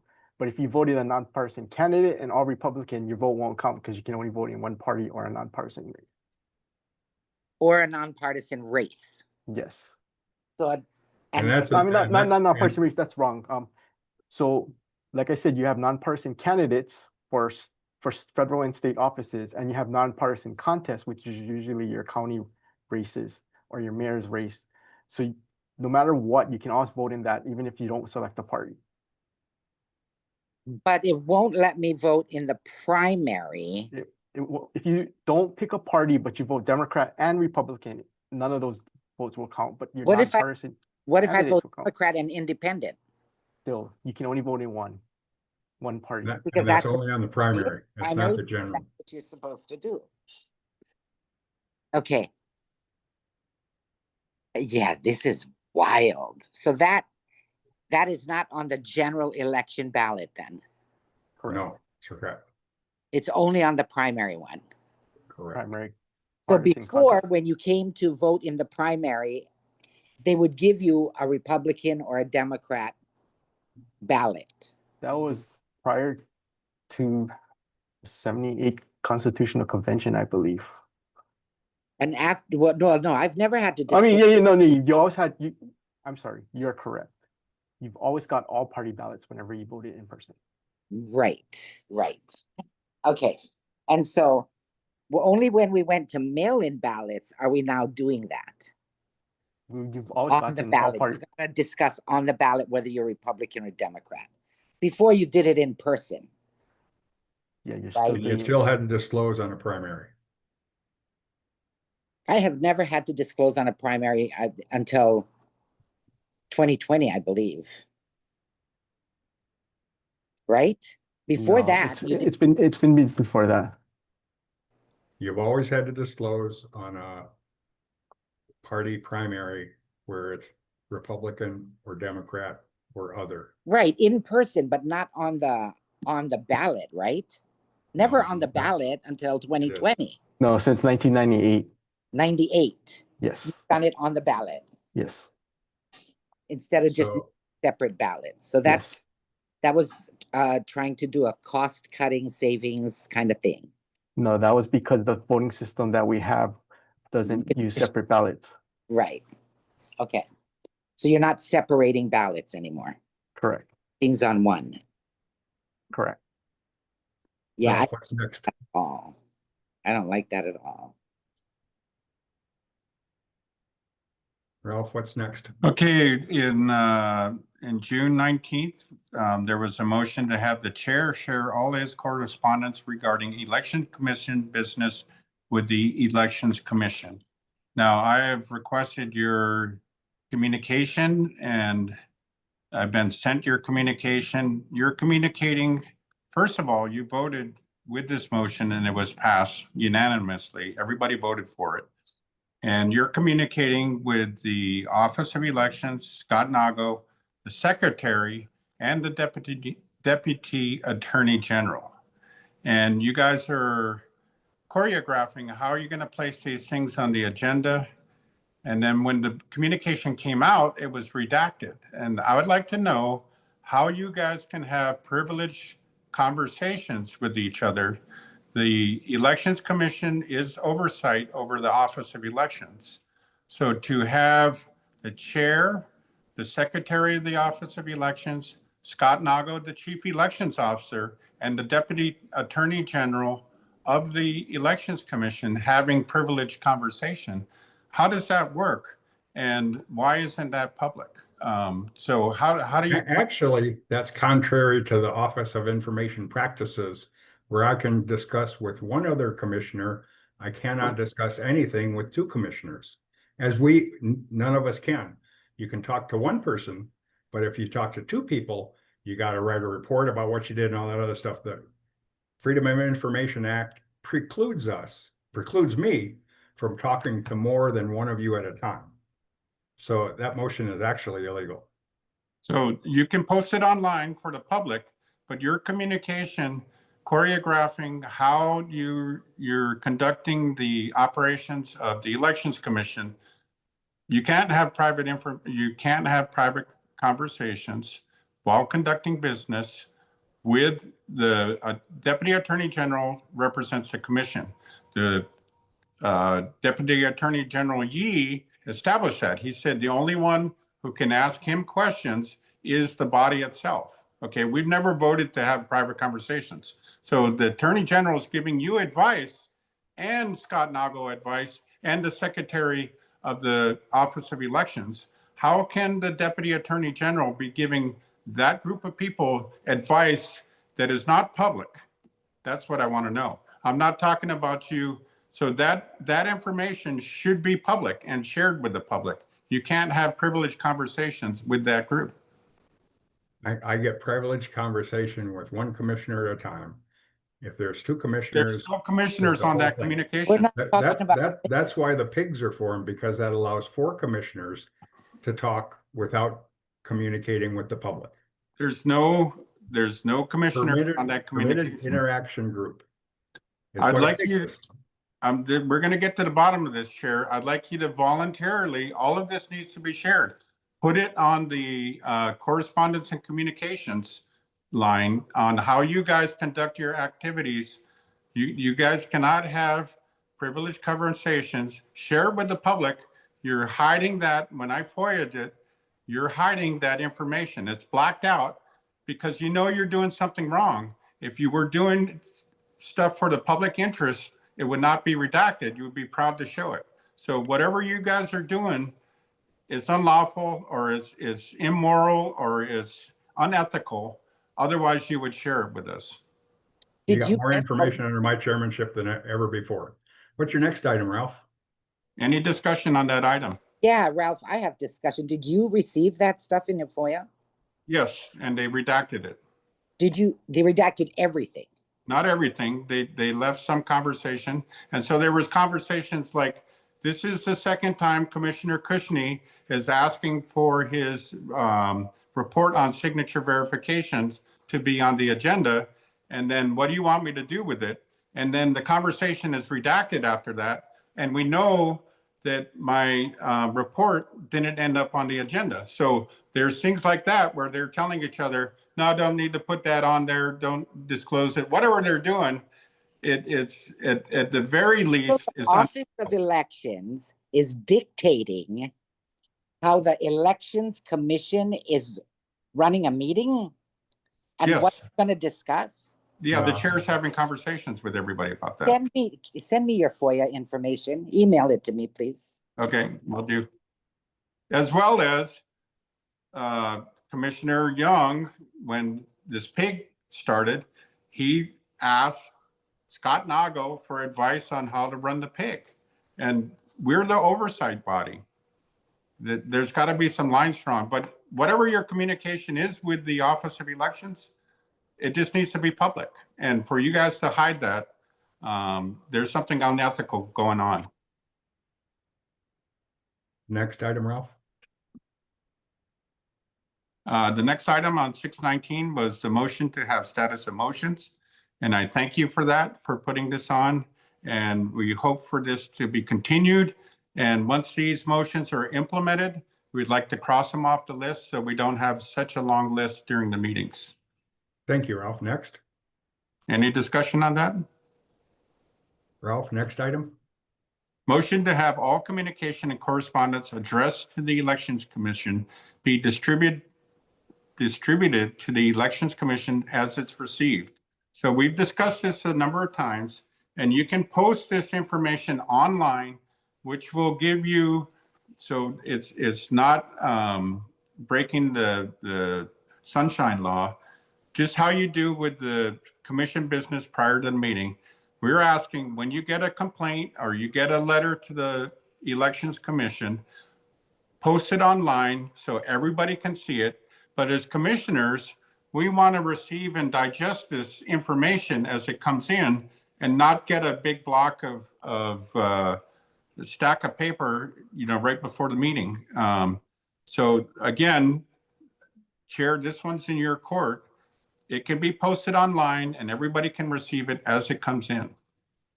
So we ask you to do that, please. You can ask. Thank you. Next. Motion to look at Corinne Solomon's suggestion for adopting a rule to allow for signature verification of ballot envelopes. So Corinne Solomon had asked for observers and she wrote a rule.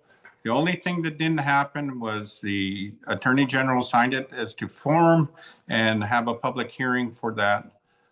So again, we need to have 2 observers, at least at bare minimum, figuring out what's going on in the signature verification rooms. Any discussion? Yeah, the Attorney General sent that back to us to decide. No, but it got buried. It never was moved forward. Next. So motion to adopt a rule to use the signatures on a voter's registration to compare the signature on a ballot envelope.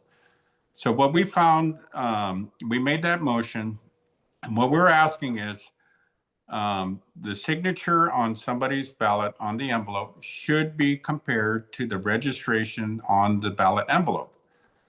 We found on Kauai that there were 10 to 15% of the registration forms that were pulled up, and they did not have a signature on it. And they're claiming somehow that they found another signature that matched the voter's signature on the envelope. And what I want to know, we would like to know what that process is, but this motion was simply to say, we're going to have 2 pieces of paper. You're going to have your envelope that you send in and your signature, your registration. And if you need to go renew your registration every once in a while to keep your signature updated, so be it. But nothing was done with that. Where were they finding this other signature? Do you know? No word. We don't know how they do that. Not Home Depot, huh? Right. Just checking. Yeah, the credit card verification leads us to question it. But next item, Ralph. We had a motion to have the Deputy Attorney General give his opinion on whether the Chief Elections Officer has the authority to change the voting method from mail-in to day of in-person. And so this is what people are asking for. They're asking to go back to day of paper ballot in person in the precincts with the voter ID required. The Deputy Attorney General has not given us his opinion yet, if that's legal. So the statutes basically says the Chief Elections Officer can do whatever he wants.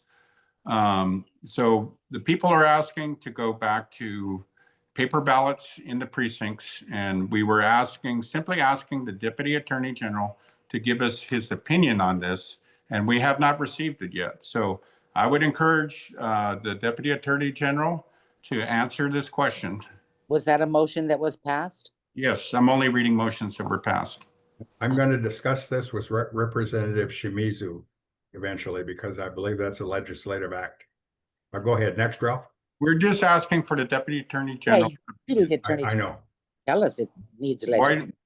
Why can't he give us his opinion? We don't have to agree with it, but we're just asking for his opinion. Okay, next.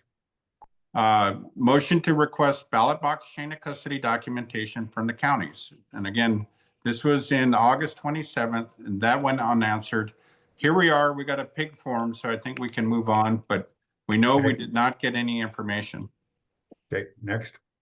So motion to have Scott Nago explain the legal definition of a ballot image. We kind of got an answer on this, but a ballot image is not a picture. It's created by the voting machine. And I'd like to get some clarity on how this is done and if it can be manipulated. And you, Chair, you yourself said, we understand they can be manipulated.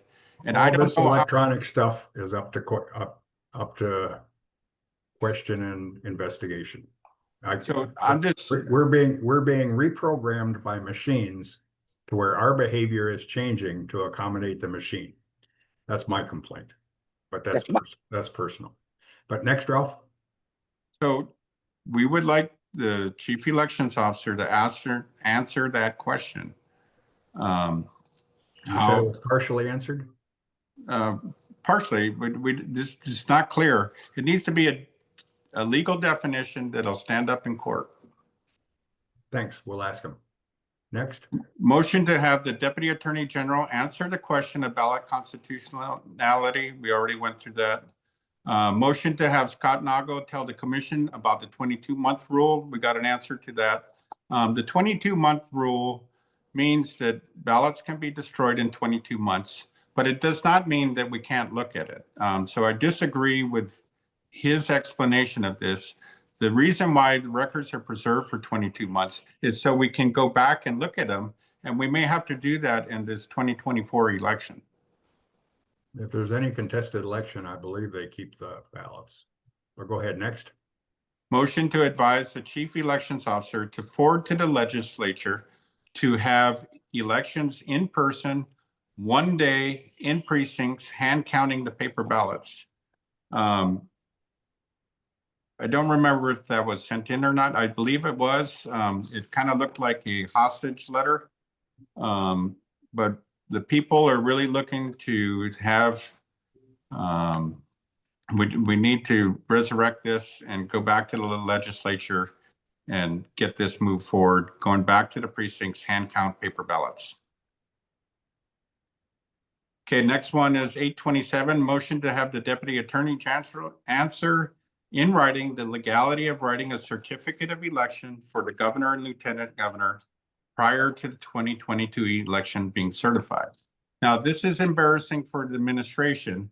And again, we're asking the Deputy Attorney General for his opinion if to inaugurate the governor prior to certification, if that was lawful or not.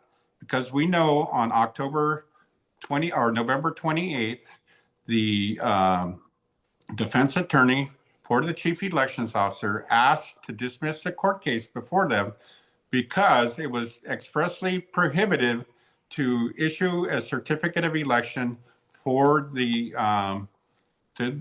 governor and the lieutenant governor.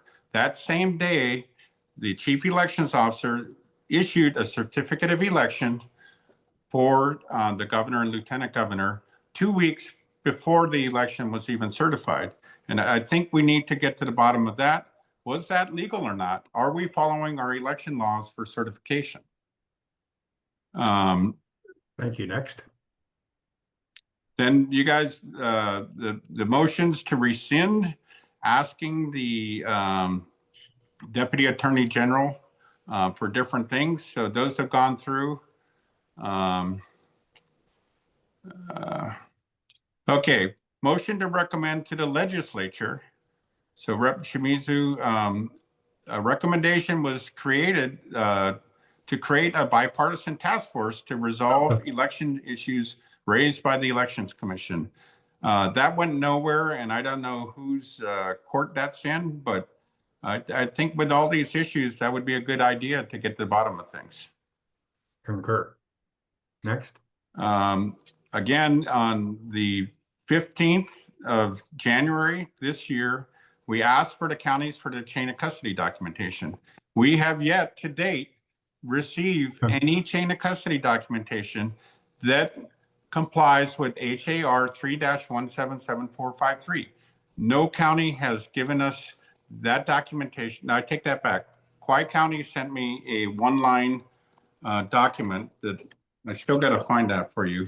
They sent a one-line document that said this proves chain of custody that complied with the law, but it does not comply with the law because it was only one line. It's supposed to be a current count, which would mean daily.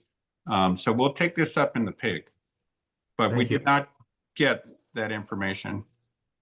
And then the motion to form a permitted interaction group and investigate chain of custody for complaints on Kauai election and discrepancy on the Big Island.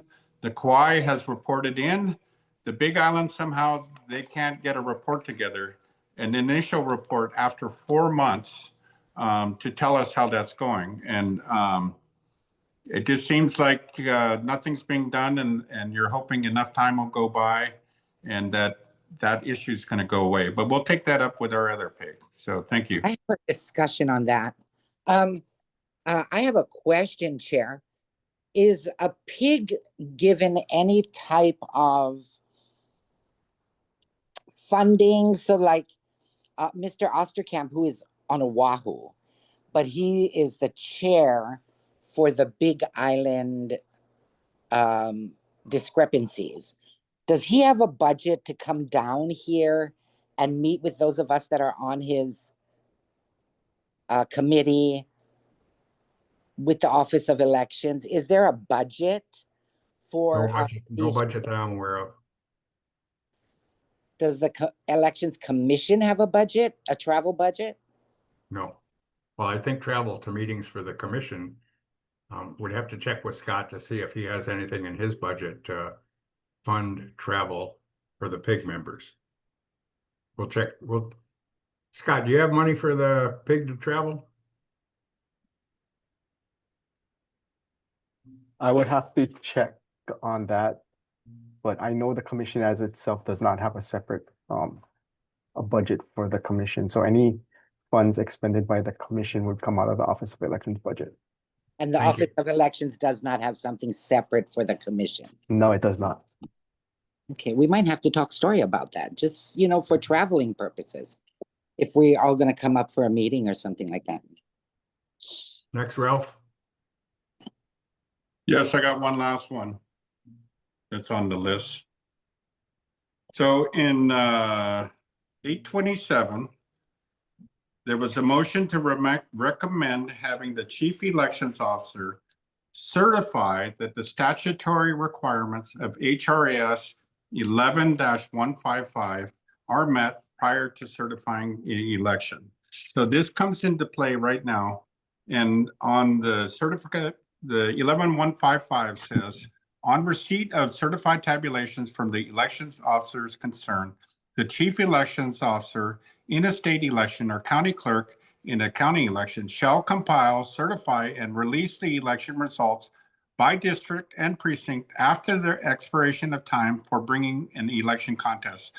The certification shall be based on a comparison and reconciliation of the following: the results of the canvass of ballots conducted pursuant to Chapter 16, the audit of records and resultant overage and underage report, the audit results of the manual audit team, the results of any mandatory recount, and all logs, tally sheets, and other documents generated during the elections in the canvass of the election results.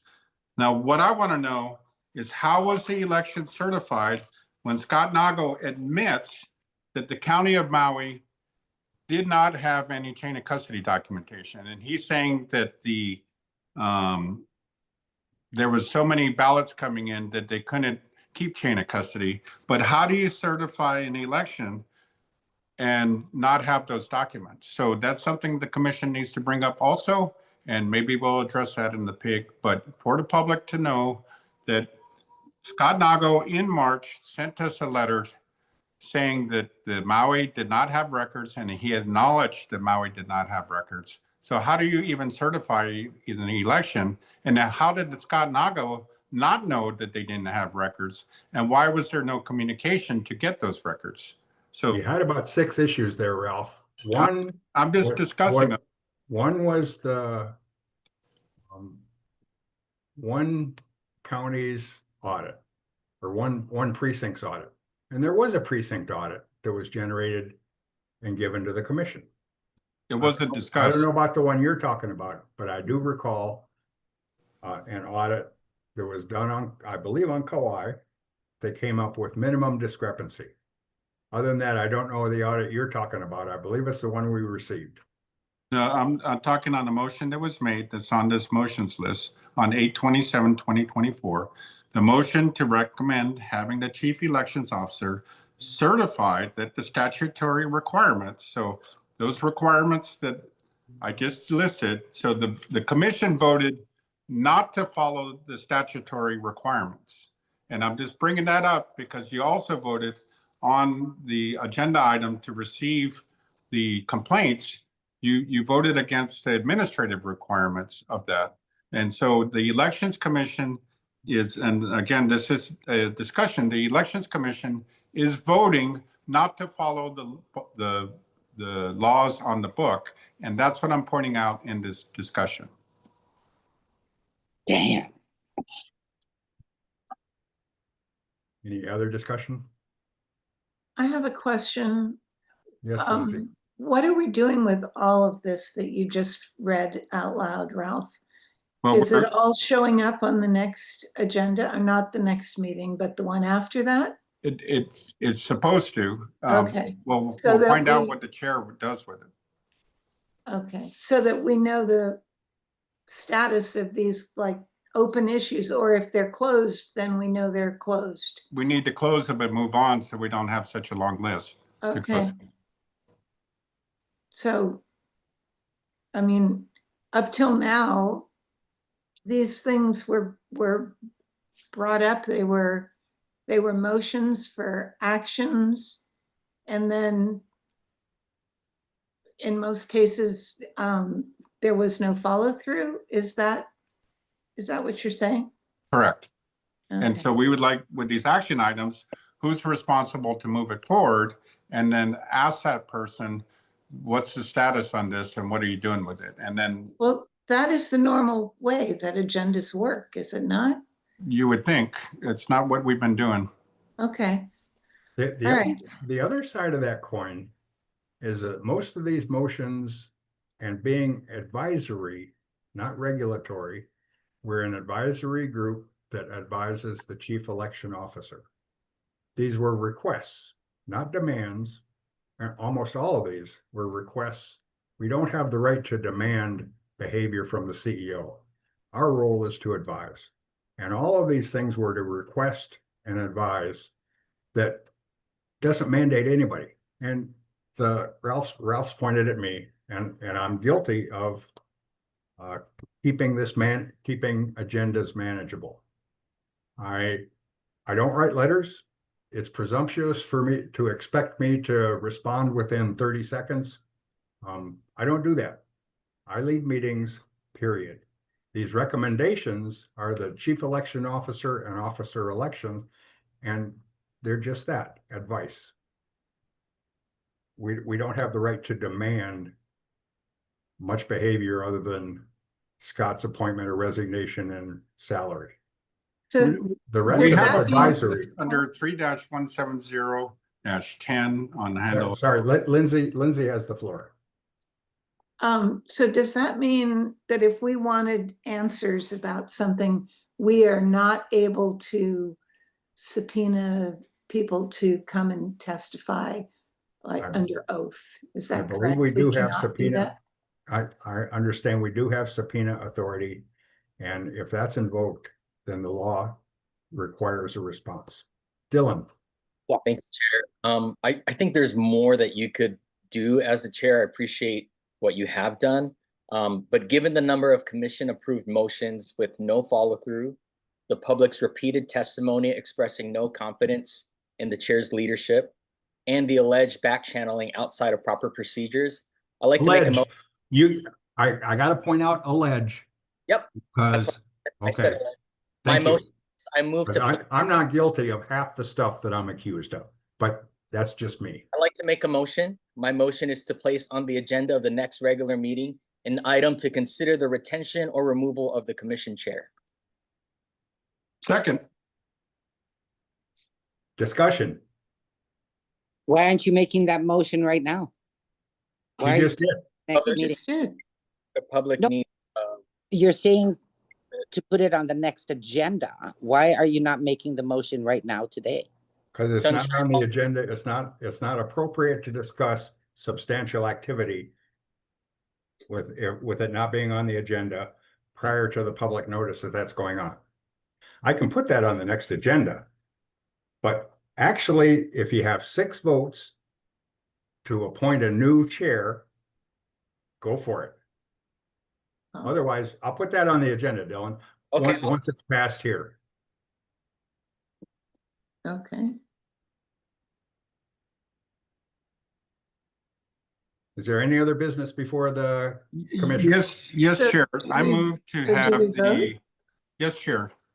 Can I be recognized? Is it on the agenda? Is it part of the list of motions? Yes, What is it? What's the list of motions that you want to discuss? it's on the agenda that we skipped over. The What is that? the What did we motion skip is over? to put on the next agenda item the possibility that we may need to subpoena records and when we get the PIG report, that we may want to subpoena records from the counties if they have not cooperated. So I'd like to have that Be happy item to placed discuss on that the when it agenda. occurs. What's that? You've determined already that we have subpoena authority.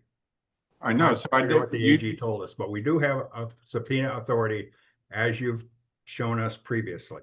will we be able to vote on that next meeting if we don't give public notice On what? to subpoena information? I gotta know what information you want to subpoena and who you. Well, we don't know yet. When we hear the report, we don't want to wait an extra month. If they recommend subpoenaing something, or we find as a body that we want to subpoena information on chain of custody because we have no cooperation, then we can vote as a body in the next meeting if we give notice. That's my understanding. That'll be part of the discussion of the report we just received. So I'd like to get that on the agenda, that we might be subpoenaing information so the public can weigh in on that. Thanks, we're aware of it. Subpoena and discussion of the report will generate the need for that. Until then, it's not on the agenda and not here. You already showed us that we have agenda authority. So we can We'll vote, We'll exercise that when it occurs. we Not can Friday. vote next meeting. The next meeting, we're discussing the report that may generate the need for subpoenas. And then are you going to make us wait another month or 2 months or 4 months to subpoena Probably. something? Probably. So you're just trying to stall the clock here. I'm giving you 2 weeks to look at this thing to see whether you need a subpoena. Or in a couple weeks after that, if you need a new chair. I promise you that. Is there any other business in front of today's commission? My motion on the floor? Mm-hmm. Yeah, there's a motion on the floor. It wasn't on the agenda. We can't discuss it in front of the public. We can put it on the next agenda. And that's subpoena. Who are we going to subpoena? What are we going to ask for? No, we're talking about Moot. No, Retaining you as chair. Dylan's motion. Dylan's motion. That's said a substantial, that's a substantial addition to the agenda that will be discussed at the next one. It will be on the next agenda, I promise, What was your motion, Dylan? to replace the chair. This will be on the agenda in a couple meetings. Right now, with nothing more to discuss today on our agenda, I'm going to adjourn the meeting. Oh, we have, Thank you very much.